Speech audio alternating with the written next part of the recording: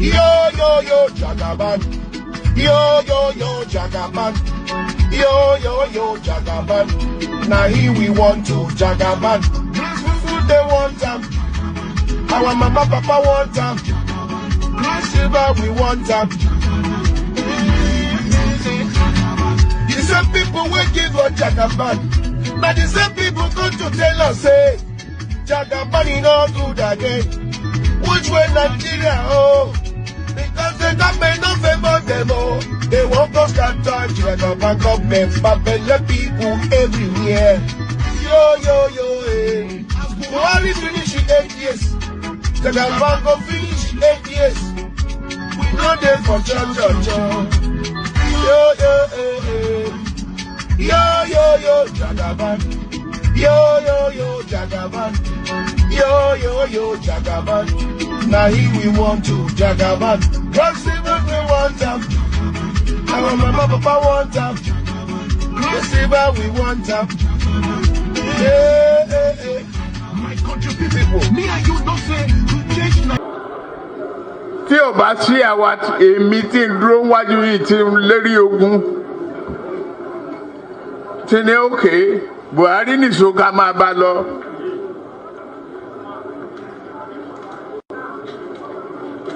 Kò lè di president. Ó ṣe kìíní olùlẹ̀. Ó ṣe kejì olùlẹ̀. Ó ṣe kẹta olùlẹ̀. Ó tiẹ̀ sunkún lórí tẹlifíṣàn pé láyé òun ò tún rán mọ́. Mo dẹ̀ lọ bá Kaduna wa rán ọ̀rọ̀ ẹkún kọ́ lélẹ̀. Àdúró tiẹ̀ wà á dẹ̀ wọlé. Nǹkan kan ní pé o ò ní fọ̀rọ̀ orílẹ̀-èdè Yorùbá ṣeré. Ó dẹ̀ gbà. Àtijọ́ tó yẹ ti débẹ̀ mi ò gba mínísítà mi ò gba contract mi ì tọrọ ọbẹ̀ mi ì tọrọ gàrí mi ì tọrọ fúra lọ́wọ́ ẹ̀ mi ì dẹ̀ ìyàwó ń bẹ̀ ó wá ní lọ́tẹ̀ yìí o Yorùbá ló kàn.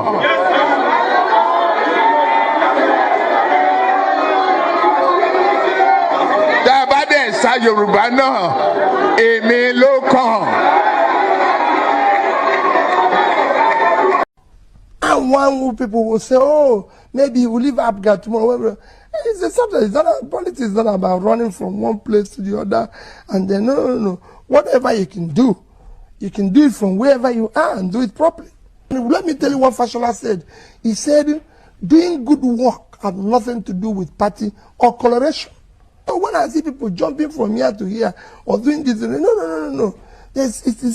You have to be consistent. Leadership is, you have to be consistent, focus on the job. Know what you said yesterday, you fulfill it today. Where there's disagreement, you come out and say, I disagree with this. And know when that disagreement maybe ends, and you say, okay, fine, that's it. Abner is strong, Abner is doing well, and I assure you that he will continue to do well.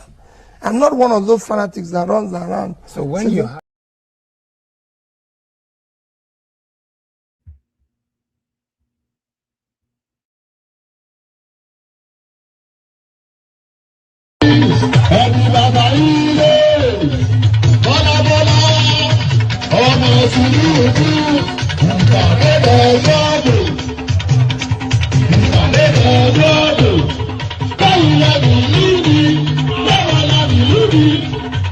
Ìgbàlódé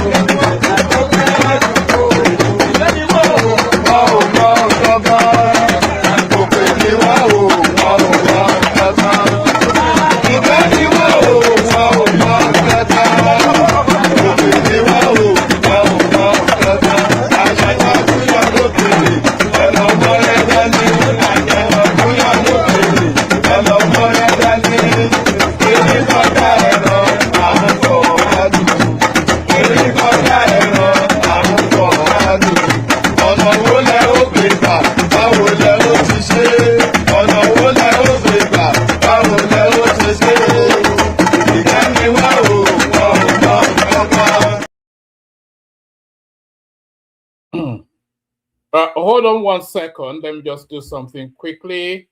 Hold on. Erin Koja Eron and Fopalu. Was that not what he said? Bear with me just 1 microsecond. So there that is right there. Oh, all right. Pardon me. So yes. Where were we? Sorry, water. That's where we were.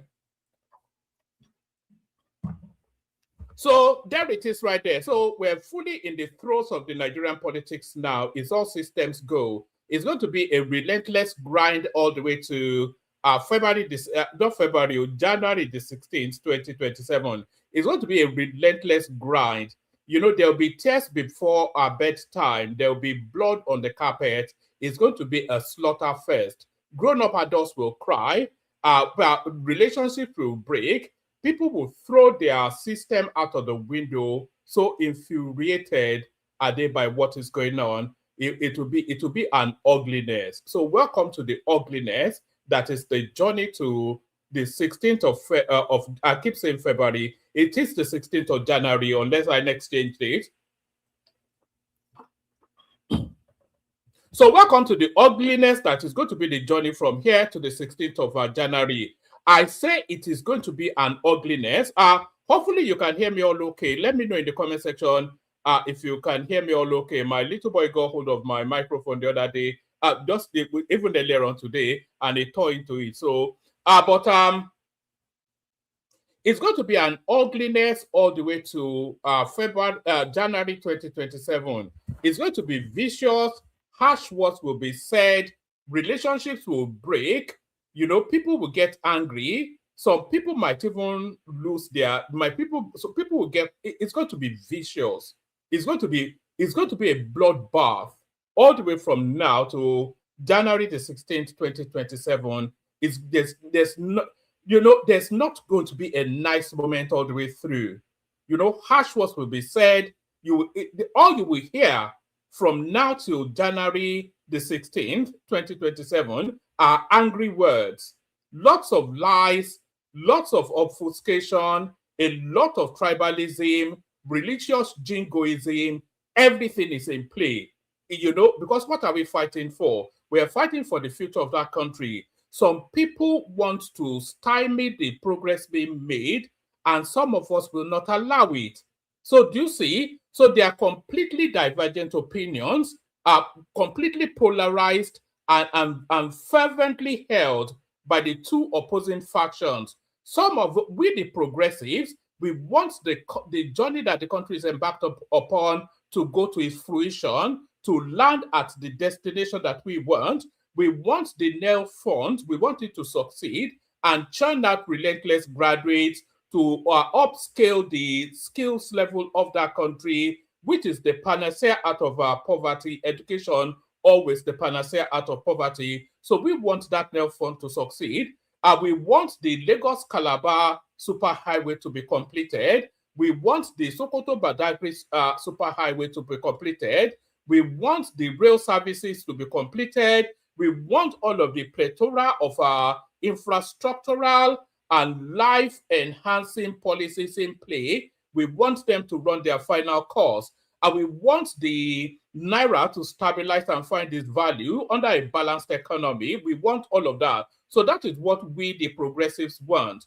But the people on the opposing side, they seem to want whatever. They tell you they want the betterment of that country. But if you listen to the crafting of their narrative that purports to want to present you the betterment of that country, then you see that they're led by pecuniary interest that is any and everything other than the betterment of that country. So we, the progressives, because this is the last bus stop for that country to mean anything. If we don't see this through, what we're embarked on now, I will bring in another set of people to do a new. If Atiku comes in, what do 81? You know, Atiku will be 81 by the time they swear in the next president. And when they say the next president, when the term finishes, that presidency finishes. So if he starts a new term, the same guy is still the next president. Do you know that by the time they swear in the next president, Atiku will be 81, and that is the guy that will chart your future for you? You know, does Atiku even know that there's something called the mobile phone? Never mind understanding this AI generation that we're entering. Does he know anything about what's going on? Outside of just throwing Agbada all over the place and feeling entitled, what does Atiku know? But for as little as Atiku knows, he knows a lot more than Peter Obi now. He's as daft as a brush, you know. So this is where we are now. So this is why I said, so what's propelling the narrative? What's propelling the Atiku narrative? There is nothing that Atiku has done in life that suggests that he will be a good president. He has not done a single thing in the history of that country that suggests that he will be a good president. It was once upon a time, the lead person of the customs service, and that was where he made his breakthrough into money. So how did the head of customs make breakthrough into money? It's of course corruption and stealing, and he has been stealing from Nigeria all the way through. But Atiku has never been a decision maker within the Nigerian paradigm, not once. There was a time in 1999, Atiku actually won the governorship for Adamawa State. So he was set to be sworn in as the governor of Adamawa State. But then Obasanjo hijacked him and removed him from that position to run him as his vice president instead. So Atiku has never been a chief executive, a decision maker within any political setting in Nigeria. So on what are we predicating the possibility of him being a good president when there is no antecedent in achievement or anything that suggests anything? But even worse still, Peter Obi has superintended the space, and we cannot see the legacy or lack thereof that he left in Anambra State. So what are we predicating the Peter Obi narrative on? If you go to Naira Land, the internet never forgets, everything is documented. If you go to Naira Land, when Obi was the governor of Anambra State, they were slaughtering him every single day. The guy increased the price of university tuition by 300%. And the people of Anambra State started to protest. Do you know what he said to them? He said, education is not for the poor. It's on record now. I can play it to you now. It's there now. Do you know that when this guy, in his second term, Peter Obi I'm talking about, in his second term as Anambra State governor, he set up an offshore company called Gabriela Enterprises, and he set that up in an offshore space in one of those Caribbean money laundering, tax evading islands. So that's where he set it up, Gabriela Enterprises. Do you know that this company had no address?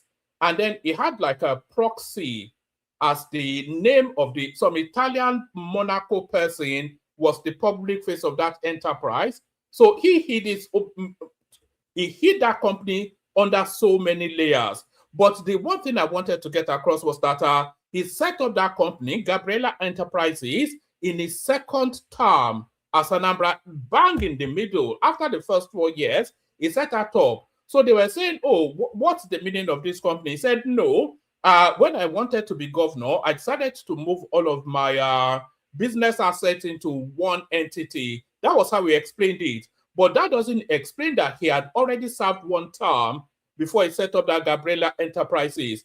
And the place that he set up that Gabriela Enterprises, Gabriela being the name of his daughter, so the place that he set up that Gabriela I wasn't even going to start like this, but sometimes, you know, the spirit moves in the way that the spirit moves. And when he set up that Gabriela Enterprises, it was mid-term into his tenure. And the place he set it up is a notorious tax evasion and money laundering island. That is the singular thing. It's all in the Pandora Papers. I'm not telling you anything that is not known. It's all recorded and documented. So the guy was actually funneling Anambra State money via some Caribbean islands tax evasion, money laundering shell company. That was what he was doing. It's known now, Gabriela Enterprises. You know that Peter Obi was fingered in the Dasuki scandal, the 3 billion Dasuki that was disappeared under the Goodluck Jonathan administration. You all, of course, know that he was parking the economy of Anambra State in his own personal bank. Do you remember how many people he pied and threw in the Olu River extrajudicially? Do you know that he never, in the course of his 8 years as Anambra State governor, he never once went through the assembly in order to administer anything? He was ruling that country like an overlord, like some warlord. Even Buhari was better. This is the person. He never ran any local government election until the last 3 months of an 8-year tenure. The local government money was coming in. Did you know that the local government money that was coming into Anambra State, they actually caught this guy trying to steal it in raw cash? Peter Obi, I'm talking about. So what are we talking about? What are we talking about? What nonsense is going on here? Are these the sort of elements that would advance your well-being? Are this the look? What is going on is ethnic jingoism versus progress of that country. That's just what is going on. It's the sense of entitlement of a Fulani person who feel that Nigeria is their real estate. It's the sense of entitlement of a Southeastern character who feels that the country owes them the presidency because they've never had it, and the whole of the opposition narrative wraps around that. It's just entitlement all the way through, but it's not going to work because people like myself, and I stand in the forefront and I'm happy to stand alone to say that no, this now opportunity for that country to develop at last, it will not be missed. I will not allow it.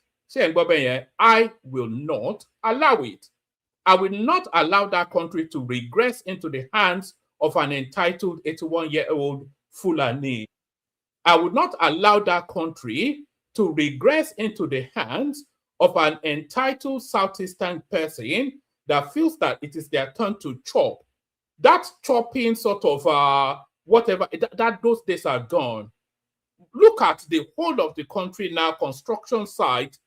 They are building roads with reinforced concrete rather than just painting black paint on dirt ground, which was the history of road building. Look at what's going on. Look at all of the global phenomenon sort of projects going on in our country. When they complete the Lagos Calabar, it's going to rival the Dangote refinery now as yet another global iconic achievement for Nigeria. This is what we're talking about now. And some half-witted, incoherent, empty head is telling we cannot continue like this.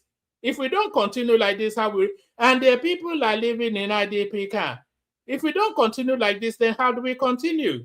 We reverse the country into your hands so you can destroy all of the progress that we suffered for. We suffered for the progress being made in that country. People went through pain, hunger pains, hopelessness to get to where we are now, where we're seeing the dim beams of light in the horizon. And then some entitled guy from Agulu or wherever he comes from will tell you that he's entitled because his people have never had a go. Are you get out of here? Get out. What nonsense. I will not allow it. That country will develop. Sorry, I didn't even want to. Sorry, I was getting a bit over myself. Sorry about all that. I didn't even mean to do all that. So sorry about all that. But sometimes, but the one thing I do want to get across to you, up to all the way to 2027, is going to be an ugliness. Pretty much in the manner of what I've just done now, but even uglier.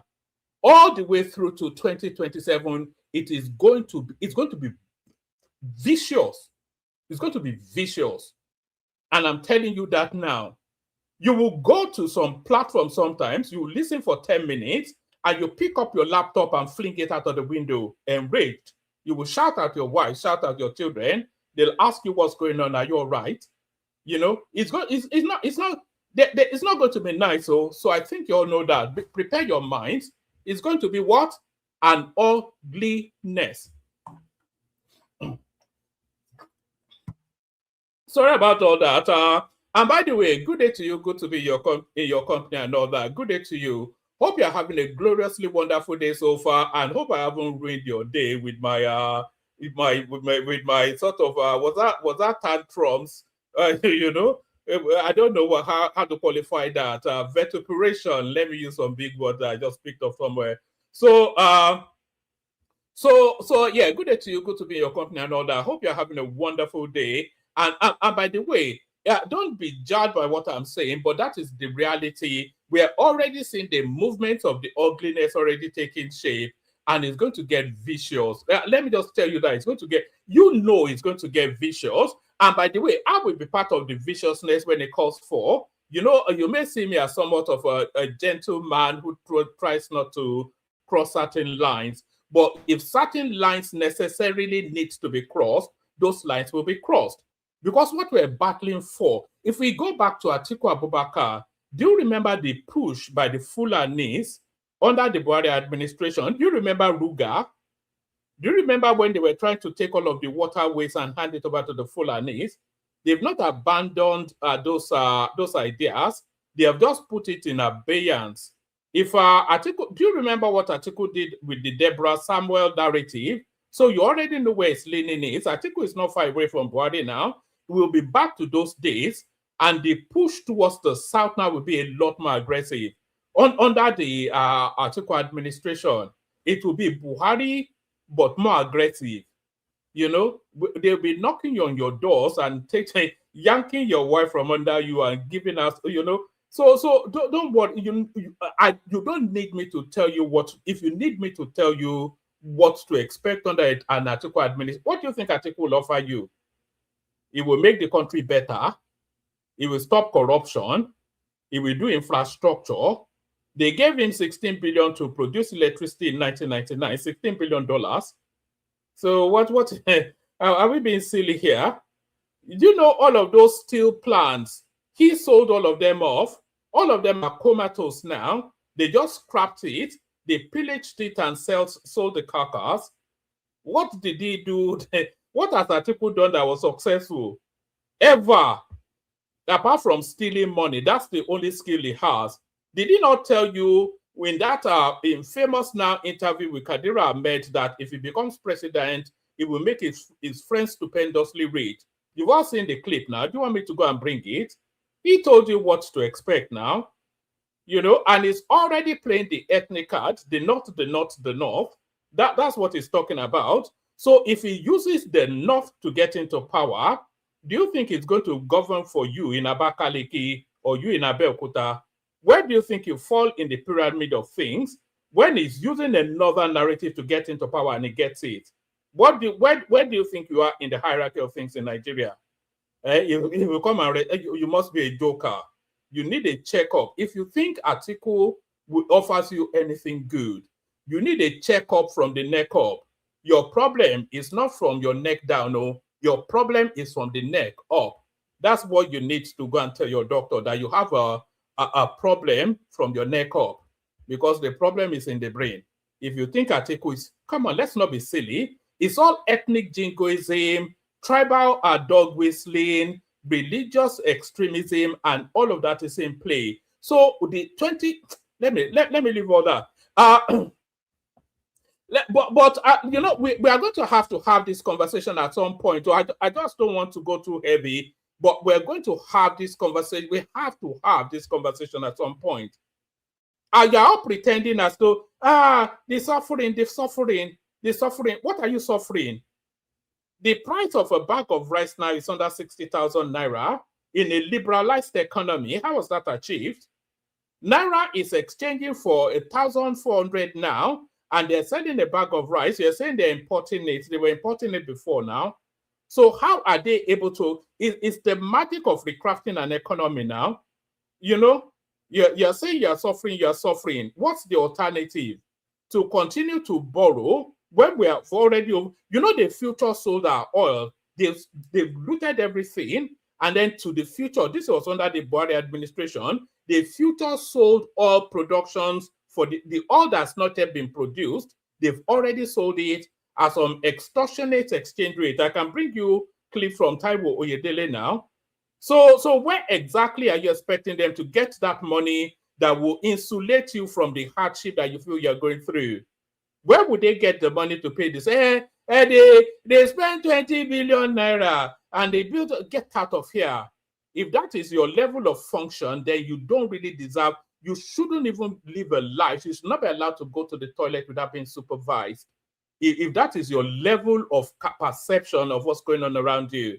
Presidential jet, look, a very humble man. Did you see this guy, Peter Obi? He was at the airport with this guy called Two-Face Tubaba, and he was wrestling the bag of Tubaba's hand in order to show himself carrying Tubaba's bag for him, so that we can say, oh, he's such a humble man. This is the level of craftsmanship that just beyond, is beyond retarded, nonsensical foolishness, idiotic. Just get out. Get out of here, man. It's just, but we won't allow it. We will not allow it. That country is going to make this breakthrough, whether you like it or not. Whether you like it or not. Whether the weather be good or whether the weather be bad, we'll weather that weather, whatever the weather, whether you like it or not. So whether you like it, I wasn't even going to do all this nonsense. Sorry about all that. Oh, I just got into my funk, you know. I got a bit funky there, did I? Sorry. I don't know quite, and I've not even been drinking, or maybe I should be drinking.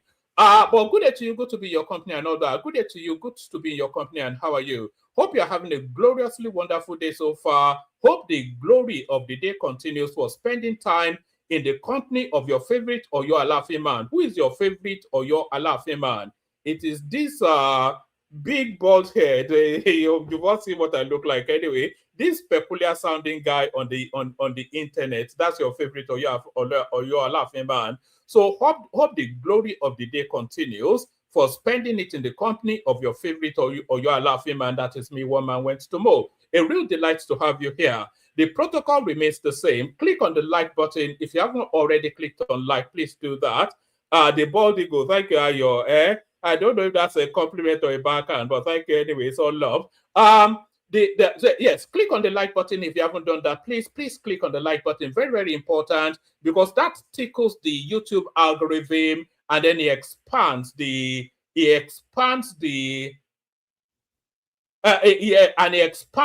reach of the platform to other spaces. So let other people come and hear this nonsense that we do here by clicking on the like button. Click on like. If you're not already subscribed, please do. We're after 50 new subscribers to tip us over a particular threshold. We have been chasing that threshold for quite a couple of weeks now. So tip us over a particular threshold by being one of the 50 subscribers that tip us over that threshold. So if you're not already subscribed, then do us that favor of doing that. So please make sure you click on the like button and then you're subscribed. If you want to come and join me on the screen, there's a hyperlink in the comment section that says StreamYard. I'll send it again so that it's the first line item in the comment section. So if you look in the comment section now, you will see a hyperlink that says StreamYard. So if you click on that, it will bring you into the studio. Then you can come and agree, disagree, or put a particular new nuance to the conversation that is ongoing. So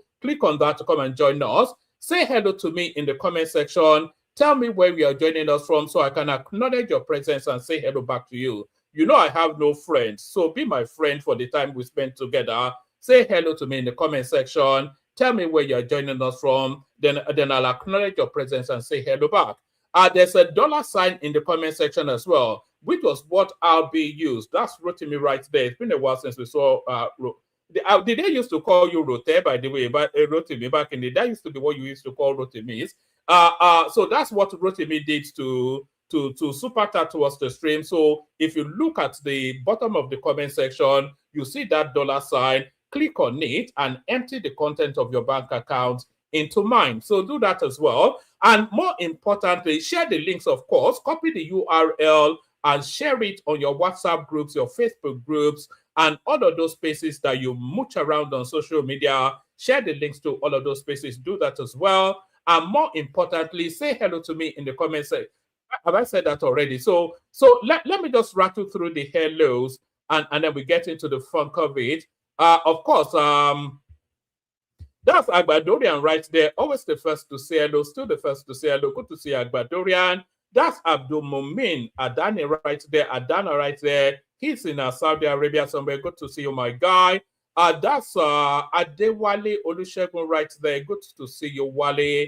That's Rotimi right there. RB. A real posh guy, if you want to know. Very, as it's the quality of the people that. Sometimes I wonder if we're too highfalutin on this platform, if we're too elitist and we're too highbrow. It's a very highbrow panel that often comes here. Sometimes I wonder if we're too highbrow.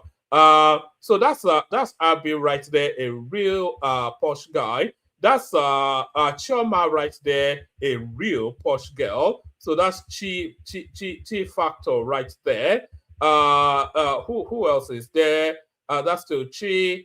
That's Top Thoughts right there from Chicago. So that's what I'm talking about. He's telling us where he's joining us from. That's Yomite right there. Good to see you, my guy. That's Adeleye Mohammed right there. Good to see you, Leye. That's G King right there. Just telling me that I was getting a bit excessive without just that outburst that I just had right there. That's saying I'm going gaga. Thank you, was that G King? That's Billy Sparkle right there. So good to see you, Billy Boy. The chairman of the platform, of course, Ayo, the mighty man. Father of the bride now. That used to be Ajale Koko, but is Baba now father of the bride? So that's Baba right there. Good to see you, Baba. Amuri Israel right there. Thames Mead is not far from me. I'm in Dartford, Kent. So those are the assembles. So keep saying hello in the comment section. Anytime I pause for breath, I'll acknowledge your presence, say hello back. Let's get into it. So let me actually kick it off with this one. This is Bolaji Abdullahi giving the ADC response to Peter Obi's defection to the now NDC. So let's see what Bolaji has to say, and let's see what we're making of it. Tell me in the comment section if you can hear it. You know, sometimes we have problems with the audio. If your objective was to unify the opposition, you haven't done that because you failed to bring the opposition parties together. You brought some opposition individuals together, but you haven't brought the parties together. No. That's number one. Number two is that given all that, those opposition individuals that you brought together have started to leave. And starting... You see, there's something this guy is going to say in a moment, Bolaji Abdullahi, which will tell you all you need to know about what's going on, the fast-moving politics and the fast movement of the politicians. There's something he's about to say that will tell you everything you need to know. With two major parts of that, but there are still other people who came, third and fourth in the last election. You see, we can have a different take on what is going on, what is happening. There are three categories of people in ADC, leaders in ADC, and I can see them, right? And I know where I belong. One, there are those who are just looking for a platform to contest election, an SPV, to contest election. That's all ADC.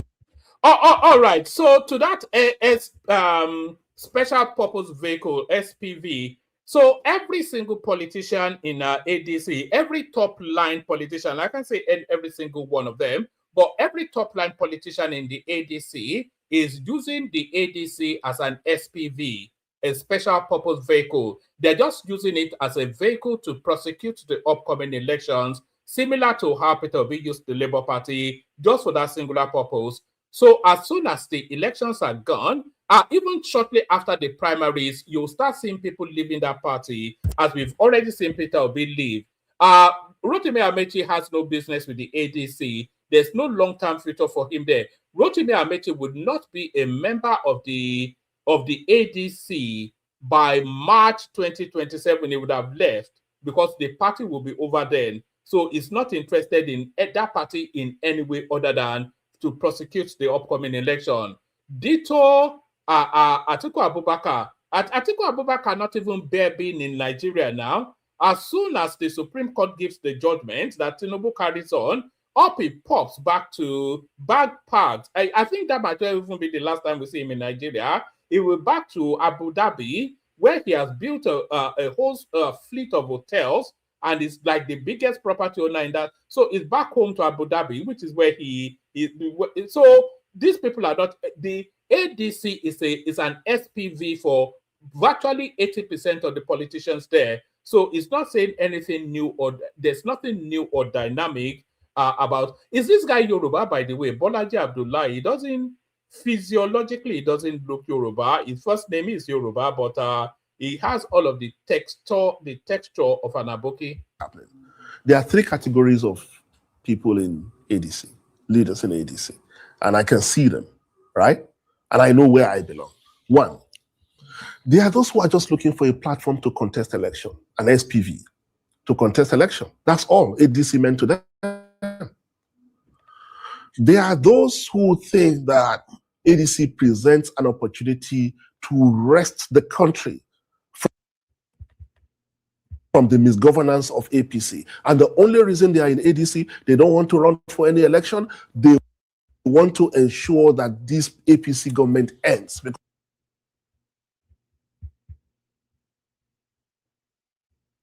they believe they are moving the country in a different direction.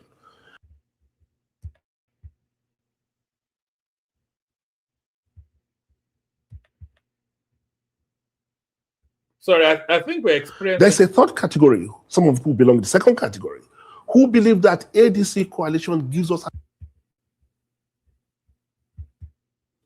I'm not quite sure why that thing is bogging down, but let's stick with it. Hold on.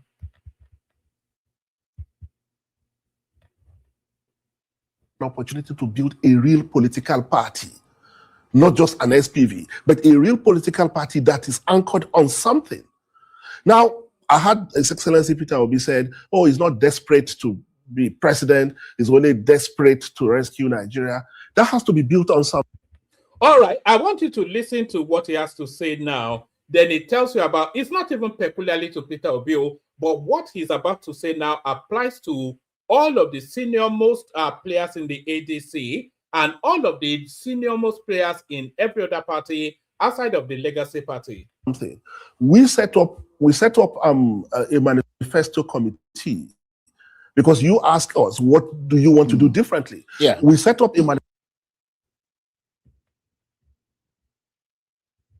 Sorry about the way. That's a good point you raised there, because I'm wondering what people like Patu Tomi, who's an essential part of that, what's he going to do now? We set up a manifesto committee that grafted through almost 2-3 months to develop a manifesto for the party and came out with clear positions on what we will do differently. You may invite His Excellency Peter Obi here and ask him, what is the ADC position on fuel subsidy? What is the ADC's framework on security? He doesn't know because he's never been interested. They are just waiting. So this is the thing. And I think similarly to what we saw in the Labour Party as well. So the guy doesn't know any ideology or philosophy of that party. He didn't know about the Labour Party. I suspect he may not even know about APGA. The only thing that Peter Obi knows is what he knows and what he wants. So if that aligns with the party position and the party principles, that's all well and good. If it doesn't, then he overwrites it with his own worldview. But this is a senior, I think this is, I'm not quite sure, is it the publicity secretary of the ADC or something, Bolaji Abdullah, a senior-most player within that party, telling us that Peter Obi doesn't know the policy positions on all of the major issues that party holds. I'm not the one saying it, he's the one saying it.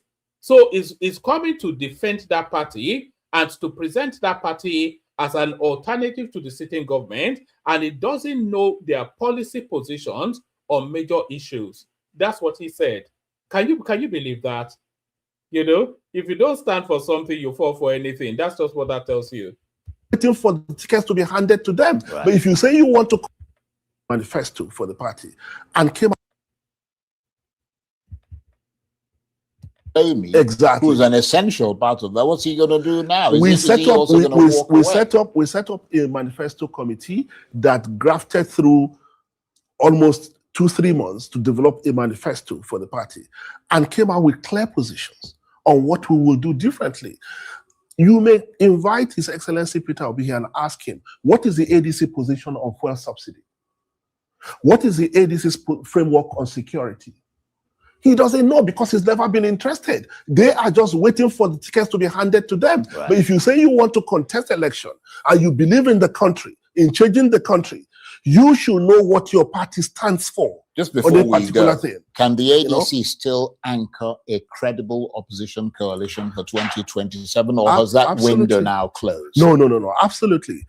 Oh, all right. He has made the point I wanted you to get. So it's just quite a thing, you know, that somebody that was advocating for a party doesn't even know what their position is on all the major issues. So the never-ending saga in the Labour Party is still going on. She worked for Aburi. Obi supporters asked NDC Southwest chair to resign. So they've taken their ways into the NDC now, the obedience. Dayo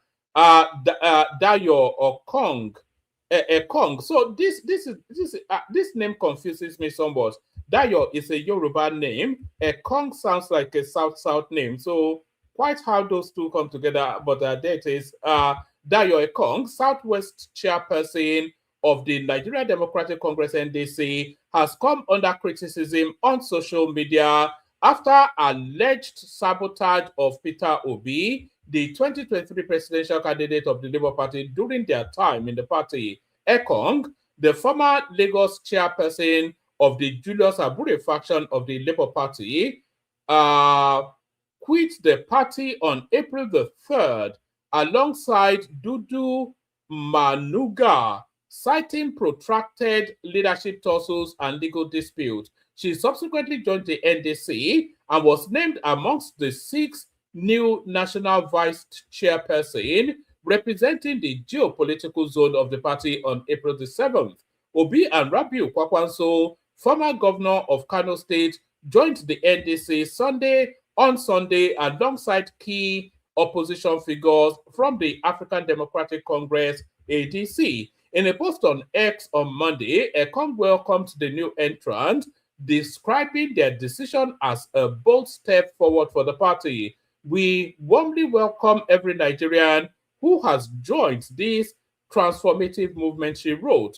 Together, through the NDC, we are committed to rebuilding our nation and creating the Nigeria we all envision. This is our moment. We move forward with purpose, unity, and determination as we reclaim and redefine our country. However, many social media users who reacted to the post accused her of working against Obi's interest during their time in the Labour Party. Pastor Mrs. Dayo Ekong must resign immediately as chairman of the NDC Southwest. Her past actions are not opinions. They are documented facts, said one.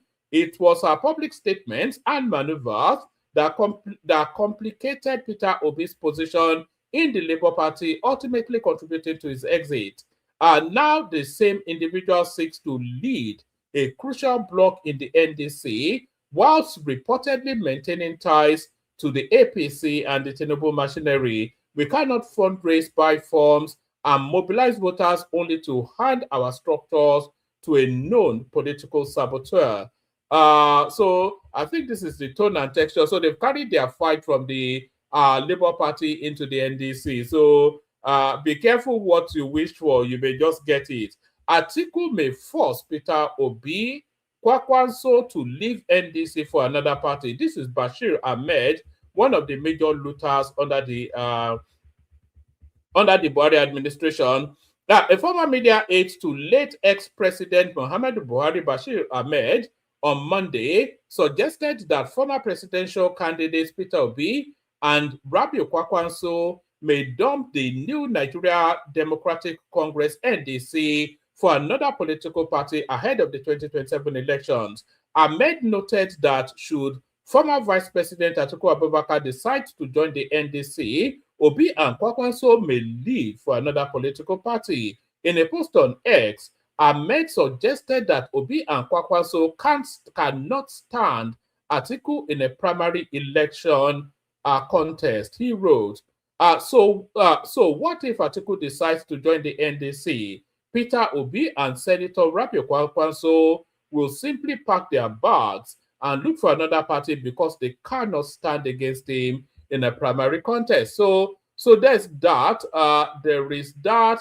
And what's led to all that? So what has led to all that is what's led to the headline that you're looking at. It's been rumored that Atiku is actually considering bailing out of the ADC to go and join Obi and Co. in the NDC. ADC's Atiku reacts to alleged defection talks with NDC ahead of the 2027 elections. So we speak through this.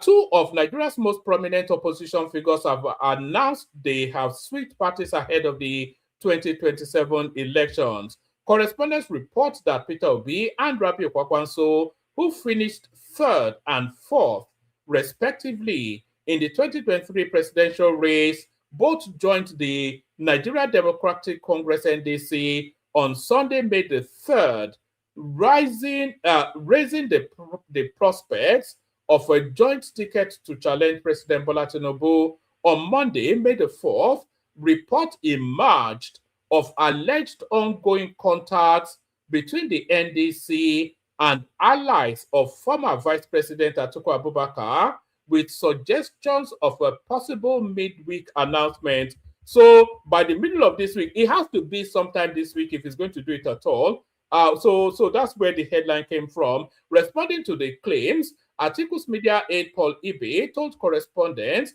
that there were no such discussions involving the former Vice President or former Osun State Governor Rauf Aregbesola. Ibe said when contacted, if that is the case, I will be the first to know. I don't think that there is anything like that.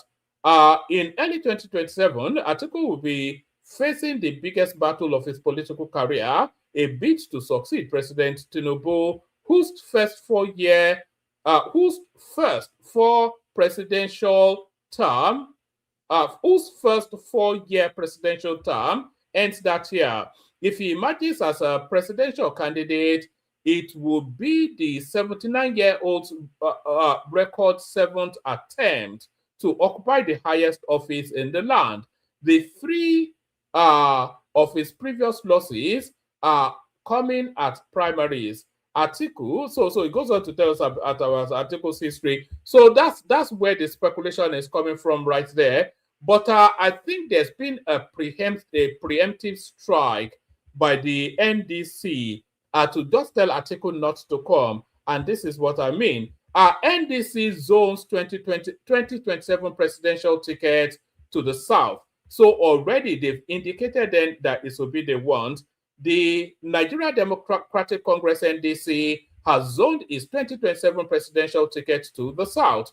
Correspondents report that this was disclosed on Monday by an elder statesman and member of the party, Buba Galadima, during an interview on Channels Television. According to him, there is no mincing words about which zone the NDC presidential candidates for the 2027 elections will come from, as the party has ceded its ticket to the south. On the issue of submission of membership registration to the Independent National Electoral Commission, INEC, Galadima assured that the NDC would not miss the prescribed deadline. He stated that the party will submit its membership register to INEC either on Tuesday or Wednesday. We have zoned the party's presidential candidates to the south. No mincing words. We have zoned it to the south. Therefore, whoever from the south wants to run, go and register quickly today, Galadima said in an interview. So I'm not quite sure on what authority Galadima is actually speaking on behalf of the NDC. Meanwhile, our former Vice President Atiku Abubakar has dismissed reports about plans to defect to the New Nigeria People's Party, NDC, after former presidential candidate Peter Obi's exit from the African Democratic Congress. Correspondents report that Atiku, in a statement through his senior special advisor on public communications, Frank Shaibu, on Monday, described the reports of his imminent defection to the NDC as fake news. In a statement titled, "This is Fake News," Shaibu denied claims that Atiku had held secret talks on defection with ADC officials. He further stated that Atiku remains committed to the ADC and its mission of rescuing Nigeria, and there will be no distractions to it. So that's Atiku right there. It's somewhat convoluted. I'm still not sure where I am stated, but if Atiku just join the NDC, according to Buba Galadima, then he will only come and subordinate himself to Peter Obi's ambition. So all the reasons why Atiku should leave the ADC, though, protest rocks Federal High Court over the registration of opposition parties in Abuja. Tensions rose on Monday at the Federal High Court in Wuse, Abuja, as demonstrators under the banner of concerned Northern Nigeria stakeholders staged a protest against alleged interference in the judiciary and the Independent National Electoral Commission, INEC. The protesters chanting solidarity songs and waving placards with inscriptions such as "No opposition, no election," and "TINUBU, let our democracy breathe," accused President Bola Ahmed Tinubu of undermining democratic institutions. According to correspondents, security operatives, including officers of the Department of State Services, barricaded the court entrance, preventing demonstrators from gaining access. Addressing journalists, the group leader, Banki Sharif, warned of growing threats to judicial independence. He said, we call on President Bola Ahmed Tinubu to immediately cease all forms of interference, overt or covert, with the judiciary.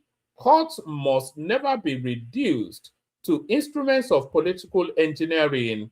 The moment justice is manipulated, the nation itself is placed on trial. Sharif stressed that democracy thrives on competition and fairness, adding that attempts to weaken opposition parties reflect a lack of confidence in governance. The demonstrators also raised concerns about the neutrality of the Attorney General of the Federation, AGF, Lateef Fagbemi. Sharif cautioned against politicizing the office, stating, "The office of the Attorney General of the Federation must remain firmly anchored in neutrality and the rule of law. It must not be weaponized for political ends."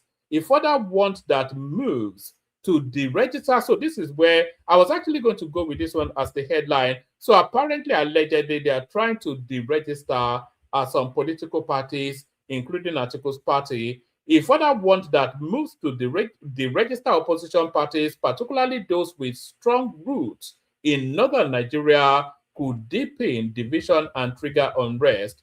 The protest coincided with a suit backed, that's SUIT, with a suit backed by the AGF, seeking the deregistration of several political parties, including the African Democratic Congress, Action People Party, Action Alliance, Accord Party, and Zenith Labour Party.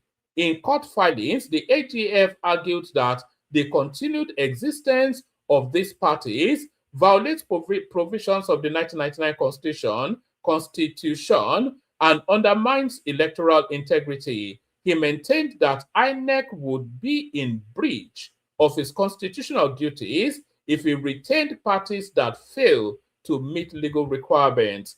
The protesters cautioned that public trust in the judiciary could collapse if courts are perceived as extensions of the executive. Sharif concluded, where the judiciary is perceived as an extension of the executive, citizens inevitably lose faith in lawful remedies. When courts fail, the streets become the courtroom. No nation survives such a breakdown without serious consequences. So, earlier correspondents reported that an ex-user who identified as Mr. Don PC has shared a clear step-by-step on how to deregister the African Democratic Congress ADC. This comes after Peter Obi left the party for the NDC. The process is straightforward and ensures that members are legally covered once they resign. So there it is right there. So all the speculations of TINUBU trying to, I don't know, but if they are not properly registered or if they are not in conformance with the requirements of law, then the law must take its course. So let's listen to this clip by Yusuf Datti, who tells us that the Northerners will not vote for Peter Obi and Kwakansko ticket. So let's listen to this. And in the presence of this situation, you will have a mix of the two options you gave. Thank you. Principal, yesterday, along with Senator Abubakar Kwakansko, we are welcome into NDC. There have been a lot of talk. That was why I asked the question about maybe backing of a single presidential candidate. A lot of people are rallying the North. They are calling on the North to actually, if possible, either collapse their structure or form an alliance to back. They call it okay. This choice of okay. We don't know whether you are calling okay with that idea. Okay. I, as much as possible, try to avoid names of anybody at this stage or the politics of everyone. But it is very unlikely that the North will rally around KO. Okay. It's and this is my personal opinion. I still have an excellent relationship. I have much respect for both of them. I did say that I feel guilty because I was one who told Peter Obi on the 31st of January 2024 in John Wood's hotel, after asking him a few things, and I told him, Your Excellency, from this point, there is Kwankwaso, there is El-Rufai, there's another person. I would like to suggest you approach them. The business that I do now, which started around 2011, I was planning it as far back as 1996. And by the way, this guy, Yusuf Datti Baba Ahmed, is now he's also left the Labour Party. I'm sure a lot of you would know, but some of you may not know. The Yusuf Datti Baba Ahmed, he has also left the Labour Party. But where has he gone to? He has gone to a party called PRP, People's Redemption Party. Who is the party person, the main person? The main person of that party is the gentleman just frowning his brows, wearing glasses, sat next to him. And who is that person? That is his elder brother right there.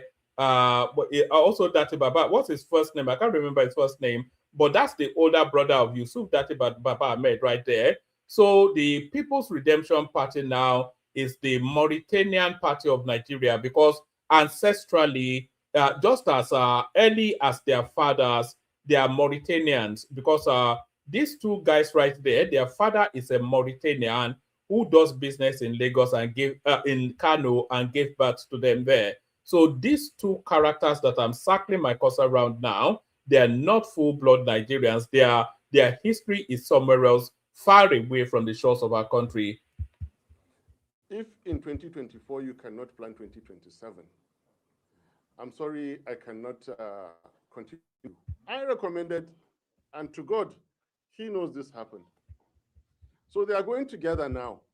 And by the way, before we carry on, can I ask you guys to do us all a favor?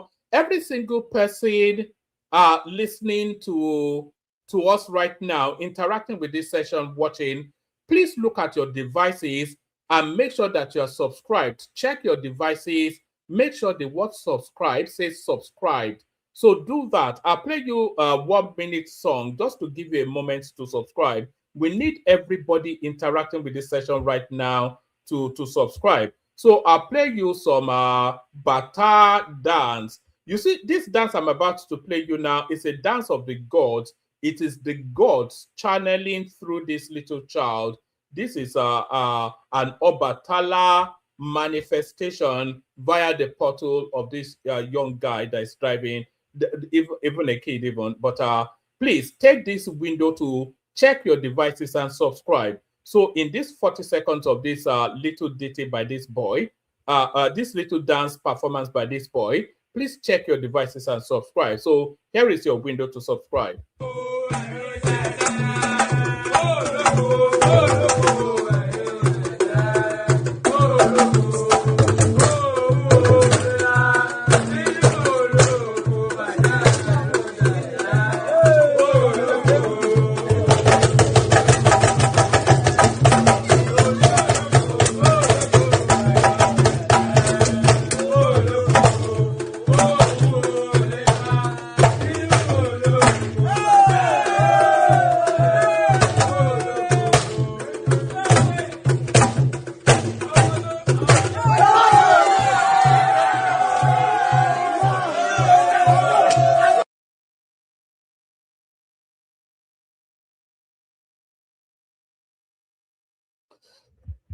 So don't be mistaken. It wasn't that little boy dancing right there. That was Shango. That was a war dance, by the way. That was a war footing.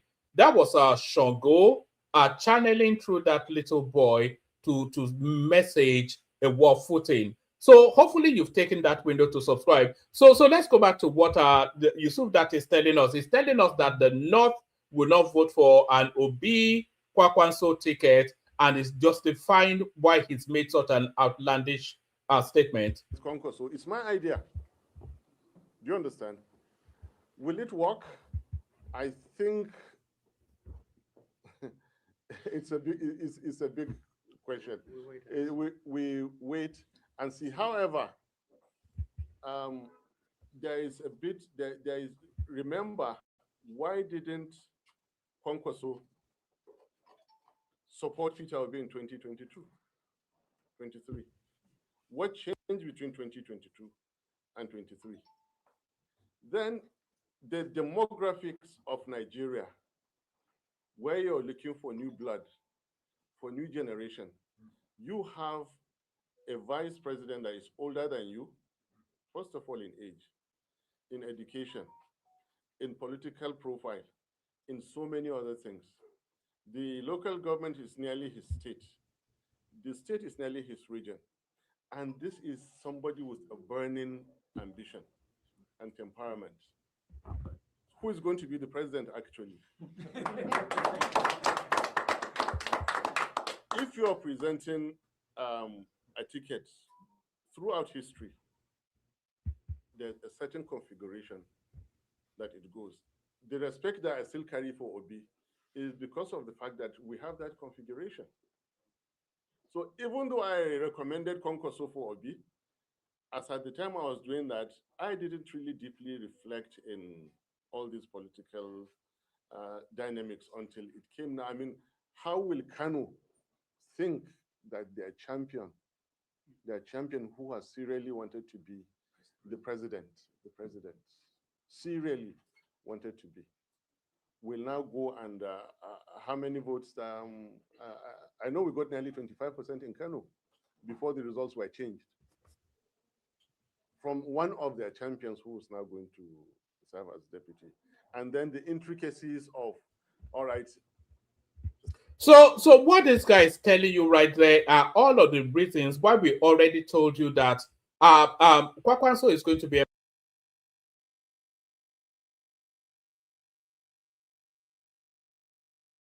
why is this thing not pressing? What we're going to be, yes, let me press it. Yes, what we're going to be seeing is the demythification of Kwakansko. What happens to my Ifa something? What we're going to be seeing is the demythification of Kwakansko in these elections. Is going to be humbled. But let's continue with the Mauritanian guy. Certainly 31 is mine. That doesn't play out well in any political contest. And then consistency is good. As much as I don't believe in, I dislike what APC has been doing against Nigeria. But then someone who got Labour Party ticket so easily should have stayed to fix the problems of Labour Party, however difficult they were. I stood and I earned the wrath of many because I said, come and reconcile in Labour Party. Only for me to read it and to even view it in the news. Here's my former leader, my boss, whom I believed in so much, saying that wherever there's a quarrel, he will walk away. So there's a quarrel in Nigeria. You'll walk away? And these are things that don't add up. These are things that don't add up. A leader must be firm. However gentle you are as a leader, you must be willing to fight. Where is the first place you fight as a leader? When they are going to steal your victory, you don't allow it to happen in 2023. Clear constitutional breach. They left only one person, me, fighting the constitutional breach.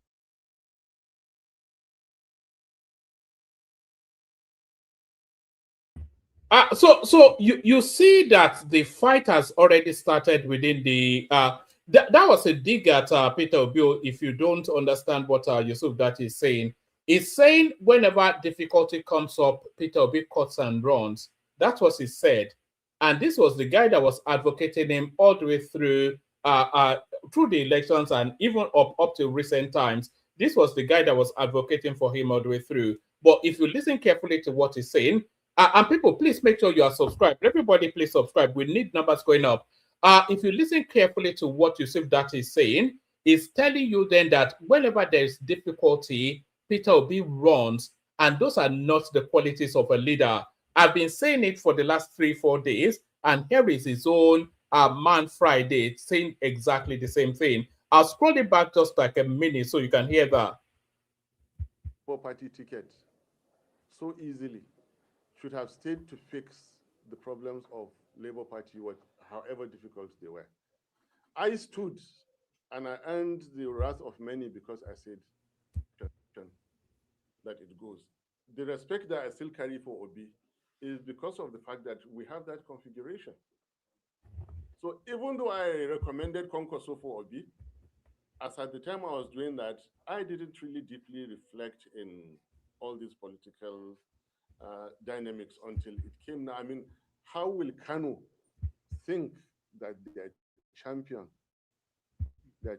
who serially wanted to be the president, serially wanted to be, will now go and how many votes? I know we got nearly 25% in Kano before the results were changed from one of their champions who is now going to serve as deputy. And then the intricacies of, all right, certainly 2031 is mine. That doesn't play out well in any political contest. And as much as I don't believe in, I dislike what APC has been doing against Nigeria. But then someone who got Labour Party ticket so easily should have stayed to fix the problems of Labour Party, however difficult they were. I stood and I earned the wrath of many because I said, come and reconcile in Labour Party. Only for me to read it and to even view it in the news. Here's my former leader, my boss, whom I believed in so much, saying that wherever there's a quarrel, he will walk away. So do you hear that? Do you hear that? So that's a direct dig at Peter Obi right there. So that tells you that the gloves are off, and it's going to, that ugliness that I was telling you about at the beginning of the session. This is it right there. So this is the beginnings of the ugliness. So it's thrown the first jibe, the first punch at Peter Obi right there. So all that my boss, my leader, all of that language, will start to wear thinner and thinner, and they will go into the language of the ring. So this is this guy now, because he's going to be the flag bearer of that PRP. So we're expecting him to be on the ballot as well. And there he is right there, still jabbing at the Obi space in order to elevate his own name. So there's a quarrel in Nigeria for my leader in Labour Party. Only for me to read it, and to even view it in the news. Here's my former leader, my boss, whom I believed in so much, saying that wherever there's a quarrel, he will walk away. So there's a quarrel in Nigeria. You'll walk away? And these are things that don't add up. These are things that don't add up. A leader must be firm. However gentle you are as a leader, you must be willing to fight. Where is the first place you fight as a leader? When they are going to steal your victory. You don't allow it to happen in 2023. Clear constitutional breach. They left only one person, me, fighting the constitutional breach. Only one person. Nobody spoke about the constitutional breach. Only me. You don't do that. You stop. You must fight at that point. If you're not ready to fight, don't even come out. Stay in your house. You're going into politics, which is a contact sport. In a country like Nigeria that is so diverse, so heated, and you don't want to quarrel or you don't want to argue, then this is not your game. You know, I'm going to save this clip because there's very little that this guy has ever contributed to anything that I agree with. But I agree with him in totality, with everything he said there. Peter Obi is not a leader now. And he said so himself, that anytime difficulty comes up, he will just pack his bags and leave. Not only did he say it, he also did it. He did it in Labour Party, he did it in ABGA, he did it in the PDP. They invited him to come and primary in the PDP, and then he just packed his bags and ran away. They invited him to come and mold the party in the ABGA. He packed his bags and ran away. They invited him to come and straighten up Labour Party. He packed his bags and ran away. They invited him to come and primary in the ADC. What did he do? He packed his bags and he ran away. So when he becomes president and he encounters difficulties, which he will almost certainly will, so a country as divergent as Nigeria, with all of the difficulties that we all know that country carries, when this guy encounters difficulty, then what does he do? Where is he going to pack his bags and run to? When he encounters difficulties, somebody that cannot fix a tiny little insignificant party where everything was there for him at the Labour, he couldn't fix that, you know, but he wants to fix Nigeria. Yeah, no, the house is burning. I will have to pack my bag and I will run. And then if I go to the other house and it's burning, I have to pack my... It's just, forget it now. These are all of the things. These are all of the indicators of leadership qualities now. Forget that guy, man. I'll play you one last clip. This clip now is the most viral clip on Twitter. So many people sent it in. But before I play you that, I'll play you two clips, actually. One is 1 minute and the other one is about 2 minutes. So the totality of it will be about 3 minutes. And then we'll start to bring people on as soon as they turn up. I'll send the link so that people can join. But listen to this. Please make sure you are subscribed. People should be, everybody interacting with this session should be subscribing. Listen to this, and then you see just what you're about to hear now is not peculiar to Nigeria. This is exactly who a politician is. Listen to this. And one people will say, oh, maybe we'll leave ABGA tomorrow. It's a subject. It's not, politics is not about running from one place to the other. And then, no. And one people will say, oh, maybe we'll leave ABGA tomorrow. It's a subject. It's not, politics is not about running from one place to the other. And then, no. Whatever you can do it from wherever you are and do it properly. Let me tell you what Fashola said. He said, doing good work had nothing to do with party or coloration. So when I see people jumping from here to here or doing this, no. You have to be consistent. Leadership is, you have to be consistently consistent, focus on the job. Know what you said yesterday, you fulfill it today. Where there's disagreement, you come out and say, I disagree with this. And know when that disagreement maybe ends, and you say, okay, fine, that's it. Abner is strong, Abner is doing well, and I assure you that he will continue to do well. I'm not one of those fanatics that runs around. So when you So there it is right there, but it's not desperate to be president. Let me play you this clip. This speaks to, all of these things, how we are always patting ourselves on the back about how clever and educated we are, but that's not actually reflected in the actualities of real life. This is an argument to say that Nigerians are neither as clever or as educated as they pretend to be. This is probably the most viral clip that was circulating today. Listen. In fact, in 2024, we made a decision that we'll no longer hire from any other place than Nigeria, and we chopped the cane in 2025. We chopped the cane in 2025. You know, it hits me to the bone when Auntie Kemi also mentioned that even Alhaji Dangote was saying that Nigeria, we have, if you go to Money Point Career website, which you can go and apply if you want to, we have probably maybe 500 vacancies or so. And we are struggling to find people to fill those roles. Not only could we not find people at the quality and the quantity we needed them, the few people that we found were not up to the global standards of quality that we needed. And we're competing globally. You're not competing with just local players. You people know my biggest competition. You know where they are from. They are from China. I'm competing globally.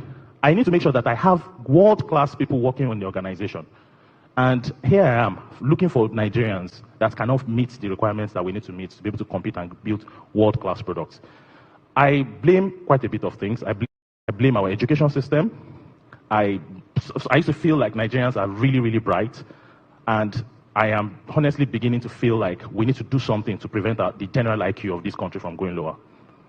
I am really, really worried. I used to feel like intelligence is equally distributed around the world. But I am realizing now that environment shapes a lot of things. I am realizing that the social media that we are consuming all the time. I am realizing now that the values that are shaping our systems now, the hookup culture, the yahoo yahoo culture, the let me just do cool things because that's what matters culture. The level that people are reasoning in this country is not as high as it used to be. And this is coming from me, that I am a diehard Nigerian that want Nigerians to grow. I feel like this is a role model problem. This is the problem that the person that they see around them is that local boy that has collected $30,000. And they want to be like him. In the grand scheme of what you can create in a 200 million population, there are many other alternatives to becoming a big boy Yahoo boy. There are many alternatives to becoming a hookup babe that is showing how she is traveling to Dubai. And everybody wants to be like her. So we have it in us. All we just need to do is develop our human capital. Change this mentality that we have about within our current youth that don't see any other path because of maybe the failure of our government and the lack of faith that they have in them. And they are thinking in a different direction. And lastly, also the fact that there is mass immigration of talent from the country is also leading to.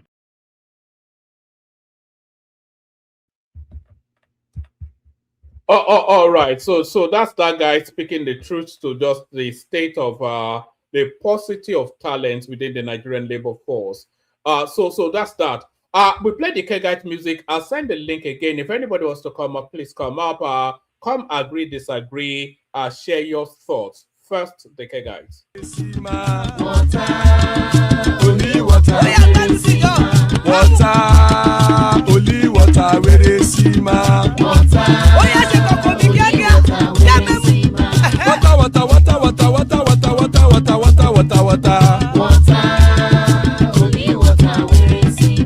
Hapa o naido. Hapa o naido. Hapa you don't come o. Hapa o naido. Hapa o naido.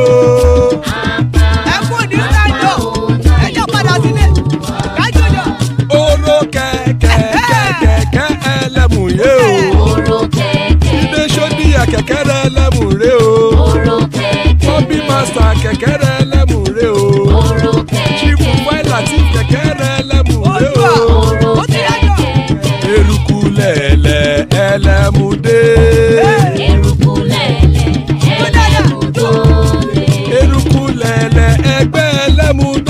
jàre o. Eruku lẹ̀lẹ̀ Ghana ti dé ẹgbẹ́ bọ́dì o. Ọmọ ẹlẹ́yẹ ẹ̀yẹ o ó dilé o. Olúyẹ̀lá ẹ̀yẹ o ó dilé o. Petrosonama ẹ̀yẹ o ó dilé o. Petrosodunke ẹ̀yẹ rẹ̀ ó dilé o. Ẹlẹ́kọ̀ ọ̀run mú ìní o.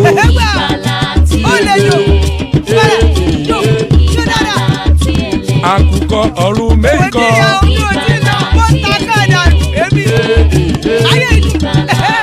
Ikú kò ní ríwà gbéṣe o.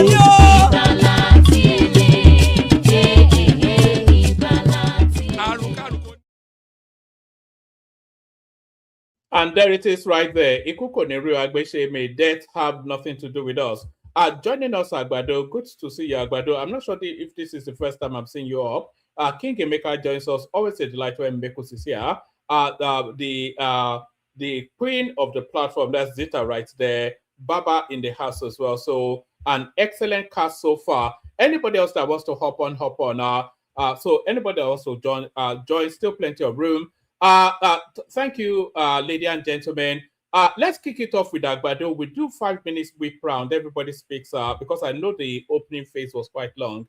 Let's kick it off with Agbado. Do 5 minutes and then we open it to a wider conversation. Agbado, Kilonchele, our body, unmute. Agbado, Ewa. Agbado, are you there? Agbado.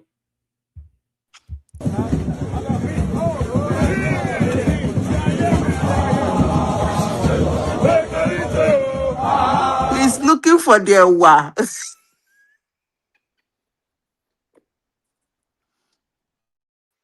Maybe he's sleeping.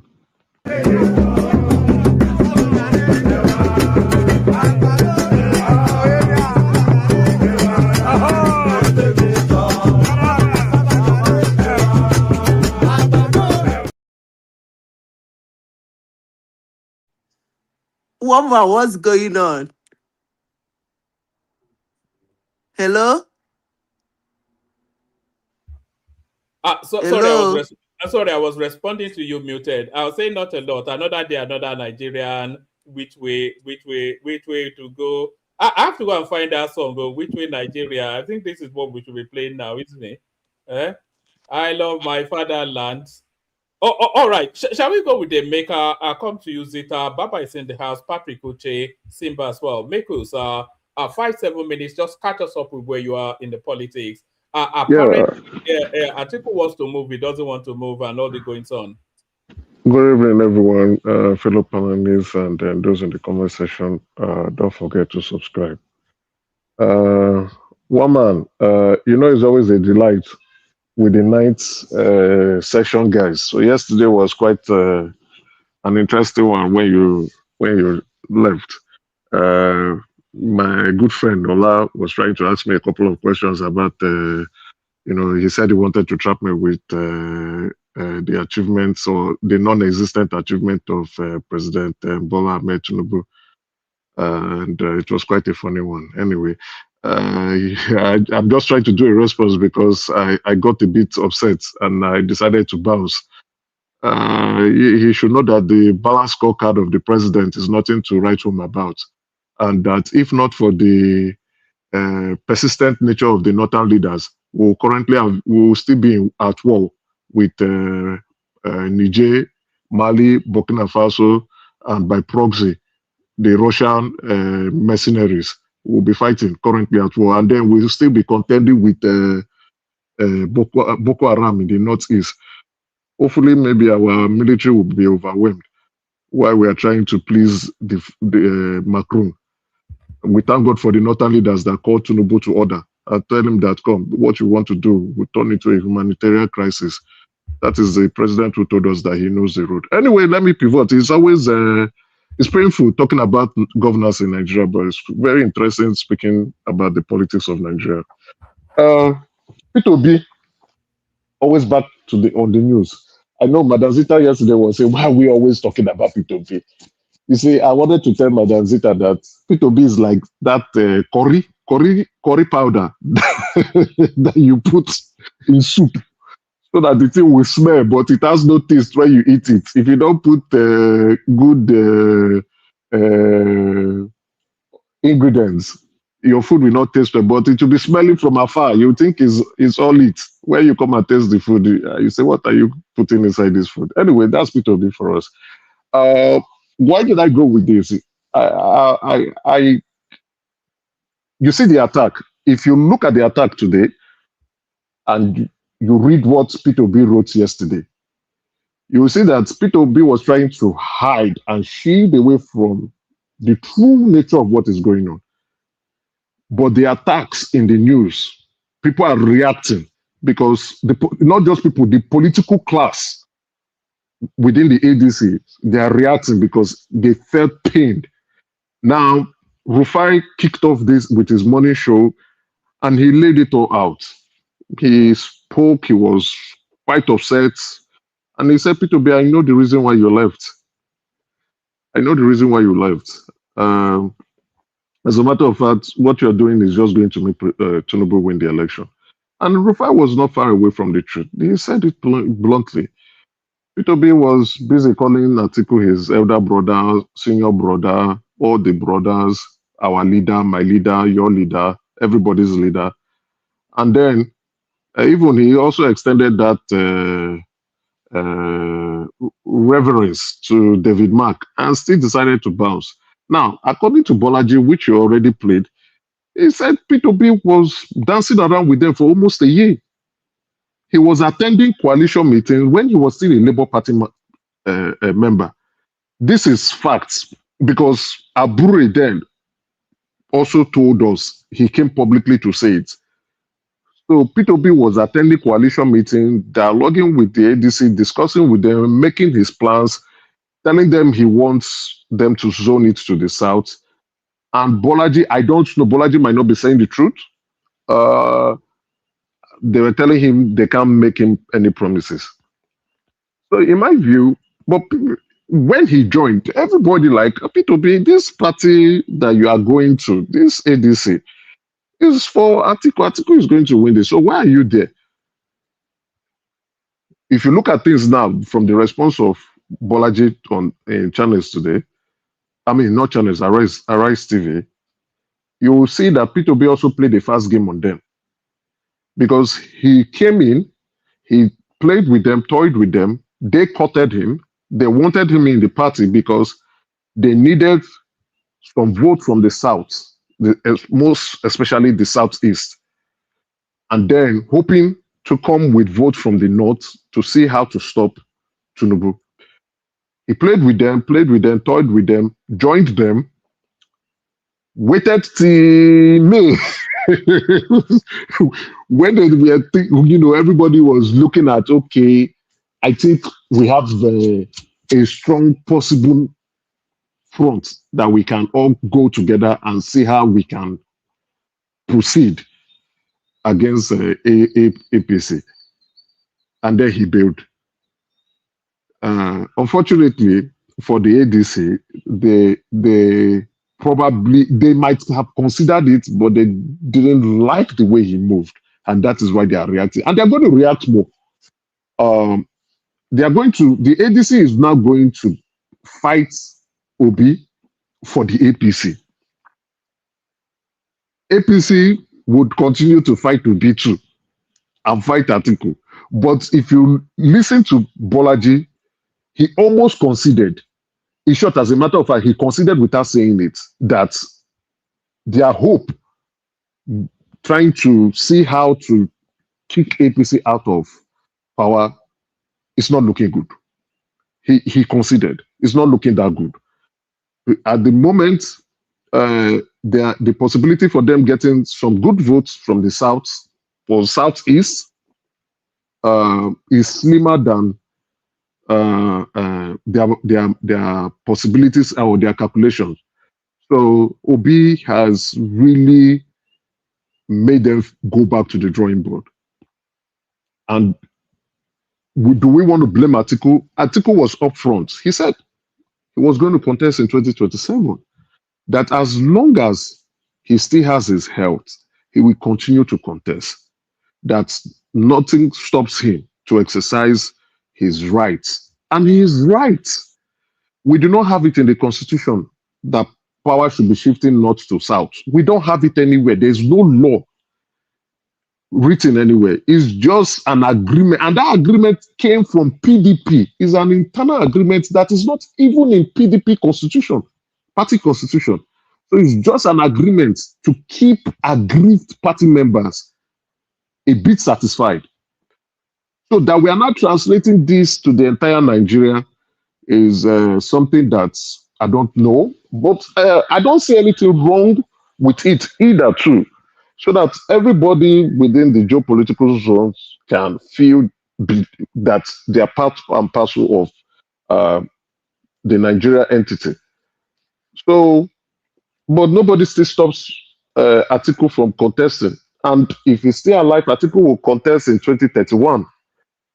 But their hope of, okay, we coming in to form a coalition, we coming around to see how to get a special purpose vehicle, and possibly, if the special purpose vehicle turns out to be good, we can consolidate and make it a political party. It's not looking that good.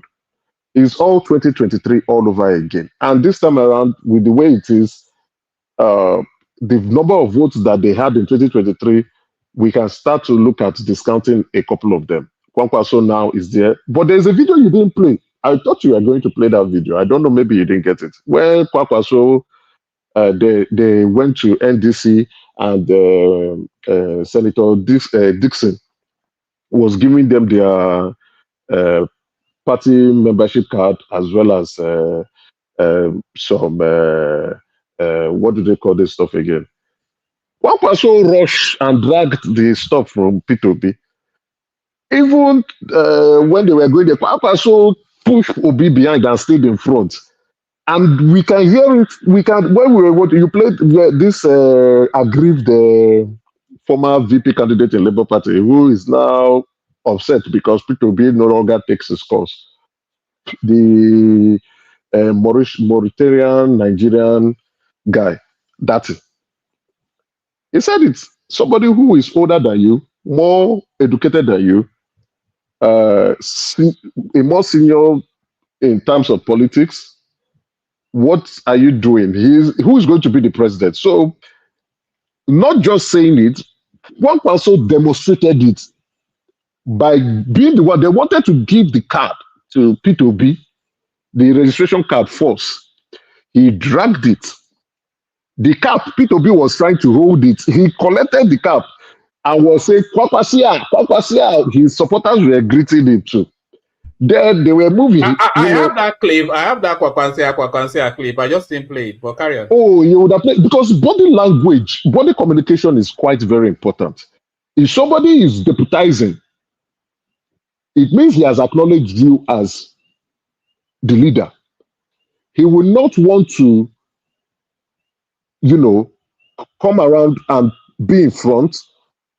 He would be behind because you are the main man. Why he is supporting you from behind? But from the look of things, it's like what also wants to even be the. Sorry, Emeka, 3 more minutes and then we'll move it around. The room is quite populated. 3 more minutes. Okay, well, it appears like Kwankwaso wants to be the presidential candidate, and I know somebody said it yesterday, so it's a bit funny. Let's see how it goes. And there's something Obi does that I don't understand. But NDC has zoned the ticket to the south. Let's see how it goes. You understand? You get Baba. I believe you watched because it has gone viral, and a lot of people I saw everything. Yeah, I'm a keen watcher. Exactly. A lot of people have been throwing in their comments. So I looked at it and I laughed. This is not someone who wants to be your deputy. This is somebody who is gunning for power too, and probably might start be at the back. Sorry, Emeka. The thing we have to, I think we all know this. Kwakansko is not a natural deputy. And exactly. No, there are people he is going to deputize for. and Not there are somebody people like you will know. not somebody Not like Peter Obi. so I'm surprised. Let's see. That's why I say I keep let's say I go. But in all this, to sum up, because my minutes is rounding up, I just think they are working for TINUBU. And I think they are both Trojan horses. Yes, they are both Trojan horses that Obasanjo has set in place to ensure that Atiku do not become strong. So both of them are working for TINUBU. Simple. And from it all, when I saw that Obi, the first thing I knew that Kwakansko is very close to TINUBU, regardless of the differences he's having in Kano State. He's close to TINUBU. Sorry, Mecca. Obi is working for TINUBU, you said? From the way he's moving, the way he's behaving. Sorry, it was in 2023 now, so why can't He it won, be? yeah, exactly. He worked for TINUBU. Whether he's doing it, whether he's doing it directly, whether he's doing it indirectly, he's working for TINUBU. Well, Let's don't be. go that route. Hold on. Wait. Again, listen. Just listen. I know what you're saying. Whether he's doing it directly, whether he's doing it indirectly, he's working for TINUBU. So all what his movement, his current movement, is only going to make TINUBU the president. So if they are serious, if Peter Obi was truly serious that he wants Nigeria to work, or he thinks the APC is not working, just like how TINUBU said, we want to remove PDP from power. TINUBU sacrificed his own ambition to become vice president and allow somebody else to go. So we have a common Emeka, goal. it's either incompetence or it's working for TINUBU. No way around it. Don't say indirectly or directly. It's either you are still saying the same thing. One moment, Yes. we have to. Yeah, he's cutting me short. How you want to frame it? The way I want to frame it might be different from the way, but he's working for TINUBU. So when we were analyzing after the 2023 election that TINUBU is going to become, he's still going to retain the power. We did not factor in all this uselessness that is going on now. So from the look of things, it's an easy busy. It's so very easy for TINUBU to just look at these people they are not so serious.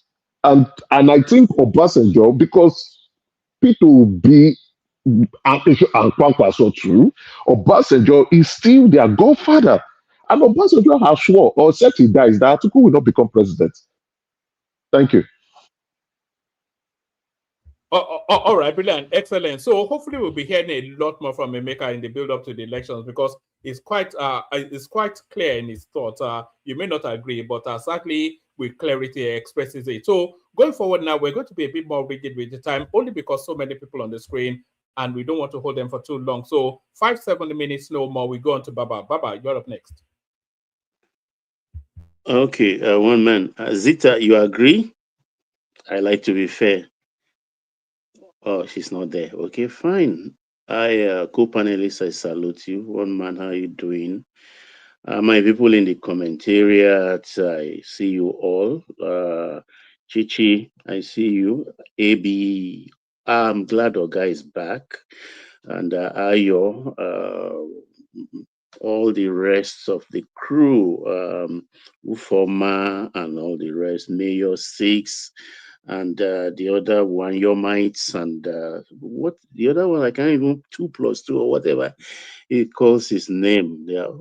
I salute you all, gentlemen and lady. And our esteemed viewers, how are you doing today? You're welcome to the One Man platform. I hope you've subscribed.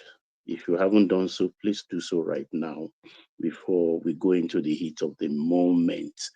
And if you can share, that will be an icing on the cake. Yes, one man. I don't know. You are very good in interpreting Yoruba. People have a saying that Efuni Abiedi. Efuni Abiedi. Because they said lightning doesn't strike twice in the same place. But in the year of our Lord 2026, lightning is striking again. The same place is struck in 2023. So if that has been the case here, what result do we expect? Of course, the stone will dig the same crevice in the belly of the earth. So it's all over as far as I'm concerned. It is all over. Dog will now start eating dog. You can see the bare knuckle speech being delivered by Datti Baba Ahmed. And that is just a starter. By the time the desert will arrive, somebody will be bloodied, battered, head to toe. Because at the Article 1, they are just warming up. There is a TINUBU camp, there is a North-South divide, and it's going to be bloody, just like you said in your opener. So I don't know, all the man has taken the crown again. But then the North, they are very selfish people. Very, very selfish people. I'm glad TINUBU's presidency has exposed their greed for power, their lust for blood too. He has Sorry, exposed them. Baba. I think TINUBU will give it to them in 2031. Yeah, Why do you I think think we'll I'm do it. back? It's going to give it to them. They will not get, you mean 2031? No, he will not give the corner. No, the power will still go, but he's going to give a couple of them a taste of their own medicine. They've been a bit Why do you ridiculous. think I'm backing him to the hilt? They've been a bit ridiculous. When it comes to flight or fight, I will stand and fight. I will stand and fight. And I like it that he's fighting these people. I like it so much because it's the only way of peace. We can't continue to appease them. Like Chamberlain was appeasing Hitler during the Second World War, and that gave him the impudence to go ahead. You don't appease people like this. You deal with them. He's standing and fighting. And rather than be grateful, people are still grumbling, wanting to bring somebody who is consistently inconsistent, who knows nothing, who will only deliver, take us back years again into the abyss. It's not going to work. It's not going to work. I'm glad we are back to 2023. It's going to be 3 or 4 horse race, and TINUBU will take the cake. So let me quickly go for benefit of a maker who is saying Asiwaju has done nothing. He has solved 3 major problems that has been very touchy in this Fourth Republic, right from the word get-go. Prominent amongst these problems he has solved is the OML 245. It went from all the administrations, all. And when it got there, if you are discerning and you know the terrain very well, you may not like how he solved it, but he solved it. So the OML thing is now settled. Even the Attorney General of that period commended him when he was launching his book, and he talked about it in his book. That's a problem solver. He has recently solved the question of the aviation leasing problem. Though I do not really like it because we've been through this route before, and a host of people in that industry, they messed up Nigeria big time. One of them is an ambassador today. Only God knows how much he left in the can Nigeria is carrying in terms of debt. But then there is, thank God for people like the current, what's it, Airpeace. Thank God for Airpeace. I trust because he's pure industry man. I trust he will seize the moment and make use of the leasing, because federal government signed an agreement with Boeing. So they are going to be leasing their aircraft to 3 Nigeria. more minutes, Baba. 3 Yeah, more minutes. they are It's going only to be because, yeah. leasing their aircraft to Boeing without any hassle. Also, like we talked about 4 days ago, I was here last, the Courtney issue about the private airports and all the rest. They've solved it.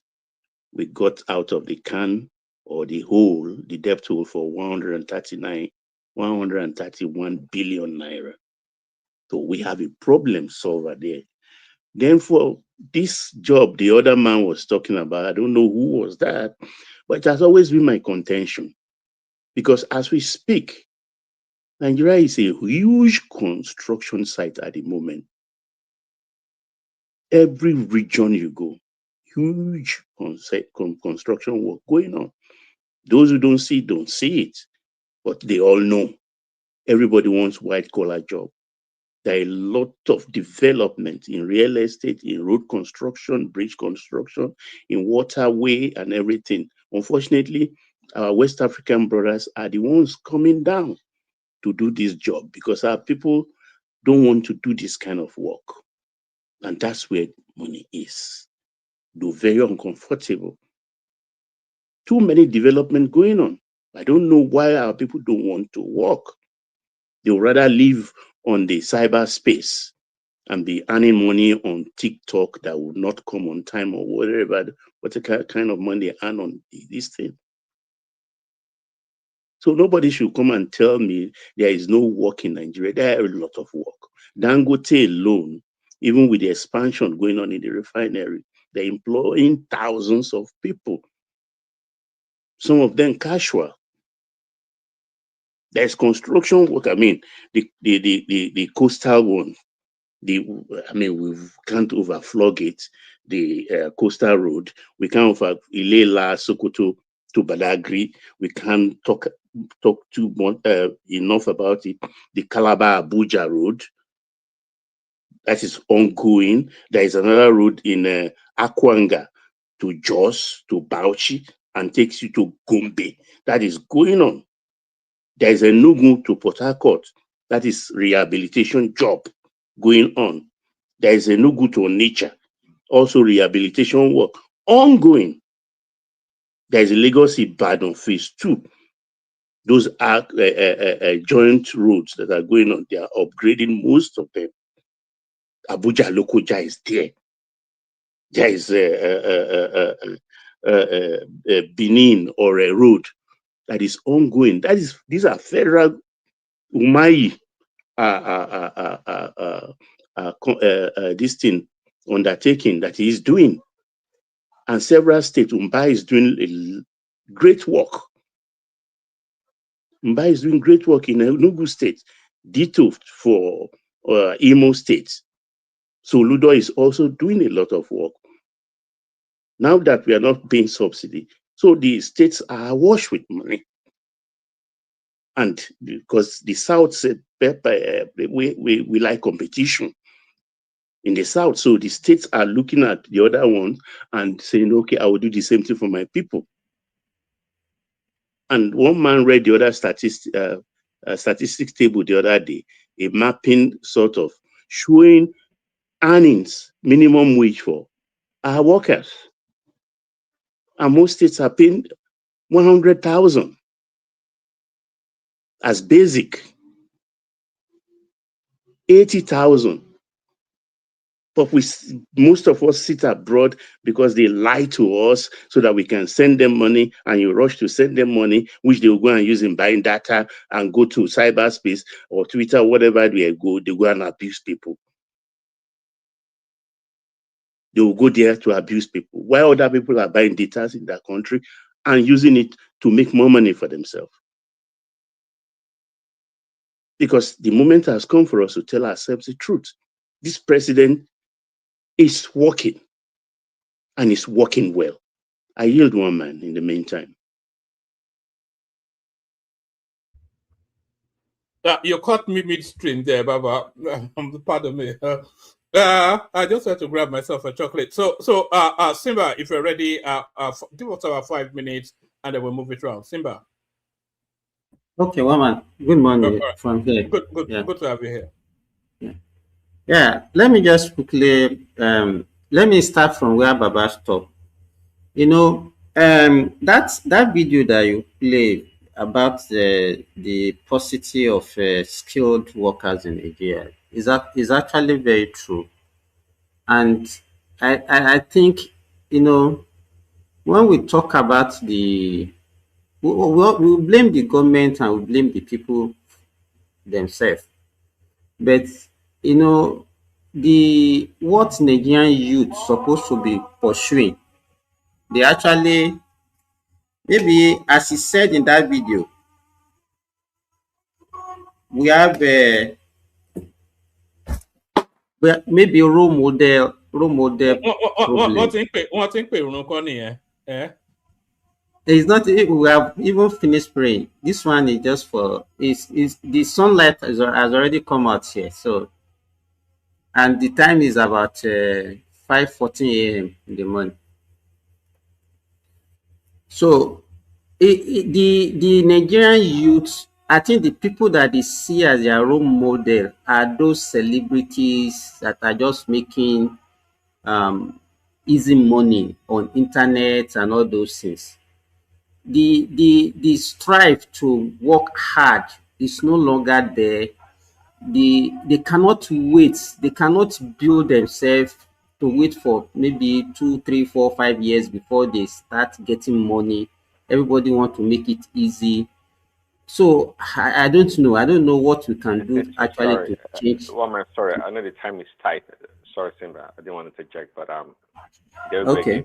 blaming the youth and the citizens. Okay. I know you come at me whenever I want the to. Youth, no. The youth are not the one that are going to construct, vocational schools to train, to become carpenters and. Oh, they are doing that, Prince Daddy. They are doing that for those who want to go. They have, but they don't They go. even pay you to go to vocational school. They will not go. No. But the difference, though, see, if you talk to people who come from Benin, Togo, and maybe Ghana, right? The opportunities there are very slim. So the likelihood of them being carpenters and bricklayer is much higher than Nigeria. They have opportunity in Nigeria, so it appears to be, right? That's why they're not going there. But if they have more incentives, trust me, I think we're going to have more youth going that direction. Go ahead. I'm telling you, they are paying them to go to vocational school. Honestly, they are paying them good sum. Apart from the people in the university, they are giving stipend. The people in vocational school study plumbing and everything. In Lagos alone, Lagos state government has about 5 centers. 5 centers for women and everything. They will even buy you equipment. The average plumber, what does the average plumber earn in Nigeria? The average plumber. A lot, though. No, not true. No. If they charge you here, they IT. It earns more than an average banker. Even that man, that Malam you call to come and pack your trash, you look at him ordinary. Do you know how much he takes home every evening? You see, to that man who I think the CEO of I think is Money Point, he said he competes globally. Is he paying global wages? He's not paying global wages. Emeka, your voice sounds muffled. So like I think he's lying down or something. Yeah, I was lying down. He said he pays. Were you under the duvet? You sounded like Yeah. Very under the duvet. How do you know? You're using your spirit eyes. he said he's competing globally. Does he pay global wages? The best brains in Nigerians are leaving. The best Nigerians are leaving the country. So if you want the best Nigerians, attract them with good wages. They are going to stay. They will want to work for you. So if I compare myself if I'm in Nigeria and I compare myself with the average American, Canadian, Chinese, and I see better opportunities there based on the skill set and the ability I have, we go and we leave. Medical Dr. Simba is in Saudi making good money. if it's in Nigeria, the money is making now. It's not even going to be a third of it. To be So less. but Larry is telling us in the commentariat that Tosin pays global wage. I think Tosin is the guy in white who spoke a We short just while don't ago have in the the place. skill set. That's just what. No, the skill set is there because some Nigerians back home. Emeka, the guy said there's 500 vacancies that is struggling to fill because they don't. You see this thing he's saying, right? When Obasanjo, you see, that's why I continue to say, and many of you will agree, Obasanjo still remains the best president we've ever had in that country. The best president so far. When we had the the banking boom and the IT boom, they also complained. What did these banks do? They created a training school. They recruited those who graduated with first class and 2-1 and trained them to the standard that they want. Would he say, because for you to get a first class and a 2-1 in a rugged Nigerian school, it means you have a little bit of discipline and focus. Even though they are not teaching you properly, it means you take your studies seriously. Then you now train them with the skill sets that you want. I went to one of those banking schools and I know for 6 months the tough training, the tough competition we went through back to back. The fiercest of competition I've ever seen in this world, not even in Canada. And I've worked in America, I've worked in the fiercest of competition. If you don't have the toughness, you would leave. And many people left, many people were sick. So if he's looking for talent, go through that route and train them to the level you want and pay them well.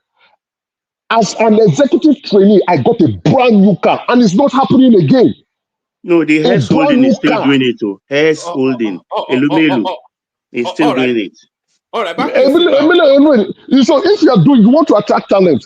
Simba, you have 5 minutes. So So when he was talking, I was just laughing at him. I don't know what he's talking. He's talking nonsense to me. You mean the clip? Yeah, the guy was talking nonsense. He's not talking nonsense. Maybe you are the one that you are feeling.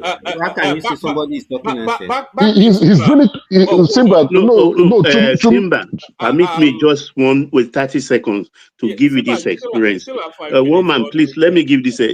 Look, the hype in Nigeria is too much. Few years ago, when we had this AGOA, AGOA, this American AGOA, that is a African Growth and Opportunity Act of America, wanting to their garment industry so that Africa can be sewing cheaply for them. A very close friend was involved. We were supposed to use one of the warehouses in Lekki to be doing it. The Chinese in that partnership, they brought modern machines to be sewing clothes, ready-made. And when all the tailors in Nigeria, those that came along in hundreds, they entered to use the machines. They couldn't use the machines. That job was shifted to Mauritius. That's why most clothes you buy now in some of the cheap shops. But did they train them? Did you get people to train? Machine, you train people. People will operate machine. Can I say something? Come on. Yes, go ahead. Go ahead. I know it's Simba's time. I just beg for 30 seconds. No, Simba can go ahead. Yeah, we train people. They will give you. If you don't train them, how do we don't operate your machine? All right, let's do this. Let Zita come in, and then you still get your 5 minutes. Simba. Let me just say this, then I wait for my turn. Baba. Yes, sir. Yes, ma'am. I just came in because of what you said. Okay. You said that Chinese brought new machine. I'm just correct me if I'm wrong. Yeah.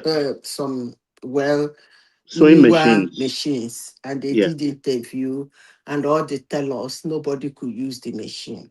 Yeah. And they sent the job to Mauritius. Yeah. You see, when we say this kind of things, my stomach twists and turns. No matter who you are on earth, No, Nigerians are dumb. Just accept it. Carry on. no, please. One man, please, can you allow me to speak? I just came in because of this comment. I clear it. You guys can continue. When you call me for my turn, I can speak. No matter who you are on earth, no matter the kind of human you are, no matter the kind of training you are being given, anytime a machine is being brought to you, if you are not conversant with that machine, you need training. That is not an excuse. Training on how to use that machine. That is not an excuse to move a job. Honestly, move it sincerely anyway. speaking, Baba, I don't know how this your story. Thank you. Pipes in. Maybe they moved Can you it because of Google it? power. Any, But once you listen, trip it, Wait, let me listen, I let am, me. find them.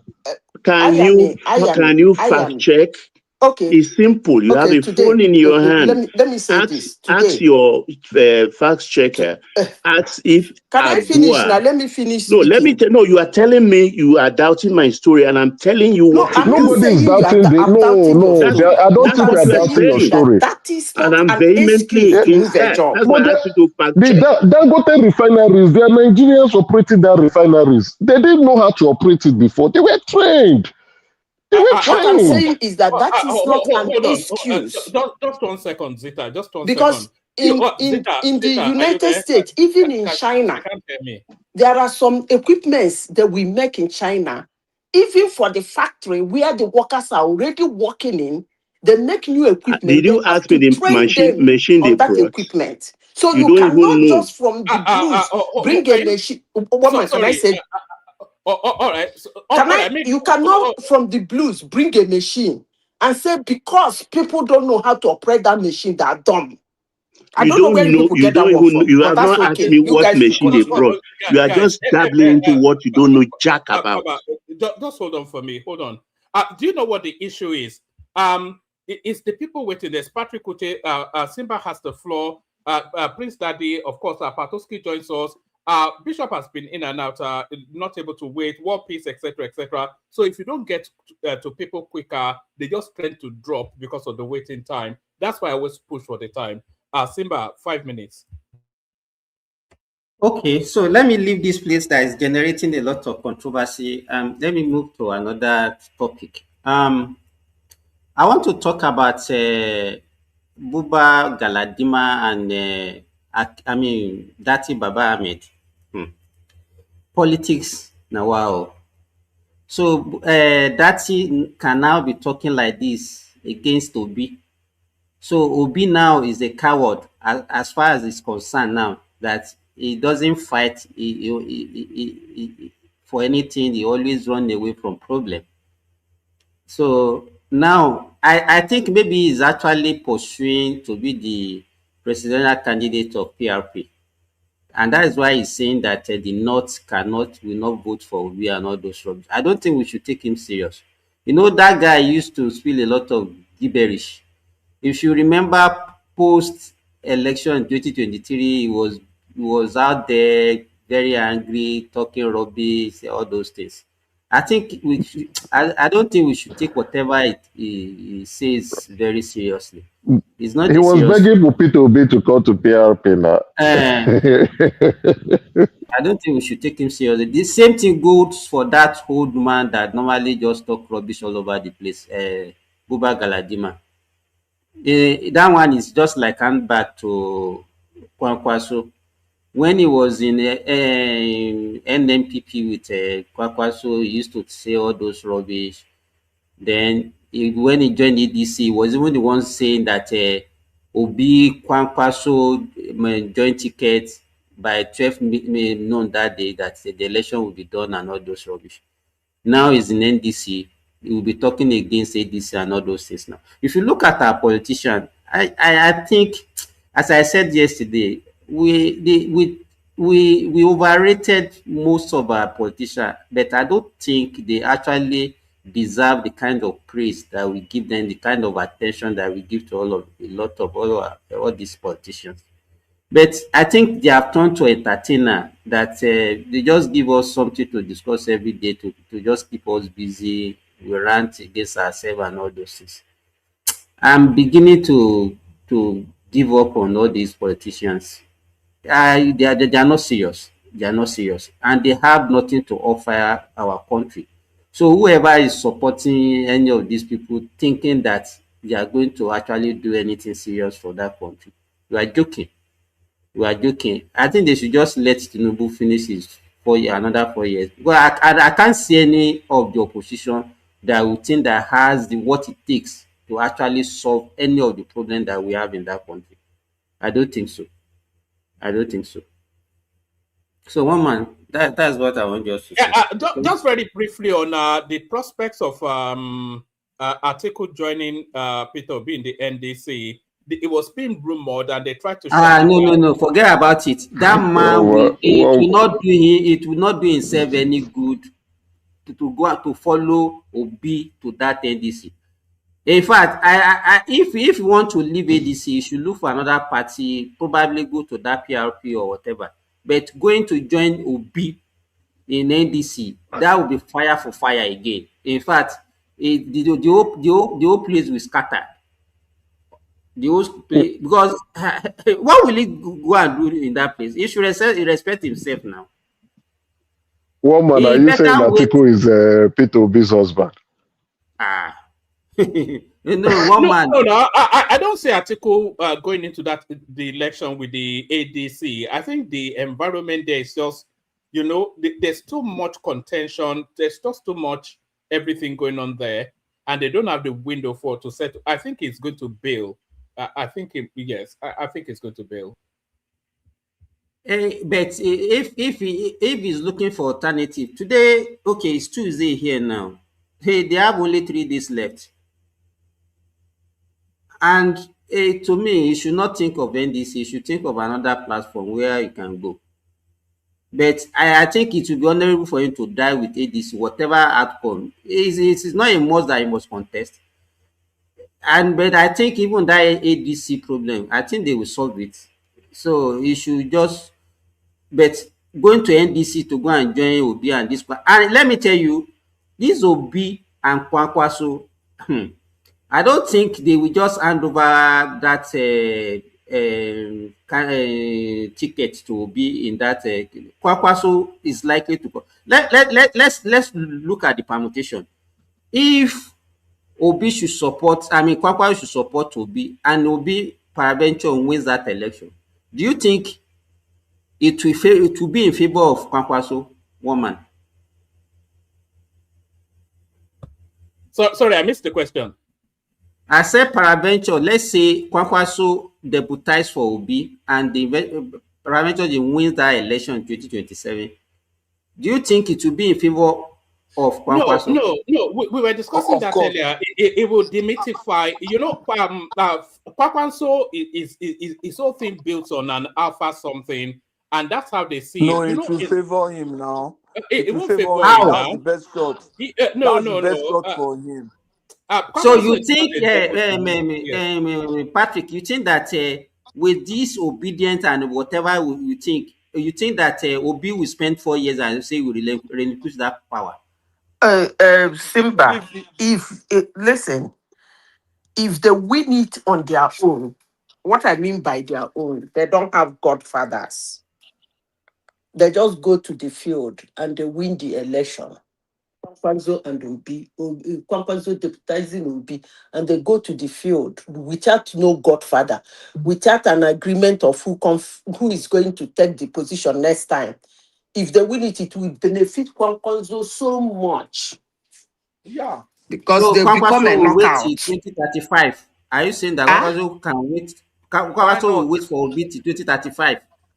Why not? That is, see, that is another thing to decide. You are saying, will it benefit Kwankwaso? Yes, it will benefit Kwankwaso. Number one, they run on their own. They didn't have godfathers. Number two, they picked a sitting president. So why wouldn't they be the politicians of the now in Nigeria? What the heck are you talking about? Why wouldn't it benefit him? Even if he end up not becoming a president, he becomes a kingmaker. Come on now. Kwankwaso will become a kingmaker. Yes, of course. He will have a crowd. Listen, understand it very well. I know that sometimes when I say something, you guys don't understand it. Let me say it this way. Peter Obi and Kwakansko come out in this year because the election is this year. They campaigned. There is nothing like Godfather. There is nothing like people like ATIKU, what is it called? All those mad politicians.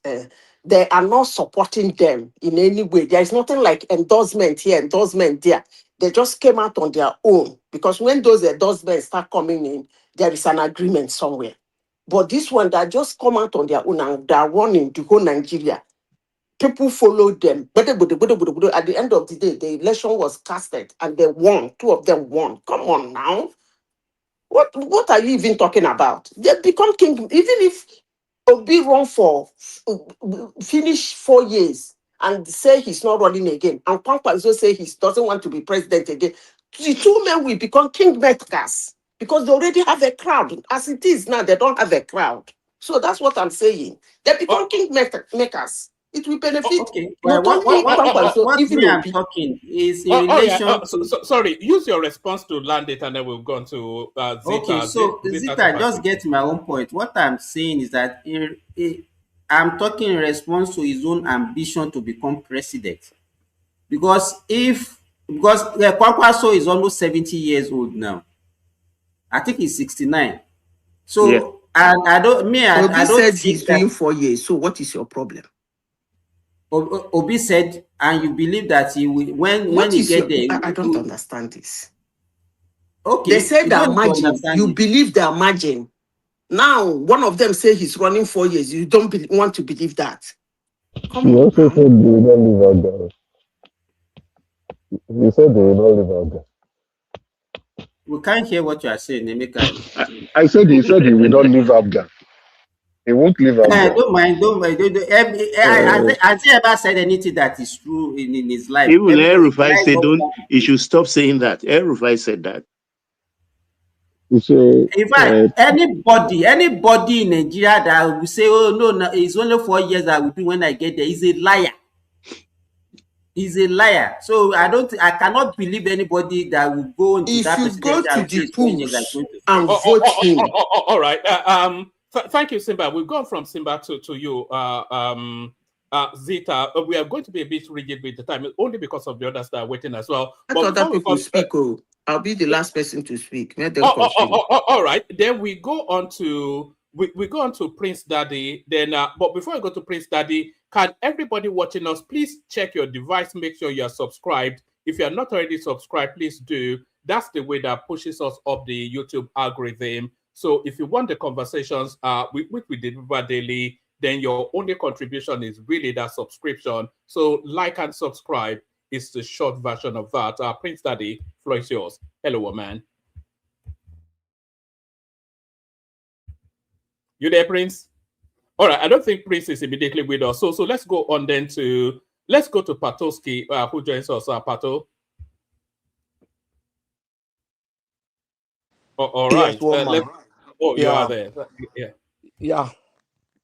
Thank you. So let me even just do a quick one on that Kwakansko Obi stuff. I agree with Zita that it will actually favor Kwakansko, because one of the things that Kwakansko wants to do is stay relevant in the polity, even if they don't win. But I mean, he would have endeared himself into the heart of the obedience. By the time it is the turn of the North, they can flip the ticket, whichever way, you understand? So I'm sure that's the calculation they are making. And to me, it's still a better ticket than Obi and Atiku. Though, I mean, for the benefit of Kwakansko, but ordinarily Obi and Atiku ticket would have been the winning ticket, a likely to win ticket. Yeah, let me not say winning because we don't know. But as it is now, I think they've just opened the place up for easy passage for TINUBU, for easier passage, for TINUBU, because before now, it was looking like, okay, we are not very sure, but I think it's becoming clear that TINUBU might eventually emerge as for second term. So that's the way I understand it.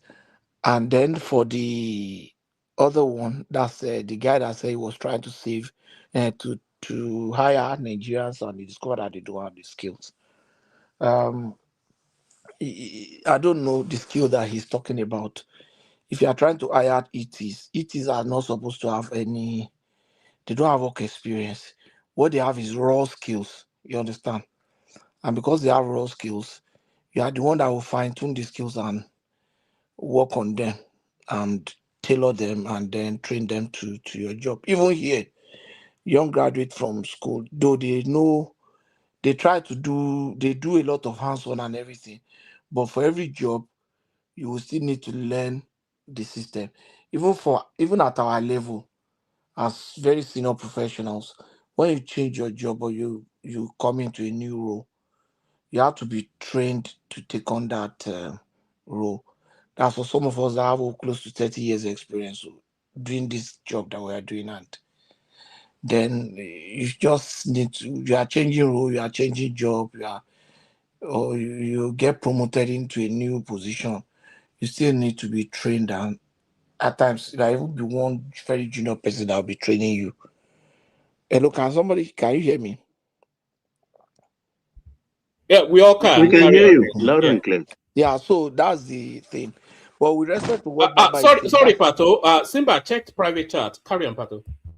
yeah, with respect to what Baba said, I think that thing is true, and obviously nobody is saying Baba is not saying the truth, but we are just imagining that there might be other additional reasons why those people just decide to change change that job location, because if they had actually felt that, oh, the job should be in Nigeria, a lot of effort would have been put into deciding is Nigeria. You understand? They must have done some research, done some stuff. Look, you They just must have asked, spent you some. just answered very intelligently. That was Mm, a part of the problem because mm, in the warehouses there, you understand, we don't have mm. Nigerian fabric they can use Okay. that to meet international standard. You understand? Okay. And of course, Mm-hmm. there is a problem of unreliable electricity because Mm-hmm. factories they will rely on heavy and expensive to maintain Exactly. generators Mm, and stuff like that. mm, It just bounce on me. They say, if I talk, listen. mm. I don't bullshit. So that's the point. So there are so many other reasons why. But that's just one of them too. You don't just want to spend time training people when you know that, oh, you have to still import the major raw material, which is the fabric and other stuff, just because you have cheap labor. Cheap labor is available in some other places, and they might have the raw material advantage. So, and even nearness to market, say for the Asian market. So it might just, a lot of things go into that. We had that same challenge with outsourcing. I was the director in an outsourcing company in Nigeria before I came here. And that was when this outsourcing, offshoring really were taking place. And we're wondering, okay, if we could take some of the markets in India, because we speak better English than they do, right? And you call an American calls an American telecom company, and somebody's answering from New Delhi, and is speaking, with Indian accent and stuff like that. So we felt, okay, we could train some Nigerians, and they could take on that role. But so many factors too that went in, and at that point we had problem with technology, we had problem with we had social issues in terms of data sensitivity and the international image of Nigerian in with respect to handling data. I mean, this Yahoo Yahoo thing. So all those things made it very difficult for us to create that outsource market where we Sorry, could have 5 more minutes. 5 more minutes, Pato. Can people please make sure they're subscribed, though? 5 more minutes, Pato. where we could have a tele service customer service system that are going to be serving international market. But eventually we did it for local markets. You understand? We did for GT, we did for Stanbic, we did for a lot of companies like that. But we lost out on trying to do that international side of that thing. So it is like that. But beyond that too, I think our institutions need to brace up You understand? I've had instances when I started my career in the bank. I've seen people come. I've seen students, university, polytechnic students come, and then tell them to even you give them account opening form. They can't even complete the form correctly. They can't even spell polytechnic. You understand? They will write polytechnic.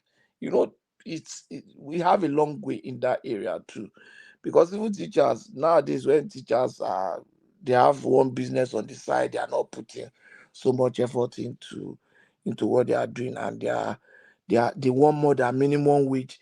Even the minimum wage says some of them are not even earning it, respect to putting what is required into the work. So it's just everywhere. So one man, just like I was saying yesterday, was it yesterday or the other time I was talking about Nigeria? Nigeria is moving forward. Things are becoming, things are improving. Anybody that opens his mind and open his eyes will see opportunities and they can take it. But let me close with this. Between 2023 and now, Peter Obi's wealth has grown 700%, courtesy of the economic policy of Bola Ahmed Tinubu. Anybody has equity, who has shares in Equity Bank, have had capital appreciation, dividend, and other stuff, almost 700% between 2023 and now. And Peter Obi is a major shareholder. So when he's campaigning, he will not be going to say, oh, this government policy has made me 7 times richer than I was before now. You know, but he will be telling you it's not touching people. It's not, he will not go and tell his followers how to make 7 times more in less than 3 years. So one man, let me just leave it at that, and then when it goes round, we can talk. Oh, all right, brilliant, excellent. So well done, Pato. So I'm so glad that all the just look at the screen. All the big voices are here now. The only other big voice missing is the only 3 big voices are missing. Ogbeni, Enigmatic, and Kulata, of course. But look, we've got a maker here. We've got Zita, Baba, Simba, Patoski, Prince Daddy, DOG. Yeah, and then of course we've got Patrick Uche, but we always have to, there also has to be one now. But of course, wait no longer. Zita, floor is yours. All right, let's go to Prince Daddy then. If Prince is not ready, we go to Patrick Uche. Patrick. All right, we go to DOG. Has everybody fallen asleep? After a big deal, look at woman, me, I'm not asleep. I'm wide awake. DOG is wide awake. I told you, woman, that I've moved to Did I tell you I've moved to Australia? What? What? That was what I was asking. I know I didn't really say. I was asking you for this guy's number then. But I've not seen him. Wow. Yeah, I will find time. Is that move or just you are dead? That's your abode now. That's my abode now. You know, I don't blame you actually. Mama, can I come here? Oh, look at that. You see? All right. So DOG, let Patrick go. And then, all right, Patrick, floor is yours. 5 minutes, Patrick. I've been calling you all day, by the way, Patrick. No, I think I'm waiting for my sister to speak first before I came. But she not want to speak. So you can attack her, you go first today. I said the floor is yours. Give us about 5 minutes. You can either speak to the topic or just generally how you are looking at the politics. Tell me the topic. Okay, there's rumors that Atiku is going to defect to the ADC, but that rumor is not on a firm footing. And the ADC are coming out to criticize Peter Obi, telling us that he was not fully embedded within that party. So that's one as well. And then there's also the speculation that the Attorney General Lateef Fagbemi is going to deregister, is in the process of deregistering some political party. The ADC is on that list. So people are protesting about that in Abuja somewhat. And some guy came out to tell us that the labor force in Nigeria is highly unskilled, which has been the subject of heated debate so far. So just pick a couple, give us about 5 minutes, we'll move it round. Sorry, Patrick. Sorry, just woman. What about this? Our brother in trade fair. Ekene? Yes, Ekene. Patrick. Patrick reminds me of him. Where is he now? It's all right. I think it's probably locked down in business. Zita was Okay. even asking about him a couple of days ago. Yeah, Okay. it's all right. All right, Patrick, floor is yours. Okay. The fear of Peter Obi is beginning of wisdom. Everybody in that country now is running up and down, you know. So Peter Obi is a pillar of all the party in that country. Everybody want to have him as a presidential candidate, you know. But Atiku and his stubbornness and greediness will never allow that young man, you know, become a candidate of ADC. Now he left. He, Atiku, want to come. It's true. He want to decamp to NDC, you know. So, but it's too late. It's too late. Time is not there again, you know. So let me come into our president because I want to go into that place because he is our president. He's not Peter Obi. I don't know every time Peter Obi. As I said before, Peter Obi is a pillar of democracy and pillar of all the party in that country. Whether you like it or not, we will still mention his name every day, anywhere in that country. All politicians respect that young man. He's a gentleman, doesn't not like problem, you know. Doesn't like a problem. So my president TINUBU, I wish him good luck. Who is that? Who is that? Hello? Who is what? Sorry, that was who is making noise? Did you want to interject, Bishop? Well, let me land. No, let me land before I forgot what I'm saying. He said, my president TINUBU, I wish him very good luck. Remaining a year now, you pack out from that Asarok because that place is not his home, you know. I wish him good luck. The man is already, it's a disaster in that country. It's a disaster in democracy. Claiming he fight democracy, but didn't. The man have destroyed our economy, you know. So he doesn't know anything about governor, you know. Only politics, play politics. From 2023, this man came there, and he doesn't know anything. So I hear somebody say he building coastal road every time. I don't know why you people in outside country still hoping somebody or governor build road is the achievement. No, all those things not achievement. It's your right. You know, it's your right. Any government will build road, you know. So if you know build, another person will build. No, you can stop all those things. I can build road by myself as individual in that country. You know, everything TINUBU do now, almost 3 years and now, I will do it by myself as individual in that country. Nothing special. Building road, giving student loan, I can do it. Really? I can do it as individual. Really? Yes. I can. Don't doubt him. In my place, individual is building road in my place. He come to Uri. He money build road. If you see the standard road, individual be in Uri, put street lights. This is Which not country are you from? government. It's not government. I don't know Which country why are you from? government. Bishop, feel make you finish. I beg. No, I just want to know which country you When from. I talking, listen to me. Because I'm here to listen to you guys, but I didn't get anything reasonable to you guys.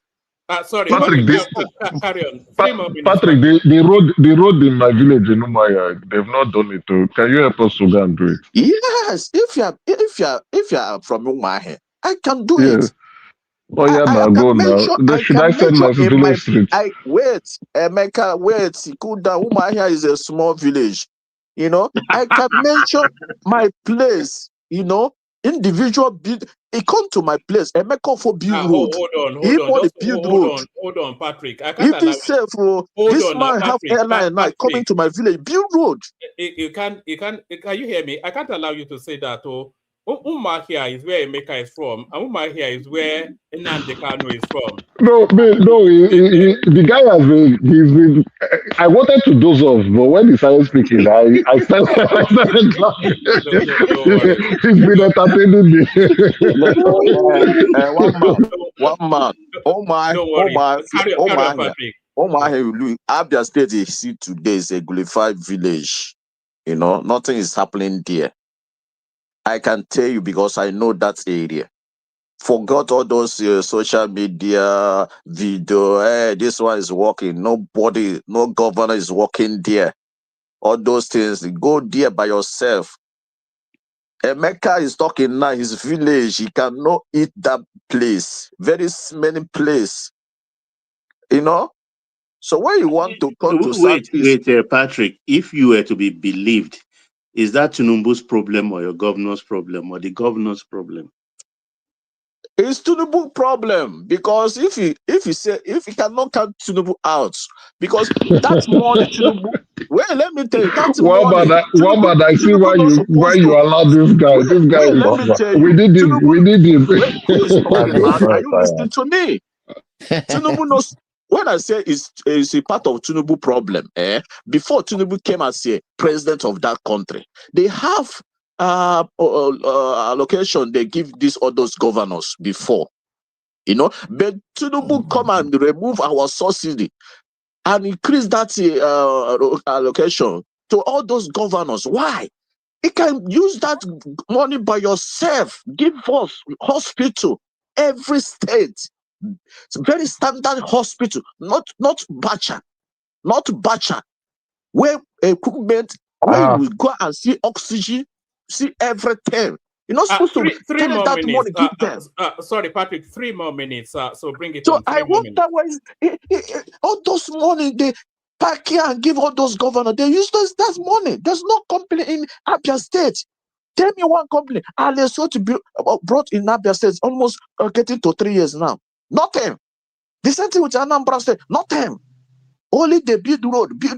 I build the road. But you said Lesotho and Peter Obi, they were once in the same political party. Now you said Peter Obi is the pillar of democracy. Whether Peter Obi is the sorry, guys. Let him use the rest of this time. 3 more minutes. No, there's no factory. Any factory we see that region. It's only Peter Obi build that only factory. You know? So tell me one factory. The beer factory, Abi. The beer factory. That factory, that brewery. You come and find all those breweries supply drink all over the country. They're making money there. They use that money today. Anambra, they generate very big money in that brewery you see today. How many your government bring? If they build the road, if they build street lights, if they build water for road, if they celebrate poor people, never see water, never see street lights. You are in America. Tell me, is it achievement? My brother, let us tell ourselves truth. A country will never see a will never see a standard hospital in that country. No electricity, number one. No insecurity everywhere. I can do that. Only thing I cannot do in that country, but secure country, I cannot do as individual. Only government can do that. But all those roads, all those small things they do, they clap for them. I can do it as individual. Let us tell ourselves truth. All right, wind it up, So, Patrick. my brother, come 2027, only party, only party very strong now is NDC. He can tell your friend, tell your brother, tell your sister, come and register. That party now is very strong in party. ATIKU'S want to enter now. If you say TINUBU, friends now want to enter. But the I don't want to enter that party. Make the no come scatter our party. You know? So Peter Obi is a star boy in that country now. If you say anything without mentioning Peter Obi name, he never starts. You know? When you come to street, you see a tree standing around this road. If that tree didn't didn't have anything on top of it, nobody care about. But if that tree have a very seed, All right, very now, good Patrick, seed, round it up now. people want to stone that seed, you know, because they want to take something from there. So Peter Obi is only person now Nigeria hope will come and liberate this country, because this country is gone as subsidy. All right. You know, so I wish our president good luck by next year. I know. All right. So All right. Thank you, Patrick. Thank you, Patrick. So, One man, a quick question for you. I want to move it from Patrick. So many people still not Well, spoken. if you have questions, ask me. I will answer. No. The question is for one man, not for you. No, just hold on. I have to say I agree with Patrick's last day. I know we like to treat Patrick with a bit of levity, but that's his last statement. Peter Obi is a star boy in Nigeria.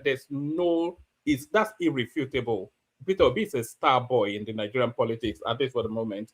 So make that comment, and then we go from you to DOG, Emeka. No, it's a question for you. NDC is now a very strong party. Yesterday that they joined. I don't know how true that is. They say it's a very strong party now. Why are you bringing Saka? Why are you bringing Saka into this conversation?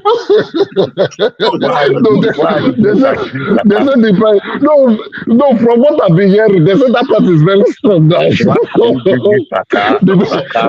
The party with no head office.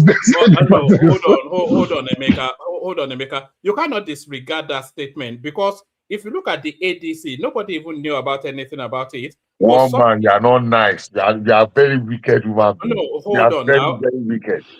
All right. Okay. One man is playing TINUBU politics. No. Now, I was actually going to disagree with Emeka, because the personalities actually give the party strength. We saw that with the ADC. There was nothing until Atiku went in there, and then it became the major opposition. The NDC, nobody knew. We only knew Serika Dixon was doing something silly somewhere, and now suddenly it's at the center of everything. So you can't dismiss it as not being a factor. No, one man, please. I want to repeat the question. I hear about Labour Party now. One man, I want to repeat the question again. I'm not saying what you said is wrong, right? They said it's the strongest party now. I'm asking you. It's not the strongest party now. Yes, because if you go to system now, you will see more than 50 million people are already registered. You see, the last time, the last time I checked Twitter, they said 10 million people have registered. No. From yesterday, now getting to 50. 50 million. Oh my goodness. All right, we have to move it around. But I will have to say, if we look at the hierarchy of things, I will say that it's almost as strong as the PDP, if not stronger as it stands. But let's go to DOG. We have been a bit rigid with the time, DOG, for reasons of so many people still to speak. But DOG, floor is yours. What about in Australia? Are you well done? By the way, I always like people that do things I think about, but I don't do. I've given so much consideration to your quality of life will improve exponentially. 100%. I've moved since last year now. I've moved since last year. That is work-life balance. England is one of the worst places to live. I mean, you know that. I can't tell you something. It's one of the worst places to live on this planet. Even when I moved to Guernsey, it's just that Guernsey is a bit for old people. To be honest, the life there is too chilled. Australia is calm. There is work-life balance. Everything just is in line. To say, I live in Melbourne. Yeah. Do you run into kangaroo on your way to work? Of course. You know what is funny? I was saying to my wife the Have other you day, eaten it yet? you know how we see fox, you know how we see dead fox on the road in the UK. Yes. That's how we see dead kangaroo here. But do you know in Australia they will put that kangaroo in their boot? They call it roadkill, and then they will use it for barbecue. There is a joint they sell kangaroo meat. Apparently, I've not gone there. I want to go there as well. They say the kangaroo meat is delicious. There is a bar, there is a place they do kangaroo meat, like bush meat. Yes, I really envy you. You feel healthier. You feel more confident. And they eat healthy. You know? Even the McDonald's, they call it Macca's, is different You from know, our McDonald's. their life is outdoors now. They don't stay inside now because the Yeah, weather of course. is so, Of course, the weather is good now. Not like UK that you have 4 seasons in a day, you know. Well, back to the politics of it. Is it true Atiku is going to NDC to go and scatter the place? No, it was being rumored, but I think they are pulling it back. It was rumored earlier in the day, but then they pulled it back later in the day. And so, because me now, I don't even think I really have much to say. I just have questions. I don't know if people on the platform will help me with my questions now. My question is, so what's the fate of Atiku? Let's say they scrap ADC. Is it Atiku going to go back to PDP? And NDC, for me, I think they have a lot of work to do. It's more like Labour Party. Kwakansko and not like there is a bigger structure in the nation for NDC initially. So it's more like when Obi went to Labour Party, there is more like the same face, if I'm right. Okay. You know, I just feel they have a lot of work to do. They need bases in all the states. How would they channel themselves? How strong are they in other places? You know, it's just still not making sense to me still. So I don't know if anybody can help us answer that question. I don't know. What's Atiku's fate? I can volunteer. Let me answer your question. I can volunteer to help you. Wait. Let me answer him. Atiku first. Now, let me tell you. If you Atiku no, let him retire and resign in politics. You know, because he will never win, and in destiny is not president. God never destined him to be president. Let him respect yourself and go back home, and let ADC join together to NDC. Because if they separate now, they will never win. They will never. Yeah, but what you don't understand about Atiku, if Atiku is joining any party, still want to contest though. That's what I'm saying. If he goes to NDC, it's going to scatter NDC because he still wants the ticket. He doesn't want to go to NDC to go and be a follower after all he has done in ADC and he sacrificed galvanizing all these Aregbe, Shola and Co together. Okay. So this is it. Let me try and see if I can answer that gentleman's question. Okay. Do I have the floor? Yeah, sure. Why not? We are Thank here you. to all share. Yeah. No, this is it. Atiku is not going to NDC. You can take that to the banks. The chances of me going is minus 0. They even zone the thing to south. So that's one. He's not even going there. Forget it. It's not even bad. Atiku is too much of a, despite the fact that he seems to be desperate, but he tried not to show his desperation. So that's one. Number two, anywhere that Atiku goes to today, name that party HIV, name it FRSC, is still bigger than Peter Obi. You can take that to the bank. Let's remove emotion and sentiment and whatever. Now, the biggest thing that you can do today is to be a spoiler. Okay, if you decide to play it that way, because what Peter Obi has done in his act of desperation is to throw every spanner in the works to scatter. And Peter Obi is not tactful at all. Peter Obi and tact, they are like day and night. You don't see. He's not tactful. He's not, I don't know how the right one. So for Atiku today, I can hazard a guess as to what his next move will be. Atiku can go to PRP if ADC is already dead. Atiku can still be a godfather in politics, but he can pull the plug in the leg of Peter Obi and whosoever is aligning with.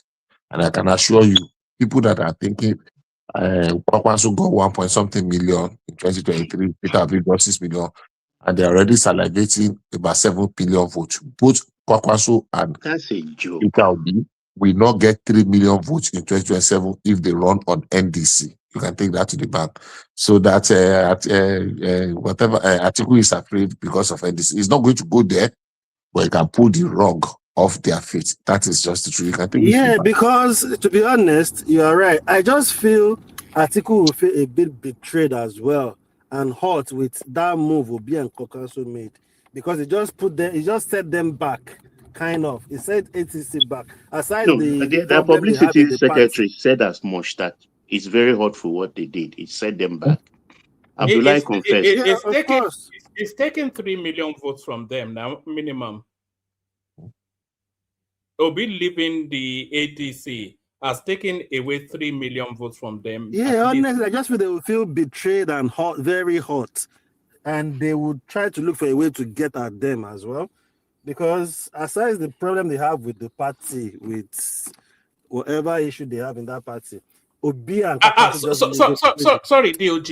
I'm going to Bill. Hand over to Simba. Baba is there, so please, Baba, enforce the running order. After DOG, we go to Bishop to Solly, and then Zita says she wants to speak last. So Zita speaks last. So Baba, try and restrict them to. I'm here, sorry. one man. Don't kick me out. No, I didn't kick you out. You said you want to speak last. So after DOG, then Prince, because Prince, we've called you several times. That's why yes. So after DOG, Prince,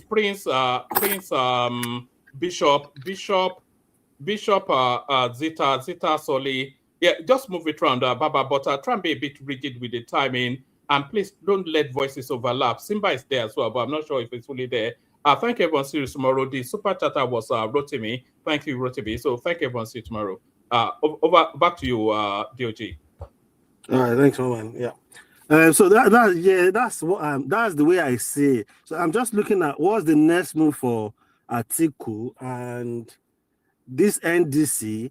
Do they have enough strength? Because I don't think Obi will get the same vote he gets in Lagos in the previous election, and in the East, he will never get the same vote in the East as well. With all these Obi Kubana and the likes being in APC now, they will move, they will try and do some stuff, and obviously some of the votes won't go back to him again. So I don't know if anybody can just enlighten us on the platform on what they think will happen with Atiku right now. Atiku will contest, no doubt about that. But under which platform? Though ADC rolled out. Question. Yeah, ADC rolled out their program today, and their primary is around, I think, the 24th. Their primary. It's a very tight program they rolled out.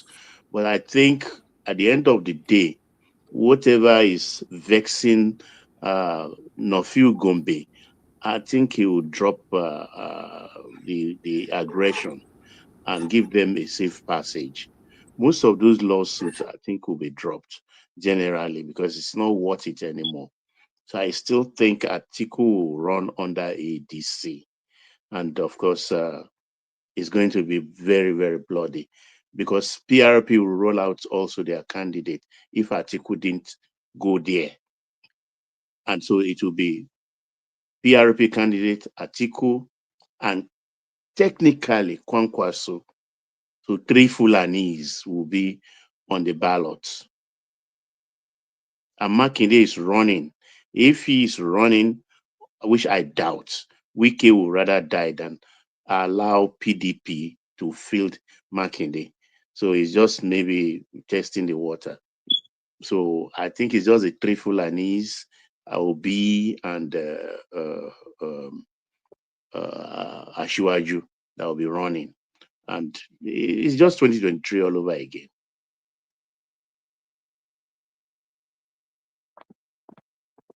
So OG, are you done so we can go to the next Okay, person? while we're waiting for him, I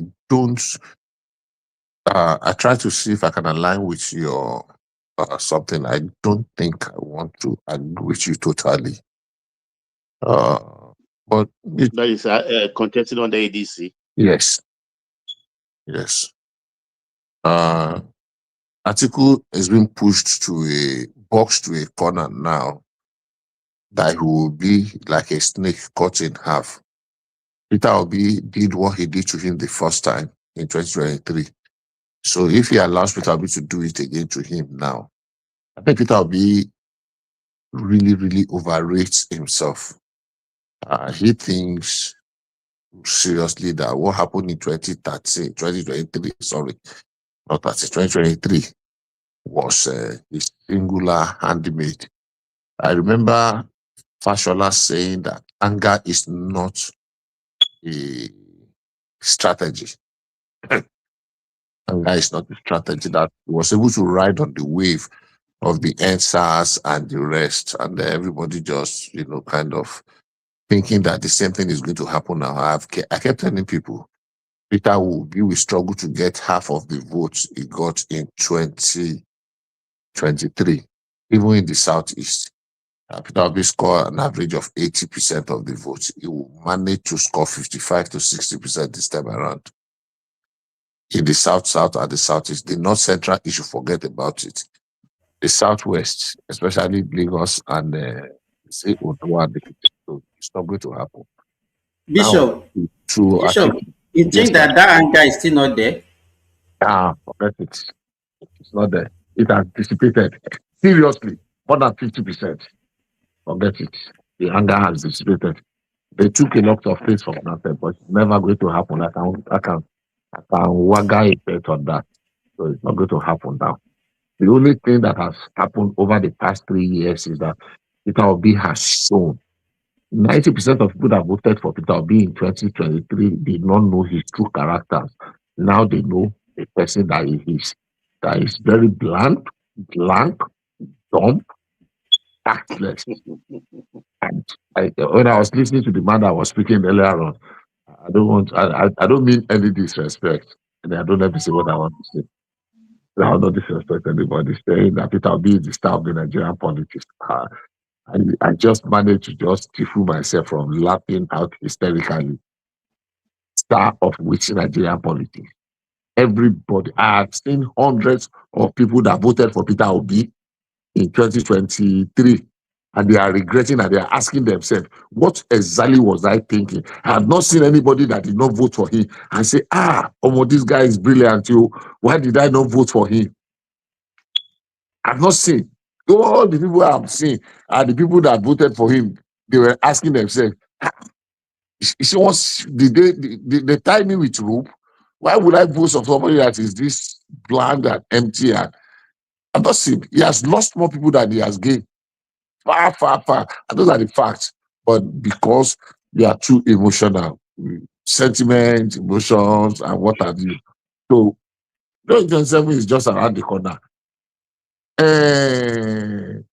Baba Ahmed, that was fighting tooth and nail, that wanted to call for a revolution. The scanty, very ridiculous comment he passed on Peter Obi today is enough for Peter Obi to go and bury his head. The guy took him to the cleaners. And it's not only him, even Kenneth Okonkwo, the way he rubbished him, say, man, that was running. I mean, everybody, go and look at it. I was reading comments of people that have supported Peter Obi in 2023. And you need to read them. Some of the very core people that supported it because they just got swayed by emotion and sentiment. Now they are beginning to, to split the air, to think rationally. So, and a lot of that is going to happen. Run down to the election. NDC is a non-starter. Without anybody even fighting themselves, they were going to fight NDC. If you listen to Bolaji Abdullahi today, and you can read, he was very diplomatic in what his choice of words and language, but you can see his scanty remark on Peter Obi. But Bishop, why is politics so dangerous? The people that are afraid just 2 days ago, can Bolaji Abdullahi say what he's saying now 2 days ago to Obi? No, you felt disappointed and betrayed. How dare you come to a party? We have been discussing with you all the while you were discussing with us. You were holding another discussion with other people. So the treachery, the betrayal that Peter Obi is always complaining of, That was exactly what he was doing now. Bishop, why are they claiming ignorance of this move? Why are they claiming ignorance? Who is claiming ignorance? But even the Bolaji Abdullahi uncle, why are they Bolaji claiming Abdullahi ignorance of said, the move? Bolaji Abdullahi said, and I quote him, that when he saw what happened in Kano between Exactly. hold on now. He said he went to Teriake DC, and Teriake DC promised him. But of course, he himself will be very daft not to read in between the line. That said, no, there's nothing like that. They're just trying to, so in case that place happen. So Peter Obi was already trying to prepare the ground. And if you think you are dealing with the kind of person that Atiku is, and you think he did not know your moves with your second leg in NDC before you came to join them. So because Peter Obi makes that election about himself alone, that's it. But Bishop, wait, Bishop. Nobody. Why did Yes, Kwankwaso go to make exactly, Baba? That is the question I want to ADC ask first before proceeding? So, because it's less than 1 month he was in ADC. So this is it. Let's ask ourselves the question: is Kwankwaso going to be a deputy to, without any what is this right word now? Altruistic underlining factors? Do you think Kwankwaso will go and deputize a Peter Obi? I want to ask you that. No, what I see him doing is this: after 2027, and they failed, definitely power goes back to the North in 2031. Yeah. So he will call in the favor by saying the Southeast should support him, that he supported their brother in 2027. So though we fail, but please pay me back in my own coin. Support me. Is it, Baba? Is he planning that they will fail? Because that's the only way it can be beneficial. I don't think he believes they will win. They know they will not win. So I agree with you based on that. That okay, it's just playing along so that he can garner because there's a fact that people are not really willing to believe. And it's a very stubborn fact. And that fact is that Peter Obi will not win the Connaught. Look, whether we believe it or not, forget that it was TINUBU that he contested. So if you listen to that, you know that's what he's saying. That yes, daddy video tape leak is a very damning. You need to speak to some people behind the scene. Forget all this nonsense that Tanko and all the nonsense people are yarning. If you listen to them, that yes, daddy tape was a very, very damning. Bishop, do you notice that tweet that he released on that Sunday afternoon? That as he came back from church. Also, you speak the language. He has already started this thing again. Still making about religion. I listened to, I read it. I jumped in a major of it. I was a little bit too irritated. How is this guy talking like a kid that milk is still smelling, breast milk is still smelling from his mouth? So Peter Obi will not get half of the votes he got. Anybody can take that one to the bank. Go and write it down. He is very sectional. He's very divisive. He plays to the gallery. He's already held captives by his mob, his so-called followers, and he does not have a mind of his own. He has zero mind of his own. He's not in control. So anybody that is coming here and saying that Peter Obi is the star of the Nigerian politics, I don't know how more ridiculous any individual can sound more than that. And I've been very nice now. I don't want to use harsh words. Today is a very good day for me. But I still believe that there will still be a lot of movement within these 2-3 days. There will be movement. We have seen it is very predictable. We have seen the end of the movement. Should be chess game. Look, when you are playing chess with people that are used to playing draft or Ludo, you can read. Chess is I played a little bit of chess many years ago. I did some little bit of it. I won't call myself G, talk less of good. I'm not. I just play it as a game, just like we are playing Monopoly and the rest. So I know that chess requires some deep thinking. So if you are a grandmaster in chess, you're not comparing yourself with somebody that used to play Even while your Okmogon Papa is better than even draft is better. Ludo is just a game of chance. Draft is not. You have to be very calculative. So you're not talking to a grandmaster in chess compared to somebody that is playing Ludo. Chumbo. How? Báwo ni? My only problem is that over the next few months, they are just going to start throwing insults and lies up Yeah, and down. we are used to that. We've seen the worst of the insults. I'm not used to that, though. Me, I insult them back. No. Then, What I'm saying is this. no, What I'm saying is this. The same for old me. tactics is going to bring the same old results. I'm saying that it's not going to bring anything. I mean, insult. We're saying insult. They've insulted all the people that are there to be insulted. You need to listen to Shegun Sowunmi a couple of when he had that interview with that guy. He was very understanding. I have my issues with Shegun Sowunmi. We brought it on this program some times ago, and I remember we threw some questions at him. But you can see that the guy is very cerebral. Sometimes he gets a bit emotional, but he can be very factual. That guy is highly cerebral. He's highly Yeah, cerebral. very. The worst part is that they are stupider than 2023. As they just registered for NDC, they started lying that 9 million people registered. 50.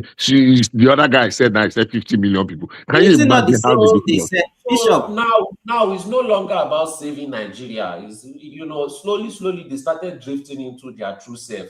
And now you have to work with party of criminality. And now you have to do propaganda. Now you have to buy votes. Now you have to rig the election. You cannot just take TINUBU out of it. So they are just going back to what they truly are. Yeah, And exactly. the worst part is that they are trying to sound sanctimonious. Surely They are they've trying been to lying to Nigerians now. They've been lying to Nigerians. So they are trying to strong arm Nigerians, saying, we have to do it. So you take it, you must take it. You must rig this election to remove TINUBU. Like when you ask that guy that whose responsibility is it? Is it not his governor and his local government chairman? He said no, it's the president. Like they don't even want to take any accountability for anything. And after 2027, the rise of Biafra will start again. I'm tired of this rinse and repeat. They don't used to change anything. There's nothing brand new in their life. Just repeating the same thing over and over again. 2023 election is the same as 2027 election. Nothing changed. Nothing changed. The fact of the matter is this 2027. Afterward, we know the caliber of people that we carry Biafra on their head. The barely literate, the heavily illiterate, the semi-illiterate, are the ones that will carry their, and you can hear it. It's not the semi-illiterate, though. You will see some of them even with PhD. No. They will just be saying some crazy things. Forget PhD. The truth of the matter is that you will see. It can be very disappointing, but I'm saying that we have moved forward. Okay. Number one. I don't think you've gone to their spaces. No. It's a Yoruba mindset to move forward. They're the ways to move forward, though. They will, and I'll tell you what. Okay. I've lived in that space for decades. I'm not saying 1 year or 3 years. I mean decades. I mean I've been living in the Southeast since 1990. Mr. Bishop, when did they have their war? They had their war decades ago. This is 2026, and they are still regurgitating it. And you think that just because of one election, they will stop it? No, it's not because of the election that they're going to stop it. No, that's not what I'm saying. I'm saying that some people, the exposure is beginning to catch up now. You are very optimistic. You are very, No, I'm being very factual. I'm not being optimistic. I'm being very factual now. It's not factual. It's optimism. not from what me have seen. It's not fact at all. You see, we have come to a situation now, and I'm very frank with you. I've asked people that I was close with. I've had friends. I mean, I'm not talking of friends of yesterday. I'm talking of friends of decades in the Southeast, and I've been bold enough to ask them some very pertinent, very, very, very germane. Can I come in? Hold on. Let me land my thought. Why are you talking long time? Say, hold on. What is long time? What is long time? You cannot come in. Hold on. I was listening to you. You cannot come in. Hold on. Gentlemen, hold on. Good. Go Thank you. ahead, Bishop. Thank you. Now, we've had conversation is you almost interrupted my thought. We have conversations with people that have been in that space. And because it is easy to hoodwink people, lead them by the nose, does not mean that it's going to continue that way. That is where we are now. Some people are able to ask questions, even though cowardly, some are not able to ask it out. What happened in the past couple of years with all this Biafra and sit at home and the ESL and the rest that almost ruined the economy of the Southeast? Some people are getting awakened out of that. Why are you bringing Biafra in politics in Nigeria now? Why are you doing this? I don't understand. What are you talking about? Say the people that you said have moved on. Oh. No, now are you going to use one irritating individual like this to judge every other person? Are you going to do that? No, we are talking about politics. You are now talking about Biafra.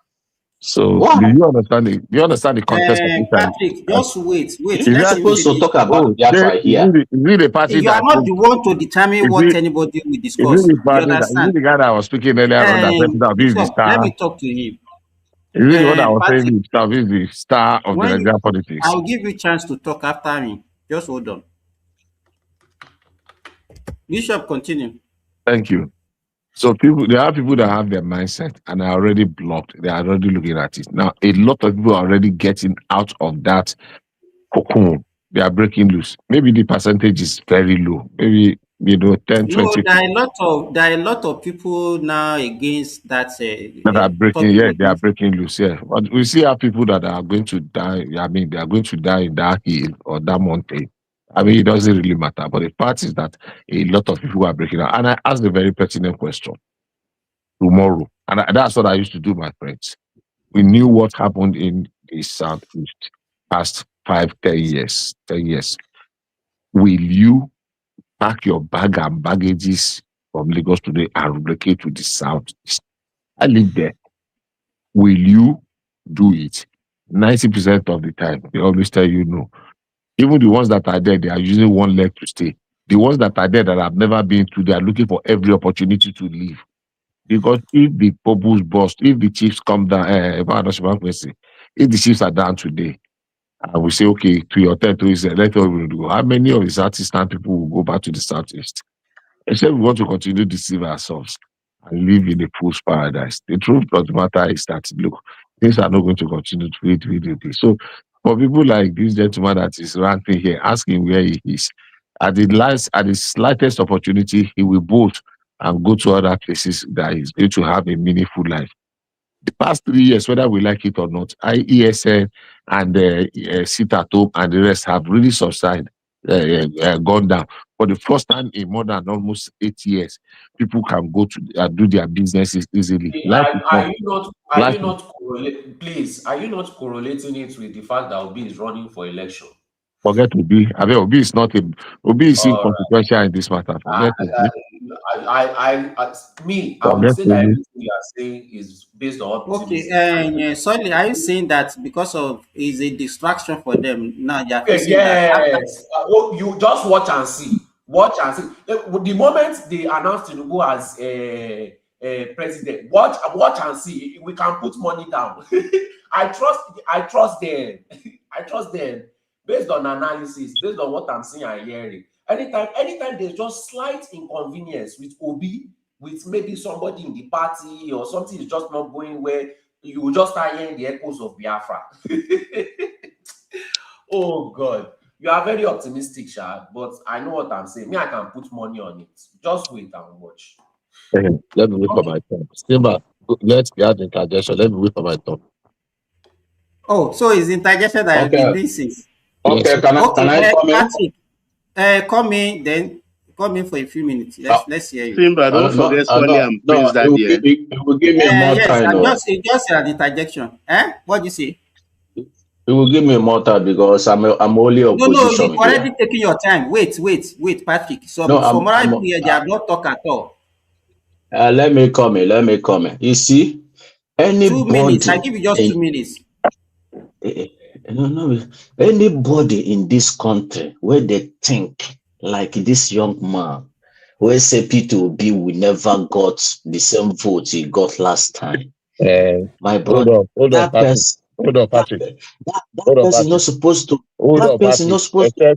Wait, let me Except you finish are now. 60 years. Hold on now, let me correct you. Except you are 60 years and above, you don't have the right to call me a young man.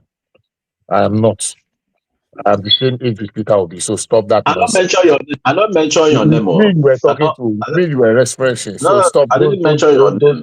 Don't You mention. went to Don't school say where that track somebody here. say Don't say young that track man. Young here. man is putting your Me name. that you are responding to. Patrick, no, Don't Bishop, say let me this just young warn man. him. Kind of nonsense Bishop, is that? let me just warn him. Patrick, you are not allowed to abuse anybody on this platform. If you come with abuse, I will remove you from the No, show. I didn't abuse anybody. I say anybody where they say P2B. Anybody. Don't say that. We are not here to abuse anybody here. You understand? But Don't I abuse didn't call anybody. your name. I say somebody say P2B will never got the same amount of votes you got last time. Is it abuse? I'm the one that So said, what so do you you say say after? young man. I said, don't address me as this young man. That's what I just said. I'm not getting angry with you. I just corrected Okay. you. You cannot Okay. address me. And I said, except you are more than 60 years and you Sorry. are older than me, you cannot address me as this young man. Uncle, sorry. I will call you Uncle Abi or 70 years old man. You see, That's immaterial. I just corrected you. If you are going to take the correction, take it. Yes. I think Soli should be the one talking, or Madam Zita. Patrick It's already not, had the floor. I'm timing him. He's just wasting his You already time. had the floor. You already spoke already. And nobody let me interjected talk you. now. You people not allow me to say You what I want to spoke when say. we're already almost 1 minute. almost Wait. 7 minutes. Allow me to Let say me the answer you. garbage now. Excuse me. Are you telling me that it is my turn I now? gave you just 2 minutes to interject. It's Soli's turn. Okay, It's Soli's turn. please don't. You already have Okay, 7 minutes. you You see. spoke Wait, before oh my him. God, Can you meet this man now? Okay, You I will see, give you after. nobody, Patrick, just say whatever you want to say in 1 minute so that I move to Soli. okay, nobody, no a politician in this country or House of Rep where they come out, bring his money, his efforts, doesn't want to win the election. Nobody. Peter Obi got that amount we got last time. Peter Obi is coming out now, 2027. Peter Obi is coming out to win election. He's not coming out to get the same number or less number he got 2023. Nobody reason like that. When you reason like that, doesn't mean it doesn't have a future. When you say somebody cannot got the same amount you got last time, maybe we got less. That didn't mean this man will bring his money. He will come and fail and bring his own money and come and fail. No. Don't say that. It's better you sit down where you are. We're talking anyhow. Nobody come to contest and being his man will lose. No. Okay, If you don't want to vote for him, it's better not vote for him. But don't say you will never go the same amount. It's okay, Patrick. I understand. Sorry. He will win that election. Not be so. He will go more vote. Sorry, can you understand? Anybody can say whatever they want to say. If you have your strategy and you are sure it will work, it should not bother you. Trying to change what people are going to say is not going to change the election results. So all this sanctimonious long speech is very annoying. You spend so much time doing all these speeches that you spend zero time with strategy every single time, and I blame religion for that. You will call him zero strategy. That one concern you. It maybe come and contest now. Please mute your mic. Your mate is the House of Rep, House of Assembly. You come and contest. Please, House of Rep. What are you doing here? Exactly. So your insults don't used to make sense. It's just to open your mouth. Sorry, don't respond to him. Just make your submission. So as far as man, if somebody can never win local government. Come on. Go ahead. Sorry. Soli, it's nice to hear your voice. It's been a while, mate.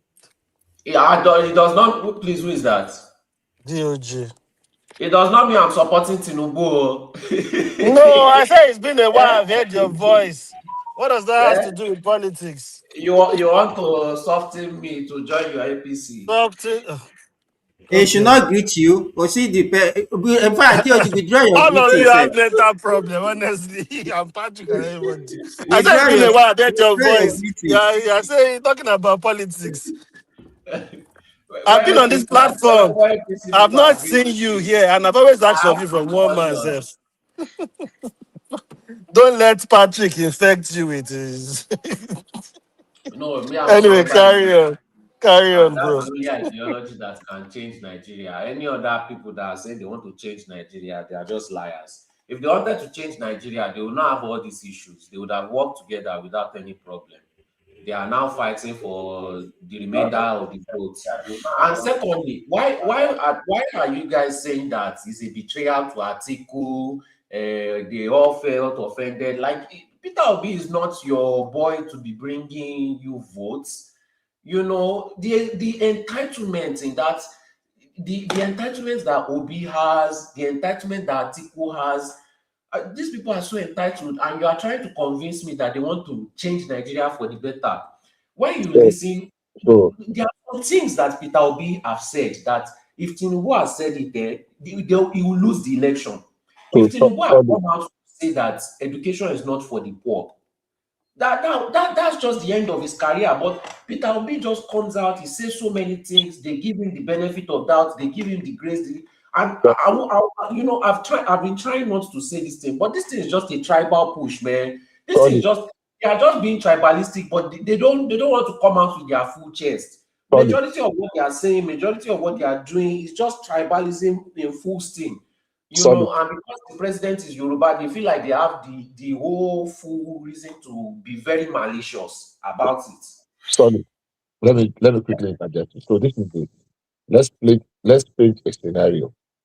Now, all the oppositions came together and they said they have resolved to come together to dislodge the incumbent, the governing party. That the only way they can dislodge the incumbent is by them coming together against the government of the day.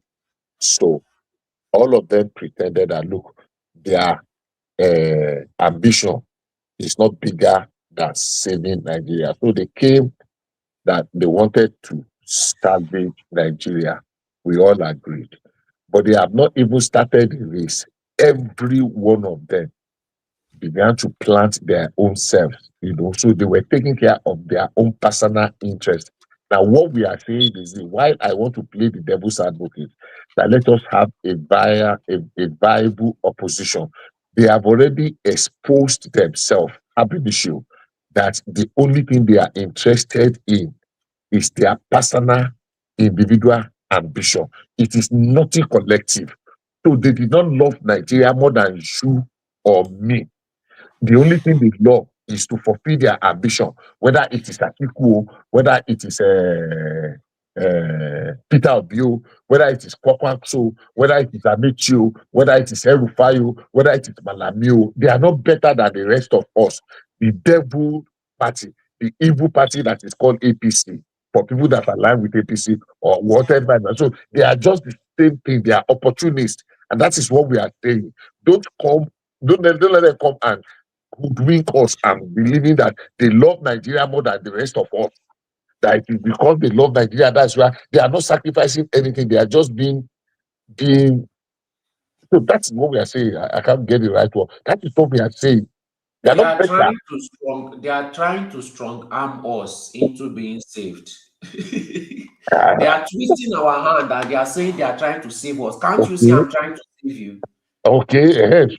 So that's what I'm saying now. That don't let them look at. I listened to Victor Ume talk this evening, and I was embarrassed. Because he has 0 point. I listened to this guy yesterday, Tanko Yunusa, and I was wondering, are these guys really politicians? I've Is not he had ideology? Kenneth Okonkwo. No, he has not come I'm out. The waiting guy for is him. still in shock. No, he said it so a few days ago, sir. He was So I very want this lambasted with after that. declaration. Before they moved, they said that anybody that leaves ADC is working for APC and is Yeah, an enemy of Nigeria. yeah, he said it. Yeah, So I yeah, don't I know. I listened to don't that know one. how he probably is looking for the new script to twist his words. So you cannot twist anything. You already said it. That anybody No, that leaves they APC, don't have shame anymore. They twist and twist and twist. They don't look at all these people. Okay, is it not just few days ago that they said ADC is the savior of Nigeria? Now they've turned it to party of criminality less than 48 hours ago. So they don't have shame. They don't mind twisting and twisting. They've twisted so they've over twisted. Sorry. Can they say they want to save Nigeria again? They are still saying that's the slogan now. So who are among them now? Who are among them now? At least we have like 3 opposition now. At least we have ADC, we have NDC, and we have APM. So which one of them is saving Nigeria? And PRP, don't forget. And PRP. Baba, sir. That slogan is no longer working. Bishop Mokio. The opening of our sentence will be congratulations, Omo Yabi Batu Mogaji. That's let me just finish my submission. Now they are saying that NDC is going to zone the 2027 presidential ticket to the south. They've not told us.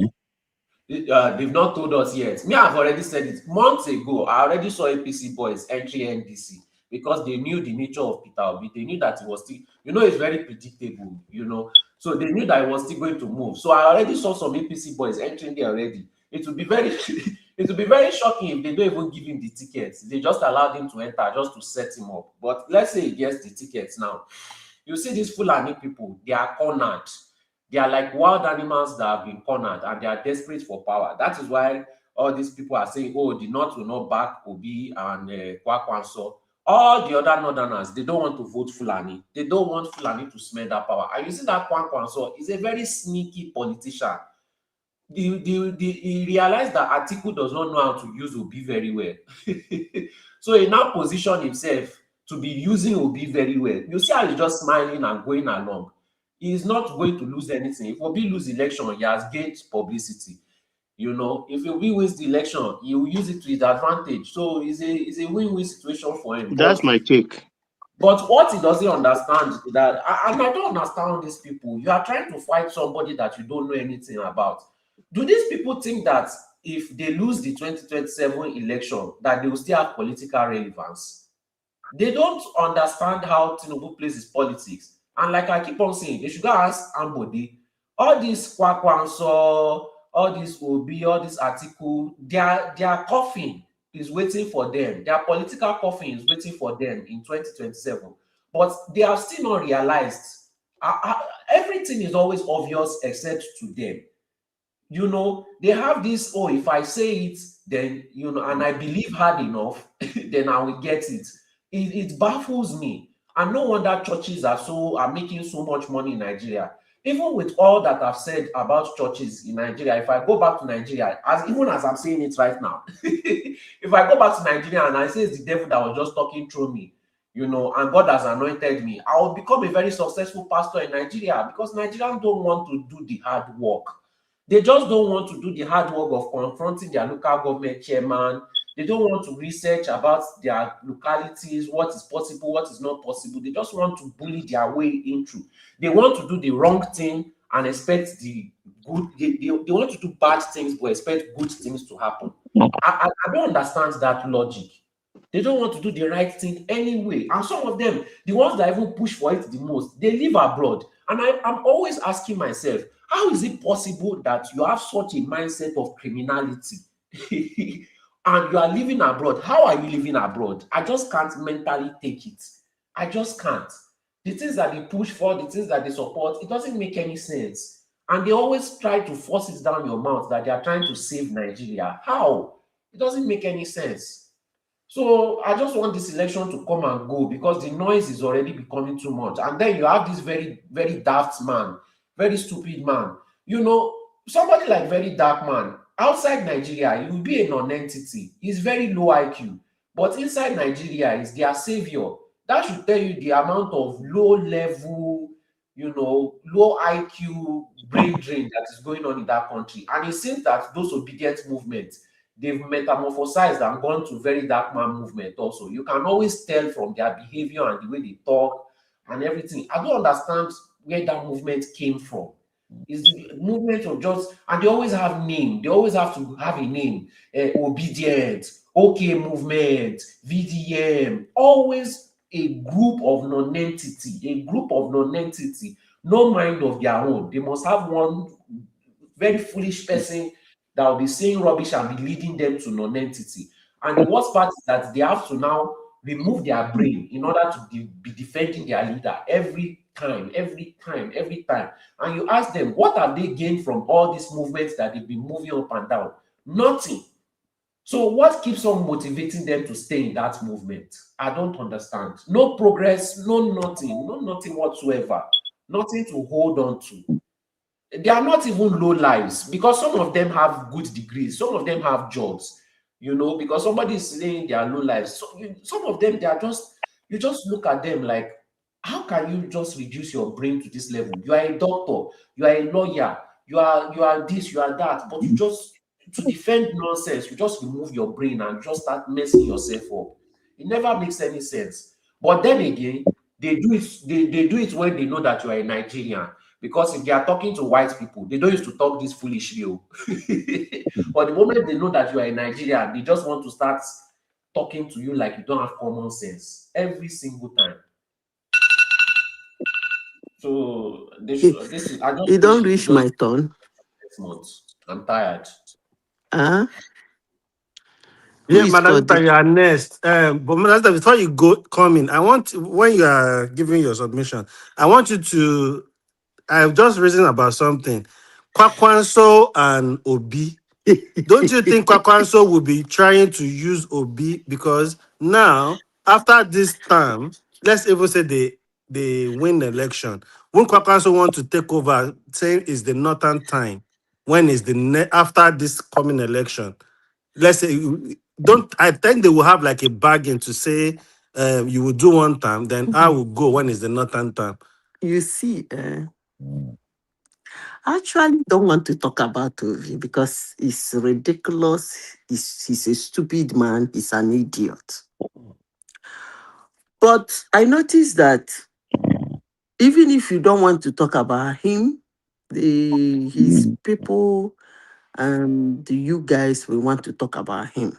In the first place, these people, what they do is that they sit down, they will conjure victory in their brain, and then they will get excited about it.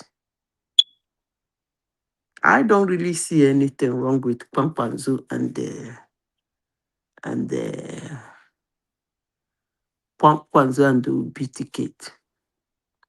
That is actually the ticket I want. I want Kwampanzu and the Ubi, and then, are you people listening? Yes. Absolutely. I want Kwampanzu and Obi, then TINUBU and Shetima. Actually don't want what's his name, Atiku, to contest. Because somebody will say, why do you want that ticket? You see, in 2023, So you want to use it to silence some people, have you? huh? You want to use it, you want to prove a point, you want to use it to silence some people. You see, I've said this severally, and I will continue saying it, including me.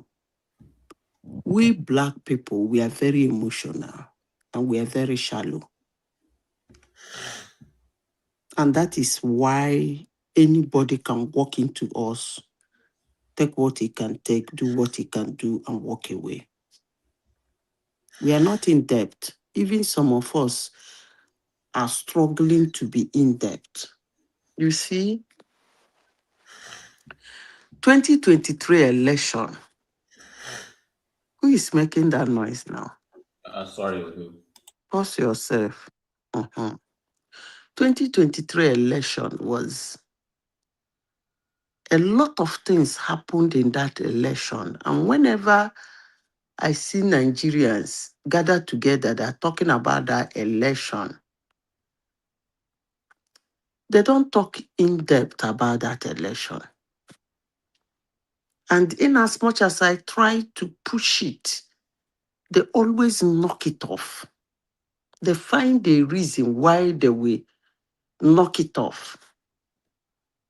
Then I will make reference to 2014, 2015 election. They will still knock it off. I'm tired. I'm tired of explaining. So I want, but even with the Pankpanzo Obitike, some people will not look inwardly. They will still conjure victory in their head, get excited about it, and when it didn't surface, they will start making trouble and abusing our institutions and our institutions and our policies and everything. They will go all over the international community and say a lot of rubbish about Nigeria that they don't believe it will be affecting them too. So, as we are talking about,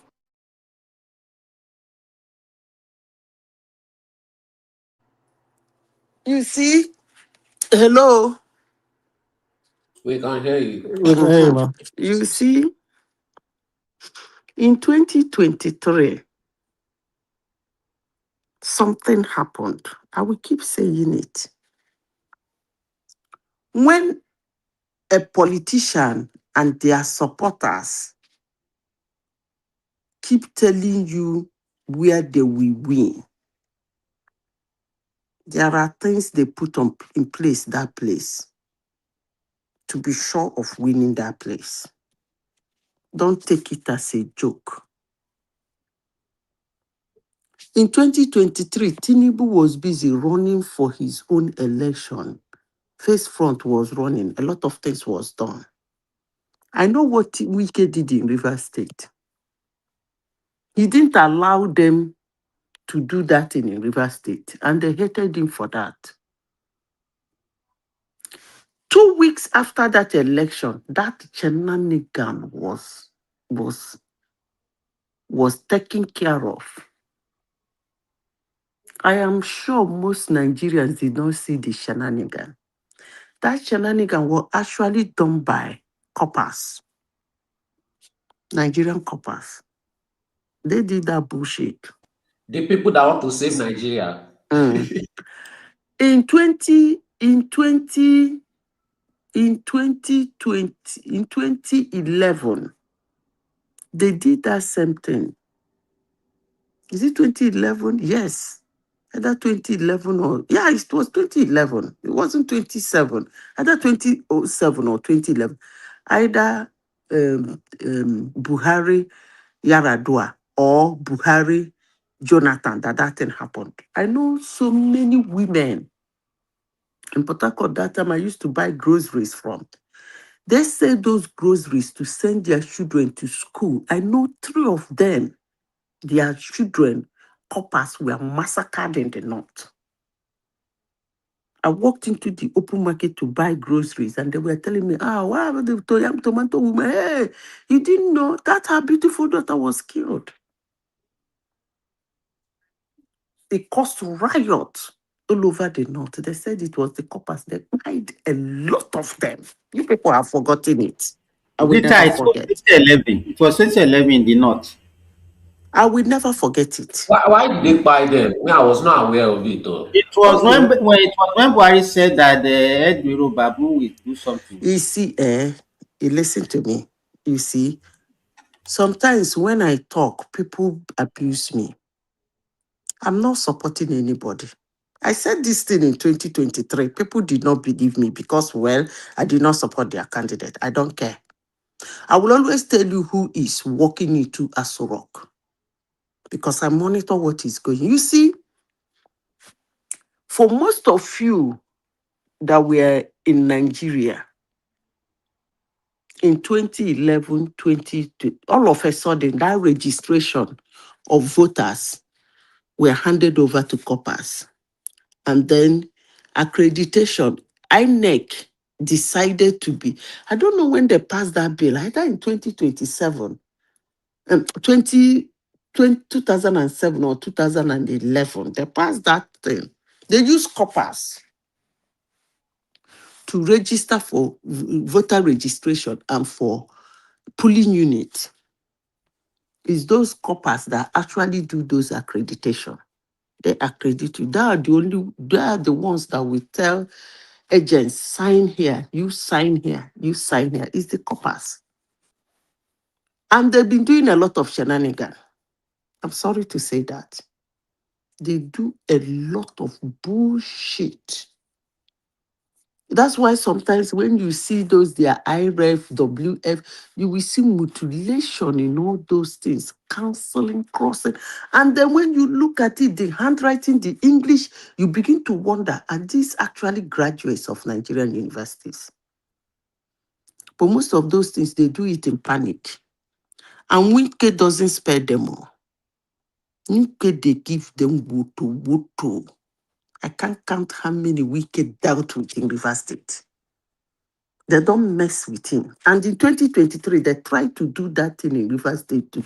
He dealt with them decisively. He knows them, and they know him. So why am I doing this sermon? There is something that happened in that 2023. I'm going back to it again. And 2 weeks after that election, that thing was corrected. It was not only corrected, that silence, that quietness was corrected.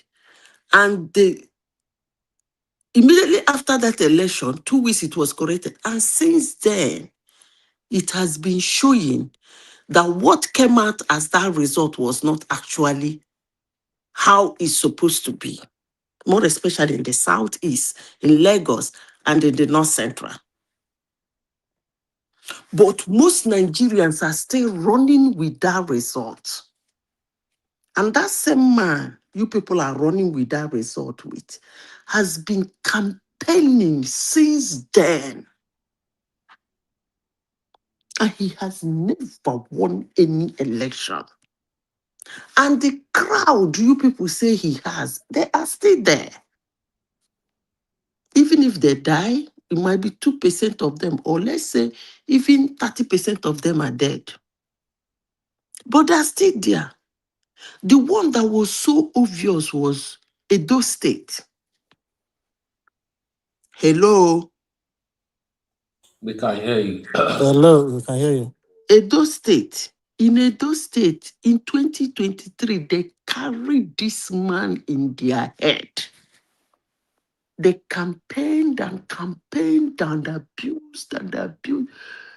Edo State people open all manner of social media, all manner of channels, promoting this guy, selling him in Edo State, and he won Edo State.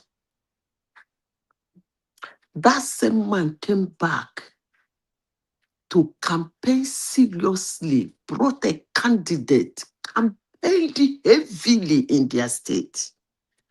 The person came third. The question is, where are those crowds that believe in that man? Where are those crowds that were selling that man? Where are those crowds that believe that that man mean well for Nigeria? If you have put him in Aso Rock in 2023, won't he have cabinet members? If he pick a cabinet, won't you trust him to pick a cabinet? And you think him coming out to campaign for people is not like picking people.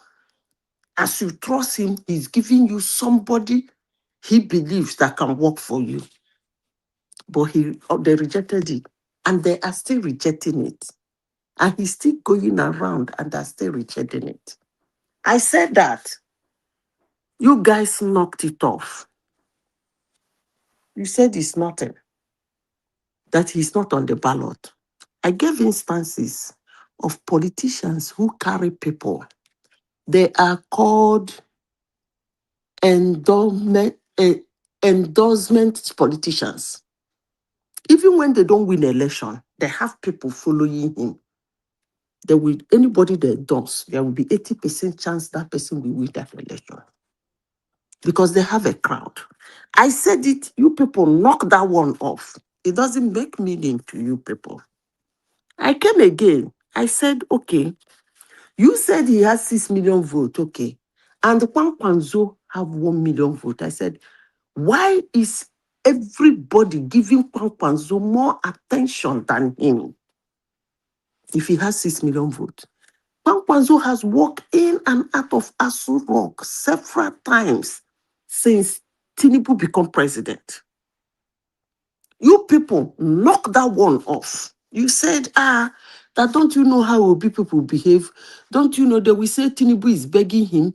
They will say he is a bit of... I said, but politicians do not have shame. A politician is, after all, Obasanjo knelt down to beg Atiku. A politician is ready to beg you, even if it's 10,000 votes he will get from you, he doesn't mind. I said, is it not the same TINUBU that was going around Nigeria begging, and they were mocking him? Is it not the same TINUBU that was, his leg was shaking? They used to mock and laugh. Still, he was going. He will go and say, bless me now. You have not blessed me. Oh. He went to every corner, talked to every idiot in Nigeria. That same TINUBU will not call it. I said, listen, there's something about politicians. Are you people there? Hello? We can hear you. If a politician notices that you have And is that mocking that used to pain me the most? Because you think they have something backing their mocking, but they just used to mock like animals, nothing, just empty-headed mocking. You see, if a politician notices that you have 6 million votes, no matter what, he's going to contact you. Do you know why? No matter the outcome of that contact, he will get a vote from your 6 million votes. He gets some vote. Because why? Some of your 6 million votes will say, the man is nice. Oh, he's trying to bring every politician together. He's talking to everywhere. Maybe what he offered is not good. You will see that day. Some of your 6 million votes will do the math and say, this guy will not win this election. No. I like him. This guy, now the guy will might just give him the vote. After all, he's bringing, maybe if he win, he can give my Obi one position. That's how politics work. You don't ignore 10,000 votes, let alone 6 million votes. And for 4 years now, TINUBU has never said anything about Obi. And I came to this platform, I asked you people, do you think TINUBU is politically savvy? Everybody concluded that he's a smart politician. And I asked, a smart politician that ignores 6 million votes, that means he's not seeing the 6 million votes. It's either he's not seeing the 6 million votes or he's not a smart politician. He cannot be both. He cannot be a smart politician and refuse to see 6 million votes. No politician does that. Never. Ojus Okalu, how many did Ojus Okalu give him? That he went to his village, met his mother, greeted his mother, bowed down to. How many votes did Ojus Okalu give him in his own enclave? I'm sure it's not up to 3,000 votes. But he has to double it for that 3,000 votes. It means a lot for him. So for him to see 6 million votes and he's ignoring it, and none of you is seeing it, but he is seeing it, and the other politicians are seeing it, and then you people say, Obi Kwankwanzo, that is the ticket I want. That is the ticket I think TINUBU got 4,500 votes in the whole of Abia State. That is the but he doubled and begged traditional ruler. He went to just for 4,400 votes, and he was okay with it. That's how politicians roll. A smart politicians, any vote he can get, 10,000, one vote might not make sense, but 1,000 votes, that's a lot. That's a lot. 100 votes is even a lot for a politician. If he sees 100 votes in you, he's going for you. Let alone 6,000 votes. And the guy doesn't mention the guy's name. As long as he's concerned, he's a political non-grantor. I am waiting for them. You see, Obi Kwakansko, TINUBU Shetima. That is what we are going to see this shape from next month, right? Let them go to the street and start campaigning. I don't want Atiku. Period. I do not want Atiku to come close to this election in any way. He's going to be annoying me. I don't want him. He should stay one corner and allow. But Atiku and these northerners, they are born to rule mentality. So you will never stop. You know, is that born to rule mentality? Where's madam? Okay. Is that born to rule mentality that they just don't respect Southerners? You know, they see Southerners as kafir or whatever nonsense. No. I won't say that. I can say that about Atiku. Because, okay, I won't say that they pick they do their presidential election. Then I will say what I want to say. Presidential primaries. Sorry, then I will say what they want to say.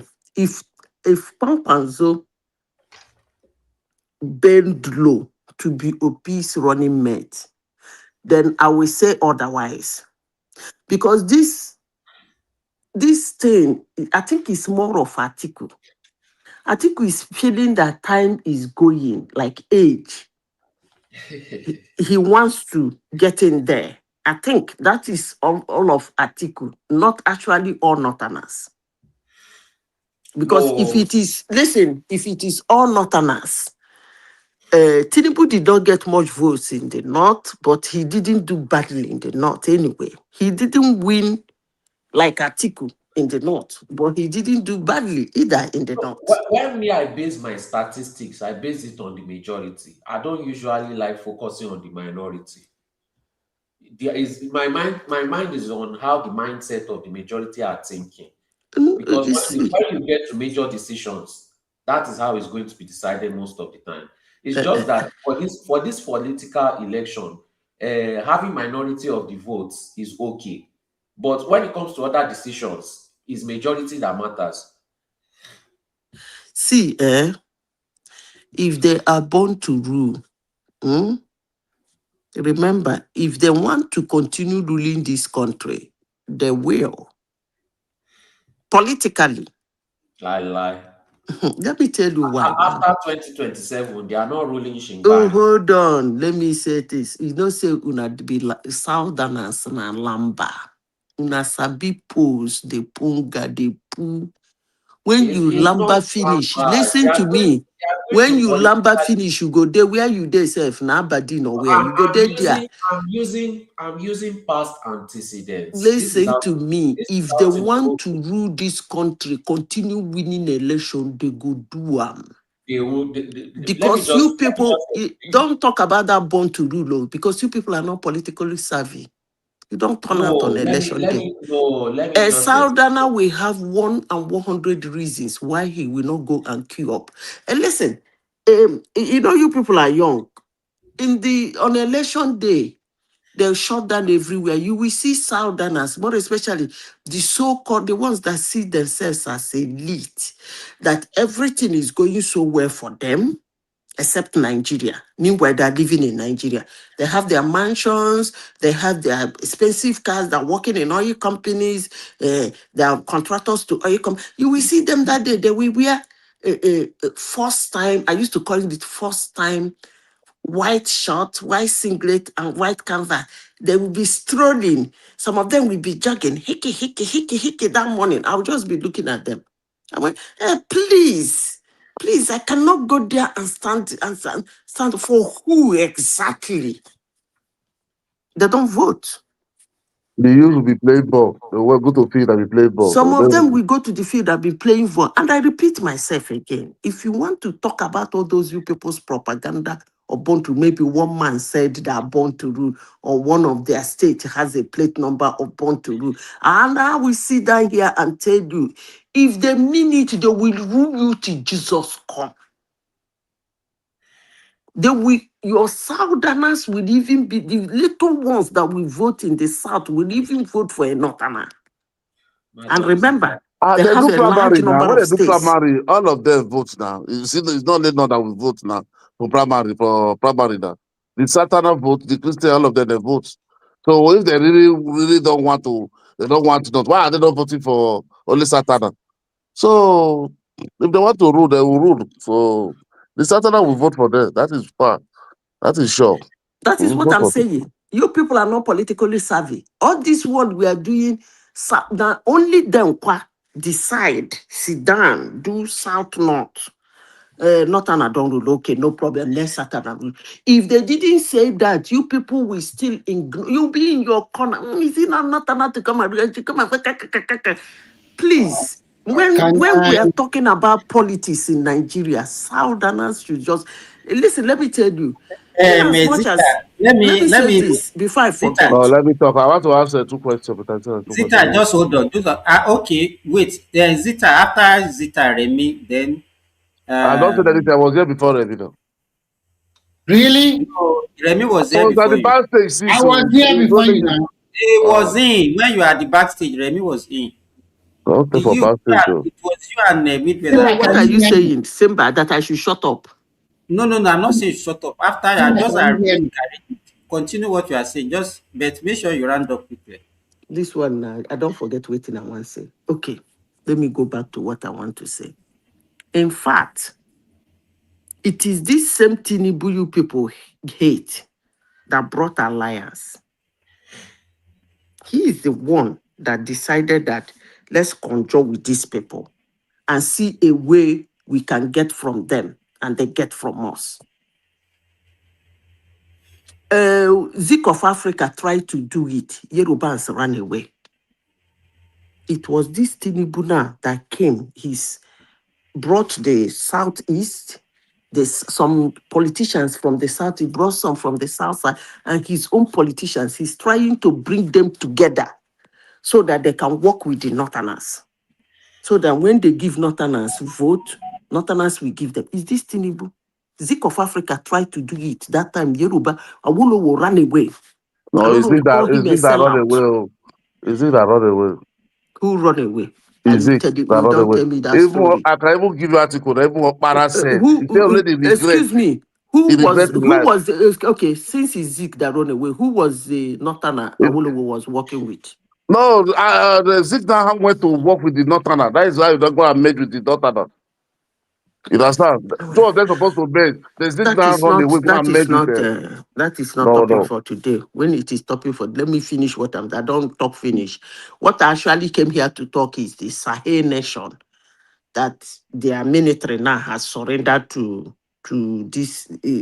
In short, my brain they scatter for that thing. Because when that thing started in 2021, 2022, 2023, after the election, they were doing that their coup.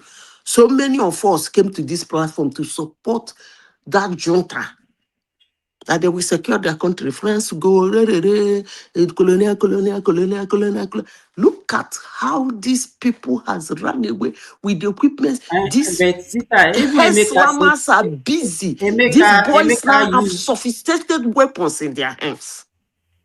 Zita, Emeka still make assertion about it this morning. He said Tinubu wanted to intervene. Thank God he didn't intervene, all those things. They were using it against Tinubu that time now. Is it not Nigerian people that asked him not to intervene, Simba?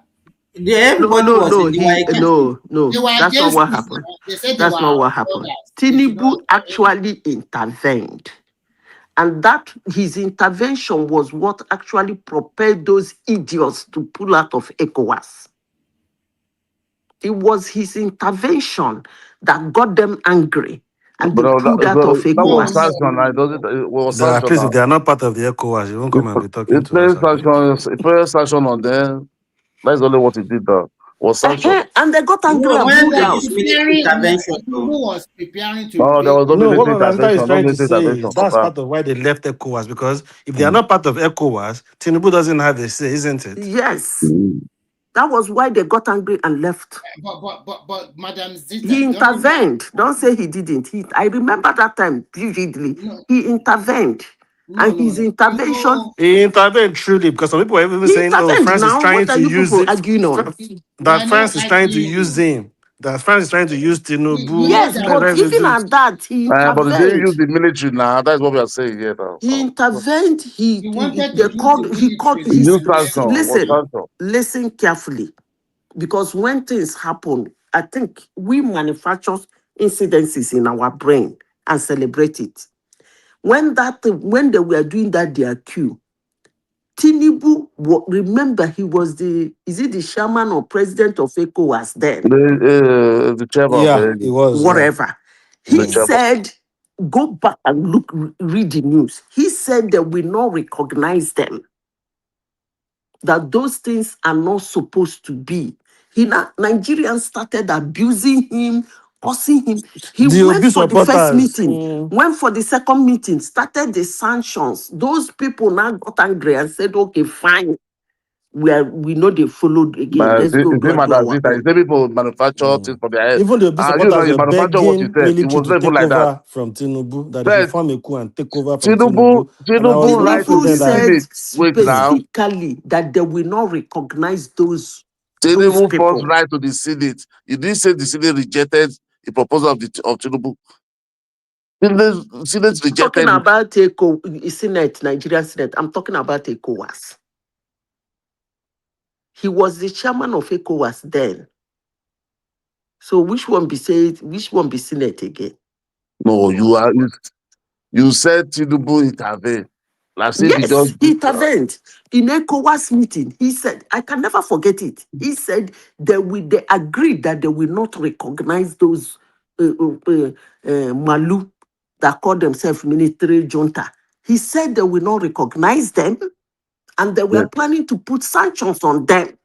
And those boys got angry and then walked away. That one. That's the right thing to do now. The one thing to recognize Yes, now Nigerians were abusing him, calling him a French sellout. That he's doing this. Then he handed over the chairman to one country president there. And Madam Zita, in addition, Nigeria were preparing military formation. and I like the way he handed over herself. To go and remove that Niger something. And then you started hearing, hey, Niger is our brother. We are the same thing. You should not attack them like that. Now, so sometimes you see these Nigerians, so some Nigerians, they always thought they are smart. I don't even know whether everybody's watching what is going on. People just came like not to 2 months now. So there's still tension. Get the in the court, everybody. Even late Padebajo, all of them came out and said Tinubu should not focus on Boko Haram. You should not go on there. I want to ask Madam Well, Zita, everybody was against it. what is going on in Mali? Is it a new thing?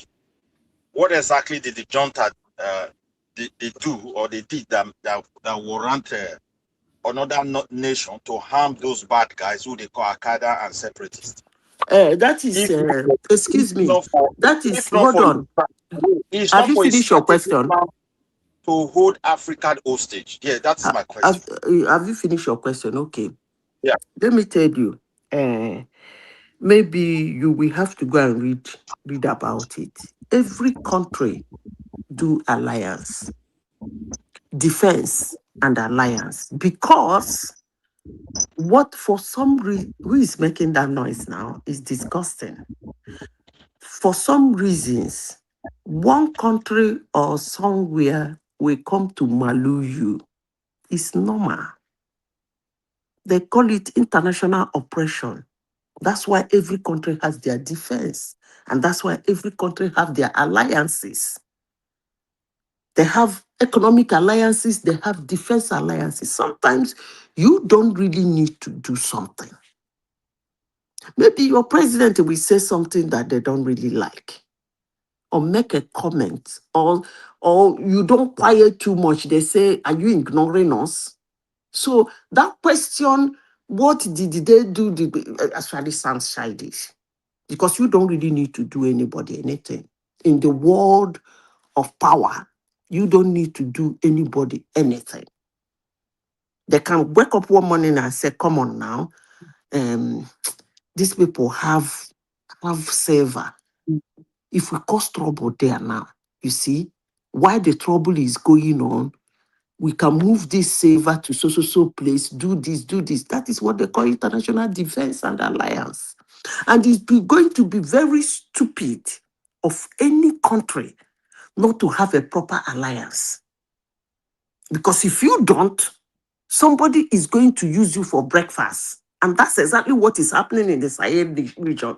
So Is that not why the Sahel leaders are running to Russia, going to meet Putin?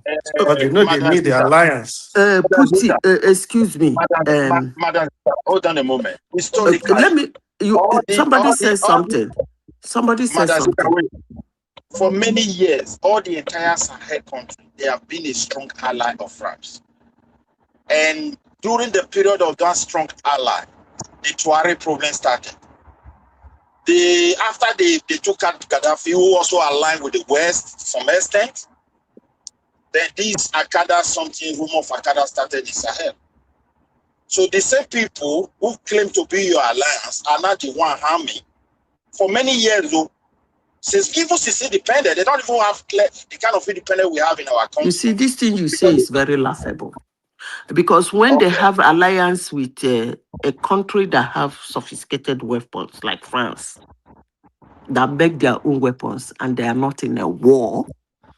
So when you are not in a war, you have a lot of arms and ammunition to give out or to use or sell. Their army did not surrender. You are watching. I hope you are watching what is going on there. Their army did not surrender their weapons to ragtag idiots. Their army did not leave their cantonment for mullahs to take over. Their army did not leave their heavy equipment and ammunitions to the mullahs to take over when that your France was there. And that's a big plus. So you cannot go and do alliance with a country who is looking for arms and ammunition to fight his own war. You are sugarcoating things. Okay. There was a long period of time. There was a long period of time, even when France was there. The Tuareg rebels were completely in charge and of the the army surrendered. Wait now, they were running close to Ask you a question. 4. Did the army surrender? Which army you talking about? I said, did their army surrender? I don't know why you asked the question. I am asking you now because if you are not watching, what is happening, you shouldn't come here to be talking about it. Hold on a moment, a little bit. Their army surrendered in some specific area.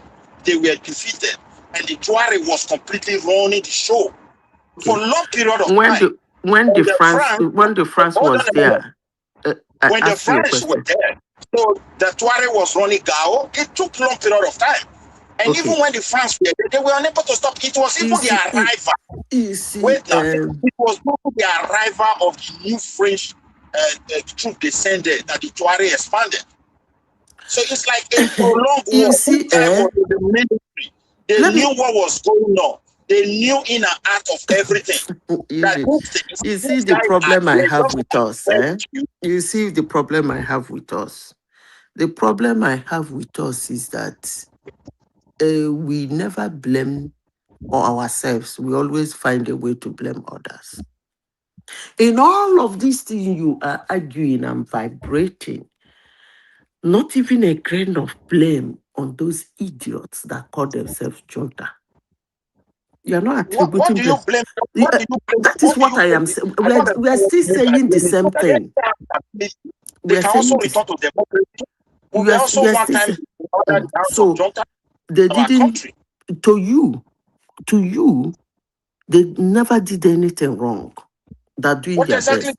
Hold on. To you, the problem is from every other place except them. Those guys' problem are those who want to sabotage Africa, enemies of Africa, who will make sure Africa will only have And stability. which country on earth that doesn't have Where saboteurs? nobody, wait, they will I only ask have you a stability question. Is where there none of any their leaders is country pushing up to develop them this? You see, this or is move them why forward. I don't like having this The argument African with you people. Is there any country on this planet Earth that doesn't have saboteurs? Can you mention anyone? I don't know. But I Even, know something even about your a family, particular even your place. family has saboteur. So Exactly. your It depends. inability, Wait. your inability to I just handle that wait, Madam saboteur. Zita. Let me finish.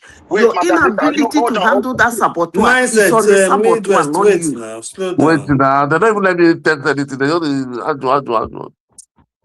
Oh, yeah, one by one, but I'll sit down. Wait, you go ahead. Make Madam Zita talk. I just ask her, may I know, because not be everybody there aside say Jonta they rule that place. That's why no, the problem I has been there. said I made a Even statement. before they Mindset, recruited Midwest. Sorry, Madam Zita, Let me finish Midwest. something. Let me Hold say on, before I Midwest. forget. See, Please, Midwest. let me Madam finish. Zita will finish. You will talk. If she asks question, you answer her question. But if she's trying to answer your question, you are saying other things. So you are talking on her. We can't. It's an interesting conversation, but Yeah. let it be one after the other, please.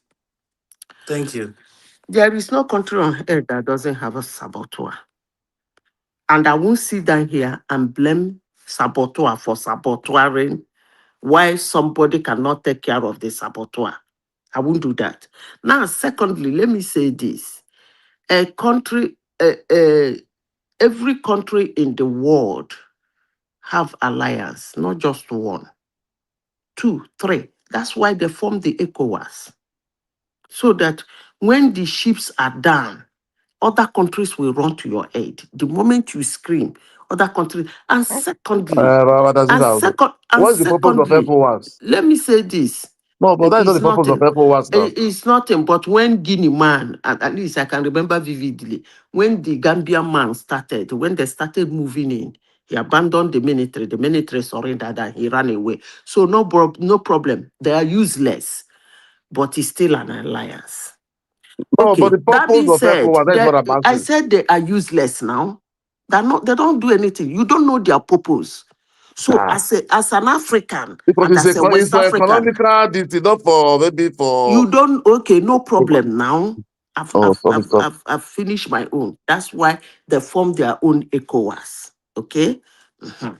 And then, again, military junta, the people in this planet Earth that make sophisticated weapons that can say to you to combat these mullahs that think, these ragtags that are too stubborn, the answer to them is to wipe them. The countries that have such weapons do not recognize junta. So that alone is a problem. They don't recognize junta. If you are a junta, they don't have anything to do with you. They will only come if it is a civilian government. So you see where their problem is, that you are not putting on them, that you are putting on it. Say, what did they do? I have told you what they did. I said something earlier, Madam Zita. I think you were Madam Zita, trying to hold on a moment. say You said, Jesus Christ. wait, make I understand which Mama Zita talk about. You said if you are a junta, they will not come to your aid. I don't understand. The ECOWAS? No, I mean the West. They will not. They won't Okay, give US. weapon. They will not give weapon to the junta. They won't. They won't sell Okay, weapon the to the US. junta. Huh? You said US, Abby?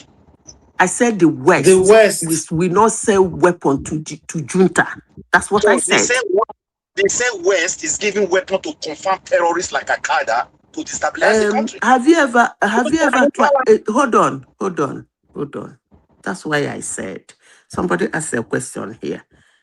What if they're giving that weapon to chase the junta out? Have you ever thought of that? Anyway, never mind. Let me say this.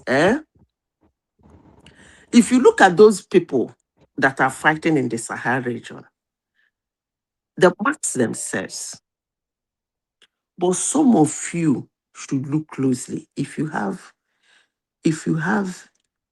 an app that can unmask them, they are not actually Africans. I'm saying this in a global platform. 60% of them are not Black Africans. And I know that no Sahel region have people like that. They don't have people looking like that. So those are the questions you are supposed to be asking yourself. Not come here to tell me that the junta did not do anything. Okay, fine, they didn't do anything. What of, according to you, you say it's the West that is arming those people. What of You are if the making West is arming making them wait, to prove to you making that, a big that you're the making a junta big mistake. doesn't have power? So they're gonna kick them The, out. Trust me. the Tuareg people have that color. That is how they look like. The people who really live in those Sahara desert. No, That is their no, color. that's The not true. Morenese look like. That's Wait not now, true. You people should forget all those your makeup. That's not true. no, wait. You are talking from assumption. I've sat down with these people of that nature. They look like the Nigeria Fulanis, the white Fulanis that we used to have those days. You understand me? That is how they look like. The people that really actually occupy that Sahara desert, that terrible terrain. They are not just completely black. They are black like us among them. But this is their appearance. Now, from Mauritania side They have those stretched there. yeah, they have stretched hair. Okay. Yeah, No, like Madam those Zita, my own question is, Like those, in all of Midwest, See, those people, they look like, I don't know if you remember olden days, maybe that time 90, when you are going to, maybe we see all those some people that look like, they would draw you, all those guys that would draw, they will hold you that time that you give them money by force. I don't know if you we remember call those them people. Fulani. I have, but I don't know if you Fulani will call them. Those kind of skins, and they look like those kind of skins. They don't call them Fulani, they call them the Arabs. Those people We that don't beg call them money on Fulani the that street, they time. never call them Fulani. Those They are the call them Tuareg the Arabs. Yes, you are right. What is Zita, what my brother is saying is that in Benin, when is it not when you are moving in Benin, they will be begging, they will be drawing your clothes. No, it's everywhere. It's in Ibadan. It's everywhere. That night, even I saw them in Ibadan. And these are not that time. Tuareg race. They are the real Sahara people, and they have long hair. But we mistake them for whom they are. We call them Fulani. Those days. No, they were not called Fulani. We never call them We never Fulani. We call them Arabs. I don't know where you got that Fulani You from. only We see call them them in the Arabs. park, in amusement park, all those. They will know you in that the time. car parks. They will know you by force to give them money. They will know you by force. We never call them Arab in Benin. We just call them Fulani when we were growing up. They were beggars. I began to hear Fulani from 2015 from one of the card, honestly. I didn't know anything about Fulani before in Nigeria. That is for me. But then hear where they call them Fulani one day all my life. You know, so I never hear where they call those people Fulani. Well, Madam Zita, what I was trying to push to Madam Zita is Madam Zita, I said earlier. I said earlier, like when after those guys pulled out of ECOWAS, was that not when they were running to Putin, having meeting with Putin? What's Putin doing about their issues now?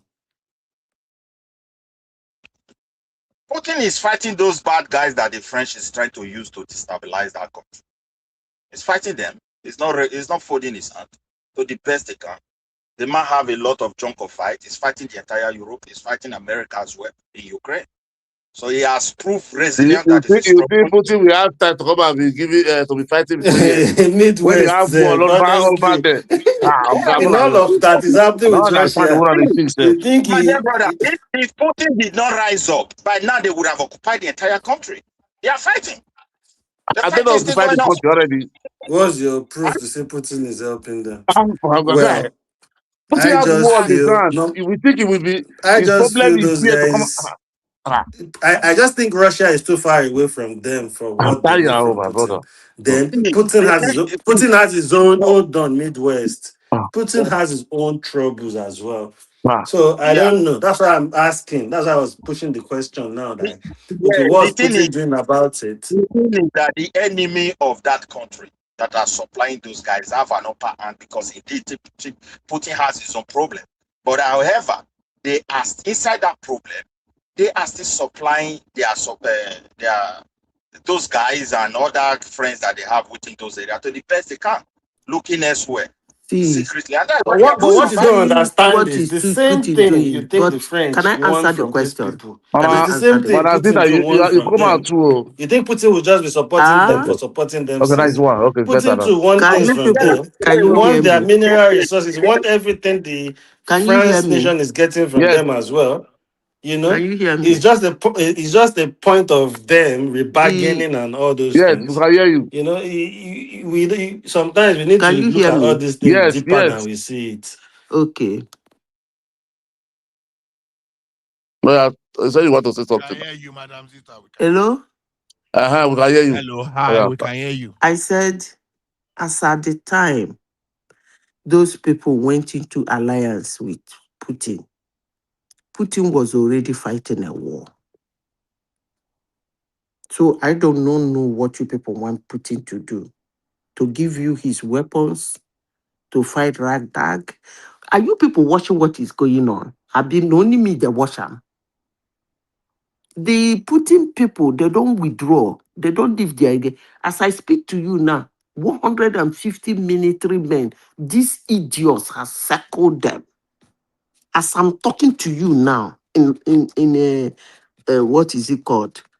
What's that? That time before Mali, Burkina not Bamako. Oh Talking about Gao or something like that, the one that is close to the desert side. no, it's not that one. This one is in the city. It's in the close to the capital. Bamako? Not Bamako. Bobo. Oh, this ancient town. What is it called? Bobo. Yeah, this man that is not I don't forget his name, sir. Timbuktu. Yeah. Tubatu. Yeah, Tubatu of Mali. Where this king of their king, that richest king, where they describe for say the reign that time. It should be Tubatu. The thing they pay me, oh. The thing they pay me. What did they pay you? The waiting that happened there. Oh. Because let me say this. Military is one group of security. Okay, let me rephrase it. Military is one type of security I hate being diminished because they are the highest security any country can have. So when a country's military is diminished, that country is a goner. Because it's the military that has the weapons, they know how to use it, they are well trained. You can run over a country's police, I don't mind. But you see, the military of the Sahel region have been run over. So everybody should be waiting for chaos. Imagine military surrendering to it's actually very annoying, but I saw it coming. You don't produce weapons. You cannot produce weapons. You cannot align with anybody. How are you gonna defend yourself? How are you gonna defend yourself? The people attacking you is having a free run with weapons, and your own weapons are limited. And you say you're gonna fight. Thank God my mama and papa don't die. Sha. So, Wahala. can I chime in? Madam Zita, let me ask you one question. Oh God, Ola. Okay, go ahead, Remy. I think we should just move on, sorry. Because at the end of the day, even if some West African countries that's been governed by democracy want to intervene, it is the local people of that country that say don't intervene. And if you look like countries like Mali and Burkina Faso, where they have a lot of fundamentalists, for a long time, you will know that this kind of thing will happen there, whether you like it or not. And then, as at least French, their colonial master, they were able to put this country in a rather stable condition. But when you kick them out, and Madam Zita has already said there, no country can be an isolation. You have to deal or an agreement with other countries of this world. This is year 2026. Nobody wants anything that will talk about military taking over. It's already archaic, it's outdated. And I think the reason why France and other Western nations will not intervene is that they want the people of that country to also suffer. So as Nigerians, let them find solution to their own problem. Let us face our own problem in our country. Because even if you have a president that really want to even intervene, you people will tell them, no, don't do it. It's not good. It's our brother. Who's your brother? Does any, let me finish. Does any West African country, national, really like Nigerians? They don't like us. They despise us. They thought we are arrogant. They don't want to even touch an inch when you say you are a Nigerian. It's like we are they see us as very, very, very proud, arrogant, and you want. They see us as us like we take their shine. Yes. So why are you pitying them? I don't understand. We should just face our own internal problem. Even when TINUBU was trying to put his mouth, I remember the obedience were begging the military to come and do what happened in Mali. Yes, and I'm thinking, you people don't know what military takeover looks like. Yes, they don't know. They don't even know. They thought those freedom they have. Only an insane person will be praying for such thing. Yeah, they don't get it. Now they were running to Putin then. Government can they run their mouth? They are running their mouth. All of them, they will apply them. Of course. You abuse a president under military. Who born you? Everybody will just go away like that. Remy, let me tell you something, Remy. You understand? See, it's not the time to mock those guys. I'm not mocking them. I'm mocking ourselves. Okay, it's like we put our mouth there. No. At the end of the day, what do we get? We have helped all of these West African countries. Hold on, Midwest. Look at South Africa today now. What do we get at the end of the day? What would you get at the end of the day? Hold on. You are just saying, what do we get? Have we put ourselves in a respectable position too? When we have bunch of rogues and bunch of Jagudas leaders. I beg, stop doing that. They don't have Jaguda leaders. Hold on, okay. I don't like the way you run down your. Is it not in the name of Jaguda leader? Those junta took over. I'm not running. Is that not in the? Is it not in the name of being Jaguda leader? Is that not why the juntas take over? I'm not running down. Every time you Nigerians, you are also the cause of your problem. Every time you have a leader, hold on, Remy. You always run them down. I don't know why you. Now, so I don't go now. We're not attacking you. For no reason. For no reason. No, I'm not attacking Remy. I'm not attacking Remy. For no reason. Let me say this and I'll let you talk. Let me just one sentence and I'll Remy, what you want to say now? I'm just coming for centuries and I just want to talk and you are saying 1 minute. Actually, it's my turn, Ola.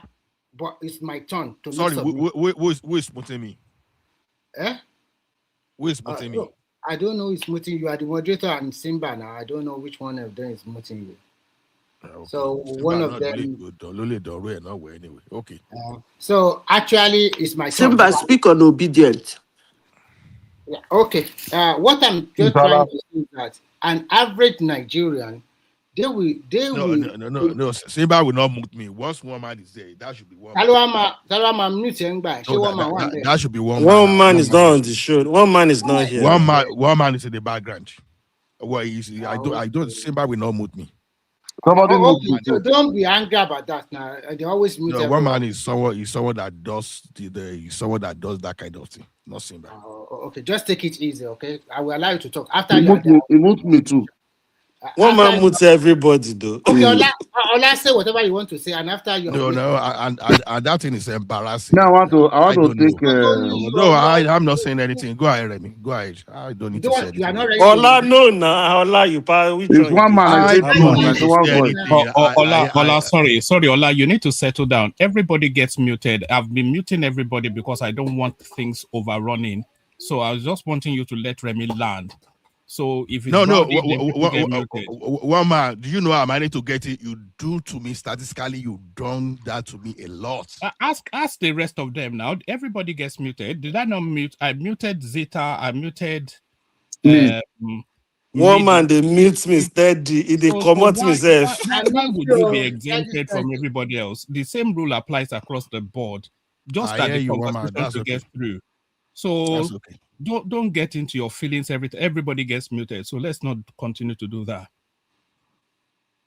Oh, okay. Let me make my submission then. Musala, I want to take you on something of yesterday. We still have Let me Mr. make my Light, submission. okay. Okay, it's good to be here once again. We're in the morning here, so good morning to everybody. I think what is panning now in Nigeria is very easy. I think today the most hated person for Atiku will be Obi. He's got to his chances in 2023, and right under his nose again in 2026, he already move on and join another party. And to me, I think the fight now will be between Atiku and will be fighting one another. And I think I heard that, this is not totally sure, but I think Atiku will move to ADP. They have already penciled that party. So maybe next week, don't be surprised if Atiku also move to ADP, because ADC has a lot of problems. Even the NDC we are even talking about too, they are also having a lot of problems. There are going to be a lot of court cases against that party. The bone of contention. You say Atiku will move to which party? ADP. ADP. What? Oh, Jesus, help me. Yeah. So it's going to move to that. ADP. Yeah, ADP. Yeah, it's also a political party even before these new ones. Okay. So they already penciled that one for himself because they also have their own plan. They know everything can go wrong and they know people can join ship. And ADC, because of the court cases, they're also lining up another party for him. So don't be surprised when you So why are they not staying in a PDP? I don't know. Did I know for them? Their calculation is always wrong. They've scattered PDP by themselves. It doesn't matter. PDP is a strong party. It is because of Wiki that they are fighting scattered. But I don't blame anybody aside. I blame Atiku, honestly. I blame Atiku for the old PDP. So as it stands today, NDC is going to face a lot of court cases as well. So don't be surprised.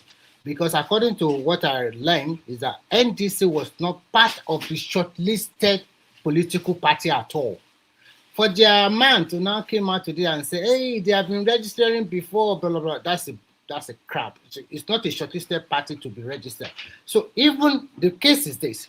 They first shortlisted about 24 political parties. And then they now pumped them down to about 15 or 10. NDC was not there at all from this shortlisted 10. And out of the shortlisted 10, only one party scaled through with NDC. NDC was not there. So the other party, they were like, that is the reason why they took NDC to court, even before Obi and Kwakansko joined them. Now, Kwakansko is also playing Obi. Kwakansko knows in his inner mind that Obi cannot win. But if he can be VP to Obi, then come 2031, maybe the Southeast will support his presidential nomination or candidacy. Because don't let us lie to ourselves. The North are also not stupid. Voting for Obi guarantee 12 years for the South, even if Obi win. But if they leave TINUBU, in 4 years' time, they will score greater among themselves. Northern will come back to power. So they know that the easiest ticket for TINUBU to win is just put Obi there and let Atiku does not contest. Okay, that is the easiest win for TINUBU. I beg, Remy. Yeah. Muna no verse, so all of una wey dey this platform. I want beg una for something. Muna no verse. I beg, una know who do this juju for TINUBU. I need the juju. Now for Ragbage, they do Ragbage. I beg, honestly, this is a global platform. If any of you, anyhow, see person will do that juju for TINUBU, una contact me. I think apart from maybe juju or no juju, I think it clearly shows that Atiku is not strategic enough. No, Obi thought that his one-man show will continue to carry him all around. The greatest mistake he did was that going to Atiku to kneel down for him to even accept VP nomination under Atiku. They knew it can went away anytime. It can go anytime. See, obedience is the problem of Obi. No. Let me tell you, go and listen to Ado. Wait, go and listen to Ado. Ado that man that wanted to register. That was leading to register there from the Arewa, something they call them. I want to register their AG. Go and listen to Bolaji yesterday. They said the problem. Go and listen to about 2 weeks ago, Sound and Sambo, this thing. The problem they have with this will be or nothing. This thing has been chaos since men and 2 months. Obviously, they are saying, Atiku will step down, will be or nothing. That's really the problem. These people, we see, they will fight in this campaign. See the way he's talking to me yesterday. Man, don't pity ADCL or Atiku direct. They don't see that if Obi goes there, Obi always listening to his more. Why did they attract him? Why did they accept So him? they say they brought Obi. They say they brought Obi to come and to bring momentum to the party, not to come and take That tickets. is an excuse. After I don't you know what? You believe that not to come and take this, and you think Obi just want to go there to take his own crowd there? No, maybe they I didn't tell just him think like that. both of But them that's are it on just TV. silly. Number one, Obi should not have gone there. Number two, they should not have welcomed Obi there as well. Okay, I They are beg. just looking for every means to just get into that power. Okay, That's why I see they got Obi there. Do you know how many people Obi that should have not. Make una no vex. If anywhere Obi go, the momentum go rise. Make una help me beg and make him join NEPA now. So that we don't have They say if you join Devil Party, they go follow and go. Now they join another party. I went to Nigeria because of this. I went to go and register ADC. Go and come out, remove sign from my former party. I leave Labour. I have to go to register ADC. That's why I went to Nigeria this year. No, let me back, give man. You can go back now. Go back and register I NDC. only wait 1,000 plus. I don't be me for the Go back again. Go register. No, that's the next year. Let me tell you something that will shock you. You know, Yeah, let's go. Abaribe or Alaribe. That's Abaribe. Do you know that he defected to Labour Party? Yes, now. And he is following Obi all around. Why can't he just defect to NGC? He defected to Labour Party because Labour Party is the one ruling in their state, Lesotho. So that clearly tells Nigerians that everybody. No, Abaribe must go to Labour Party because why? Your votes, the airport will give her votes. You know, so that's why you need talk to that side. After he win, he will abandon those. When it's 2 years to election, we not see TV. Nigeria cannot pull him down. When they now brought him to Dr. Damage now brought him for interview. He said, all this one you will be going accusing the federal. Why are you not holding the governors of Abia State? Remy? Why are you not holding them accountable? All those power people are saying. He said no. I don't know if Ola is still here. Ola, Remy, Manager, and everybody. I'm now thinking, let's even assume what Magazita said. Like, let's assume it's just Obi and Kwakansko against TINUBU Shetima and Atiku is out of the picture. Who do you think majority of Atiku's vote is going to? No, Atiku is there. We cannot remove him. He's there. Let them. I'm just saying. I've just said it. Let's assume he's not gonna contest eventually. Now that he's going to look for ADP. Now with the votes now. Because majority will vote for Obi. We should know. No, if that was the case, majority of Atiku vote will go to TINUBU. No. That's what I was looking for. No. 2023. Don't you hear PDP obedience? People were supporting. Majority of all those people that come to support Obi, majority was them from the PDP. All this no. That BBC. Bro, you don't understand the politics the way you are talking. You are not looking from the literally way. Because if Atiku step down, I can guarantee 100% it's not going to support Obi. Because Atiku will see that this is the same man that made me not to become the president of Nigeria. He will not think that he's his own architect of not become whatever. And people don't even know that Atiku and TINUBU, they were very close friends when TINUBU was governor. Are they not close friends today? You know, people don't know that though. Atiku used to visit TINUBU in Lagos every weekend back then. People don't know that they were friends. Man, but Atiku is not going to come out and be telling everybody each state that go and vote for TINUBU now. He doesn't have to do that. So what are you talking? He doesn't have to come out to the permutation is easy. If it were 2023 and then it was this way and a lot of people are supporting Obi, the Northerner we know that when you throw a coin, no matter what happens, it's going to spend maximum of 8 years. not in 2027. They are not going to leave anything for any But side. no, that is not the question he has. He's just putting. I He know. It's just asked part the question. of it. It's part of it now. No, because if It's you want part of no, it. wait. Now, today, It's part of the hold calculation. on, Oga. Please, we are not. See, if you say for 2027, the Northerner, you understand, ordinary, then we don't want to vote to be. You understand, that is fine. Without even article is there or not there. Then we don't want to vote because they don't want to wait for another 8 years. You understand? So, which that one is very clear. But if you just say, for example, article is not there, but no, that is just normal permutation. But if you say, how do we have to 2027? How do you expect Northerner to come and vote for Obi? Obi cannot go to do 4 years. Everybody know that one. Even the if Obi do 4 years, the Igbo will not allow him to do 4 years. They will say, for how many years we have not been there? Now we are there. You say you want to live there. We talk to something else now. So Obi will not do 4 years. Everybody know that one. But if that 2027, the Northern they rather vote for TINUBU. Even if Atiku is there, they rather vote for TINUBU to go and take their own power by themselves. That is only So thing I see there. Agu said that, Simba, is it possible for Atiku to look at it like, okay, should I just lay back, allow Tinubu to battle these guys, then I come back if he's still agile enough? When is the Even the elite, northern time to come and contest? the elite of the North are tired of Atiku too. You have to look at Exactly. what No, they do. Atiku should be tired of himself, So they honestly. are tired of I just Atiku. felt Obasanjo has actually killed out his political career from those days. All this one that he's doing now is just it's just a spoiler.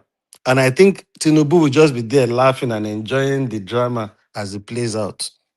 No, Atiku Atiku, the North are tired of Ola, it. That is why Ola, Kwankwaso want to put himself for 2027.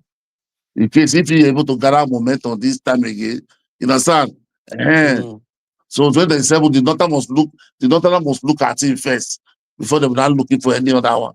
You understand? That is why Kwankwaso is trying to put himself. That's why I don't want to contest. Me, I don't believe that Kwankwaso want to contest.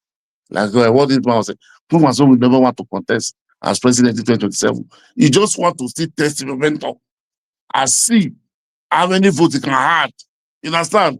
So by then, 2031, it will just be him now. They will negotiate with. From the but north. would the Obi supporter now support Kwakanso? When it's not Obi anymore. 2031. You know, Obi is just a spoiler as well for everybody that is even aligning No, with him. if the election Because go now, he has already failed. And being that is the last 4 years as well for the South is difficult. it's difficult. It's I don't know. If election finish now, COG called me. Obi said don't sign any Ola, bill. it's your turn now. Come and talk now.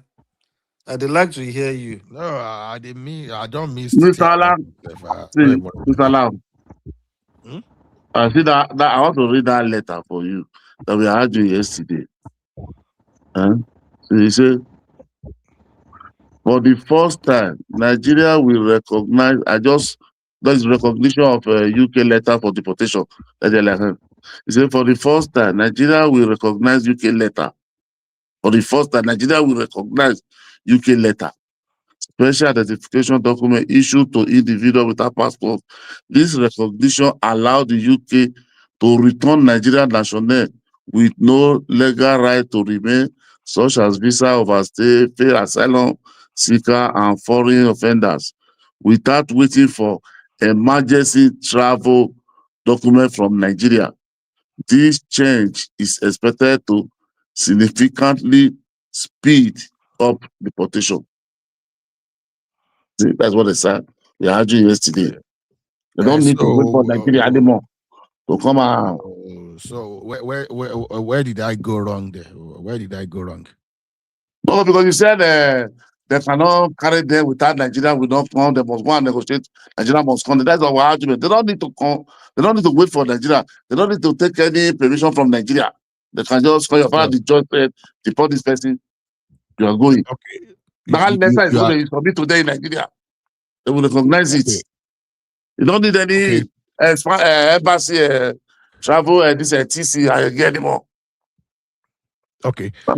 My understanding about that is, you understand, when you issue that type of letter before, you understand, you will need the Nigerian government to give travel document. You understand, like an agency travel document.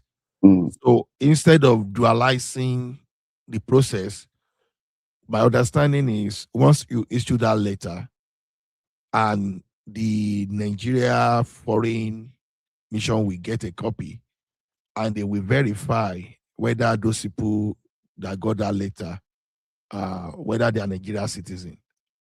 So then if they verify they are Nigerian citizen, you understand, they approve and they move on.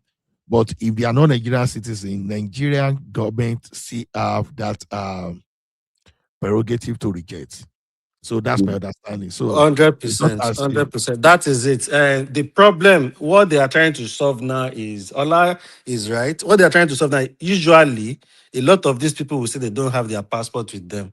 So it's difficult for them to send you away without a passport. So they have to wait. That's when they are saying they're issuing emergency travel document for them. So it's the passport. People will say, no more emergency. They don't need to wait for that. That's what I'm just trying to buttress the last point. So they that's don't what it is now. So they need to now just clarify that this person is Nigeria. Because you think somebody is Nigerian, they don't have their passport. We can't just say, okay, yeah, send them to Nigeria. They still need to verify. That not be the same thing before. No, he said, see, listen to me.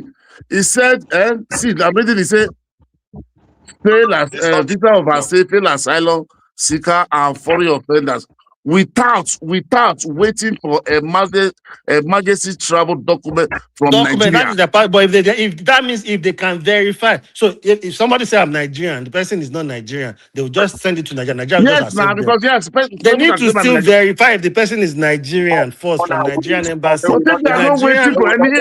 They don't need to wait for embassy. They don't need to wait for any document from embassy. Okay. So anybody that says Nigerian now, they'll just deport them to Nigeria. Yes. What this letter means is that now the British government now have the express right. As far as they give that letter to you, go back to Nigeria. It's not left for Nigeria government to quantify. Oga. See, that is the meaning. You understand me? The one that Midwest, no, they wait to hear other people. You don't make your points now. I hear you or not be I listening. I never even talk once with that. Midwest, wait, have I not been listening? You have talked more than 10 times. Now it's now only online I never talk, but you go still let me say my own. No, last time you wait, I don't be him now. I wonder. Wow. The TVC, what you call emergency traveling certificate, that one that they verify you, they will issue for you, don't need passport.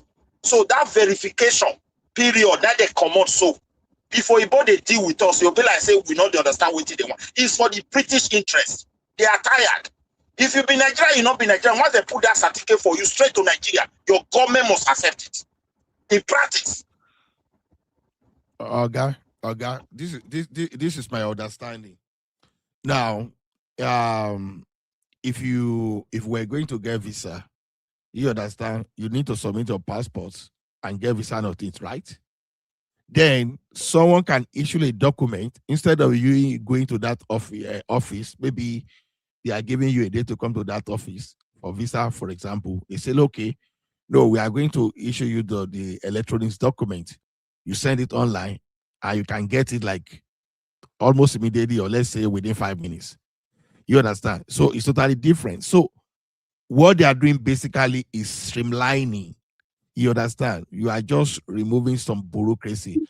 So because from what we are saying now, if the British government want to deport anybody, they can gather all blacks on the street of London and issue them that deportation order because send them to Nigeria. Exactly, because the documents are valid. So you have to look at that process because it's not adding up. Okay, wait, Mr. Allah, one by one. At least better maybe that you go translate because I don't understand. You are just bringing another logic on your own. I said it yesterday. Say for the first time, for the first time, Nigeria will recognize UK later. You understand? Understand? Fact. For the first time, Nigeria will recognize UK letter. Before, you have to go to embassy, take TC and clearance, and clear and say these people are Nigeria. I said, now, for the first time, that is Nigeria will recognize you. That's after that, they take you to Nigeria. Okay. He said, individual without passport, this recognition allowed the UK, this recognition allowed the UK to return Nigerian national without no legal right to remain, such as visa overstay, paid asylum, seeker, and foreign offenders. Without, see the line, without, emphasis on this one, without waiting for emergency travel document from Nigeria. We are still saying the same thing. So, they are not going to duplicate the document. You issue the letter. Nigeria government confirm that this is our citizen without issuing any other thing. There are many ways you can verify Nigerians today. Ola, wait. When you are dealing with it's like they're not doing deportation. They make our when they do that abroad, they're not understanding the deportation way it works, honestly. Who were stuck illiterate and they were telling them, come and sign document for we colonize you. Now, what they wrote there is clear. Nigeria will no longer process their own document to say this man is in Nigeria. So whatever the British issue, your government just obey. That word is written there. Practice. Baba, no, hold on. You know why they are doing all this? Let me give you why they are doing all this. Yeah. You know why they are doing this? Because initially before, when people are now saying they are waiting for that document, they look for other legal means to still fight their case and prolong the case. So now, as long as they can send the name and the document to Nigerian embassy, and Nigerian can say, this person is our citizen, then you can send them to Nigeria. They can't just be packing everybody and the person say they are Nigerian. Nigeria just say, yeah, send them to Nigeria. Send them to Nigeria, how? It doesn't work like that. That without doesn't mean Nigeria doesn't have to do any check. There must be a confirmation. No, say without waiting for any document from Nigeria. We are entering a terrain. They don't need to wait for Nigeria anymore. Nigeria will recognize that letter. Okay, they will send all the mad people to, like, they pack all the mad people from Lagos the other time to send them to the States. You know, like we have to stay in Europe, maybe you guys in America, it doesn't. See, Europe, let me tell you something. I've lived in 5 different countries. I've lived in the UK for 19 years. I've just moved away from the UK to start living in Australia now. Okay, I know what I'm saying. I've just left the UK last year. I've lived in the UK for 19 years. I know. Okay, I told you this. So I know what I'm talking about. I want to tell you something. Well, let me tell you something. Some people here, like in Europe, they take asylum with Nigeria. They are Nigeria. They will take asylum with Sierra Leone. Some people are Sierra Leone, Gambia, Cameroon. They will take asylum with Nigeria. Some people here have documents. Here in abroad. That document, he bought it to use to make our document. That document may be from Cameroon. You understand? We have there many here in Europe. So that kind of person now, you can't go carry and can't get offender. You can't say, okay, this one in Nigeria. You can't carry and go to Nigeria. But if you take it to embassy, embassy will speak Yoruba Hausa Igbo for him. One of the three. That's the way they do it that time in Spain. They will not know, oh, this person is not Nigeria. Okay. How are you even going to know that it's in Nigeria? How? When we go to embassy that time, when Bianca was there in Spain, that time when I was in Spain, when you come, there's one man, when you want to collect that was not Bianca. That was 2000. In Nigeria, you want to collect a certificate of identification. That time they are not doing passport. You have to go and bring certificate of identification from embassy for them to be able to read document for you that time in Spain. So you go to embassy. You know, the man will come. He will call you. Will say, "How can I know you are in Nigeria?" He will say your name, your native name. He will look it. He will not speak. If you say, "But he will not speak for you." He will speak something like parable for you. Speak and say, "What did he say?" Bro, do you know there are different circumstances where they take people? Do you know there are people that immigration have picked before? Sorry, you're loud. Do you know that people immigration have picked and they didn't say A to immigration? Immigration didn't know their name. They didn't know their anything. So you just say, this person looks Nigerian. Let's send him to Nigeria. And Nigeria too, just say, yeah, send him to Nigeria. They deport in abroad. When they are deported in Italy, they will pack you when they go and throw away. They will use the full flight and go. Wait, with what our brother read here, for example, now olden days when they arrest you, you there for asylum, they are processing your case already. They will reject it. Once they reject it, now they want to take you to Nigeria. The Nigerian government have to prepare a document for you. That document make the authority back home because they have embassy here. That so person is coming back. What they have removed is that before the embassy, whether the embassy delay it, they are trying to guess who you are, they can send you to Nigeria. Nigeria have agreed to accept it. That their paper. Once you show it to the authority, the Nigeria airport, they need to accept it. That's what we sign. You are very correct. Exactly. Let me tell you one thing. I know that Nigeria is not stupid to the point that they can pick someone just because UK issue letter and Nigeria will accept them. What if they are terrorists? So see, when we talk about that is what they said. That is what the Minister of Interior and the Shababa and the Shabba because they said without that previous doesn't mean Nigerian will still check if the person is Nigerian. Exactly. You can't just stick people and you said because they have letter, Nigeria should just receive them. What are you people saying now? We didn't say what they said is not right. Read what is there. Without is there. Without is there. He said Nigeria will recognize that letter for the first time. Emphasis.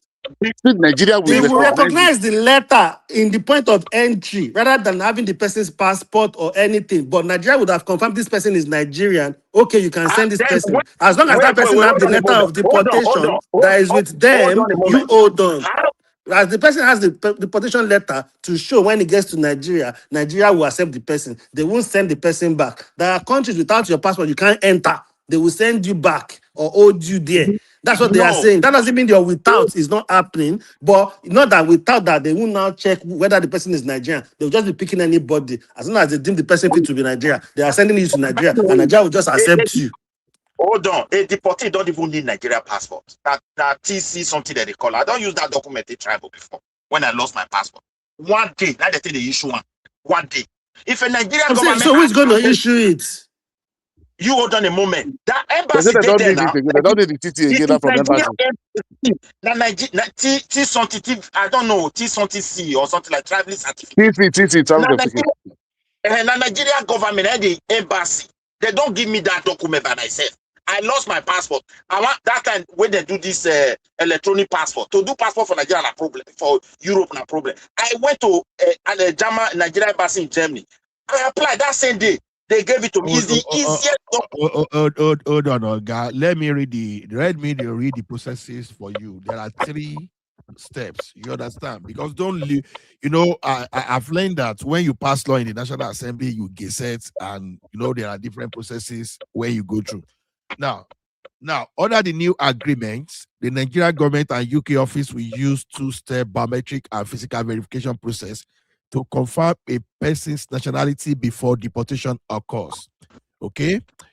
The exact protocol outlined in the Memorandum of Understanding published by the Nigerian State House are as follows. Primary method, biometric matching. The UK office attempts to biometrically match the returning fingerprints and facial data to previous visa application made to the Nigerian government. That's step 1. Then if a direct match is found, an expedited deportation process begins until a UK letter, that's a UKL, instead of waiting for physical passport or emergency travel certificate. Second, that is secondary method. Strong evidence identification. If there's no biometric match, the UK can still use the expedited UK letter process if they provide strong documentary proof of nationality, such as a copy of previous national passports, a verified passport number, a valid Nigeria identity card, NIN. Now, vetting period and safeguard. So there are 5-day verification window. Once the UK submit the identification paperwork letter to Nigerian authorities, Nigeria has 5 working days to satisfy or dispose the individual identity. Then, removal deferral. If the Nigerian authorities are not satisfied with the evidence or believe the person is not a Nigerian national, they must present detailed reason to the UK and the deportation is deferred. Now, pre-departure and arrival check. Physical identification check will still be conducted by Nigerian officers inside the UK period prior to departure, and final check will be completed by competent authorities upon arrival in Nigeria. I told you that I have the process yesterday. Remember? You see, wait, Mr. Allah, wait. I don't want you to read. Where are you reading it from? From Nigeria side. How does that matter? No, it matters because see, that's why they always say Nigeria. That's why that man came there. He was lying on TV, not what they signed. When this those boys are challenging, that is not what the sign is telling Nigeria exactly. See what they go and write there. Bro, come on now, You don't need to tell me that using the UK letter and deporting people to Nigeria is a serious and national threat and essential threat.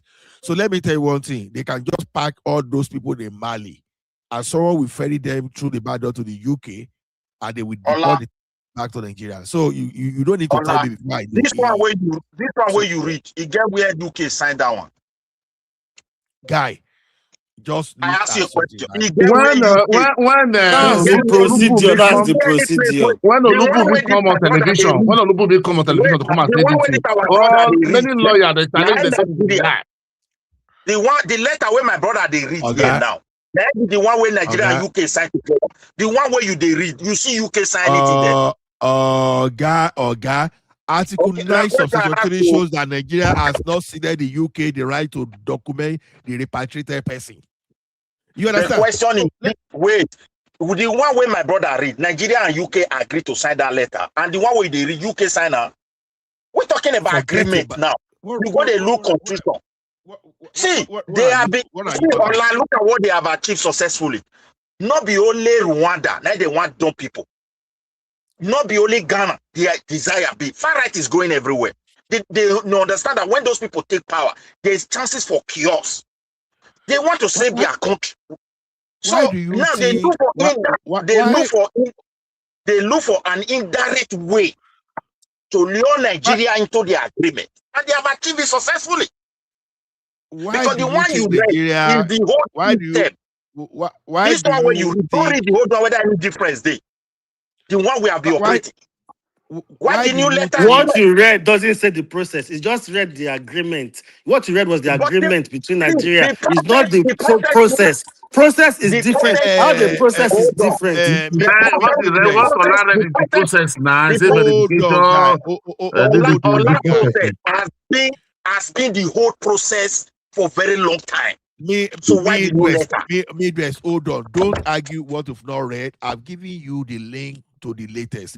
Let me tell you one thing. When you are doing a project, when you have your project chartered or project initiation document, you just summarize the entire project. So when you look at it now, you start looking at the processes to get that project. So when you talk of your strategy and your tactical, two different things. Okay? Well, I'm short than 7 hours now. I know be me go the time you.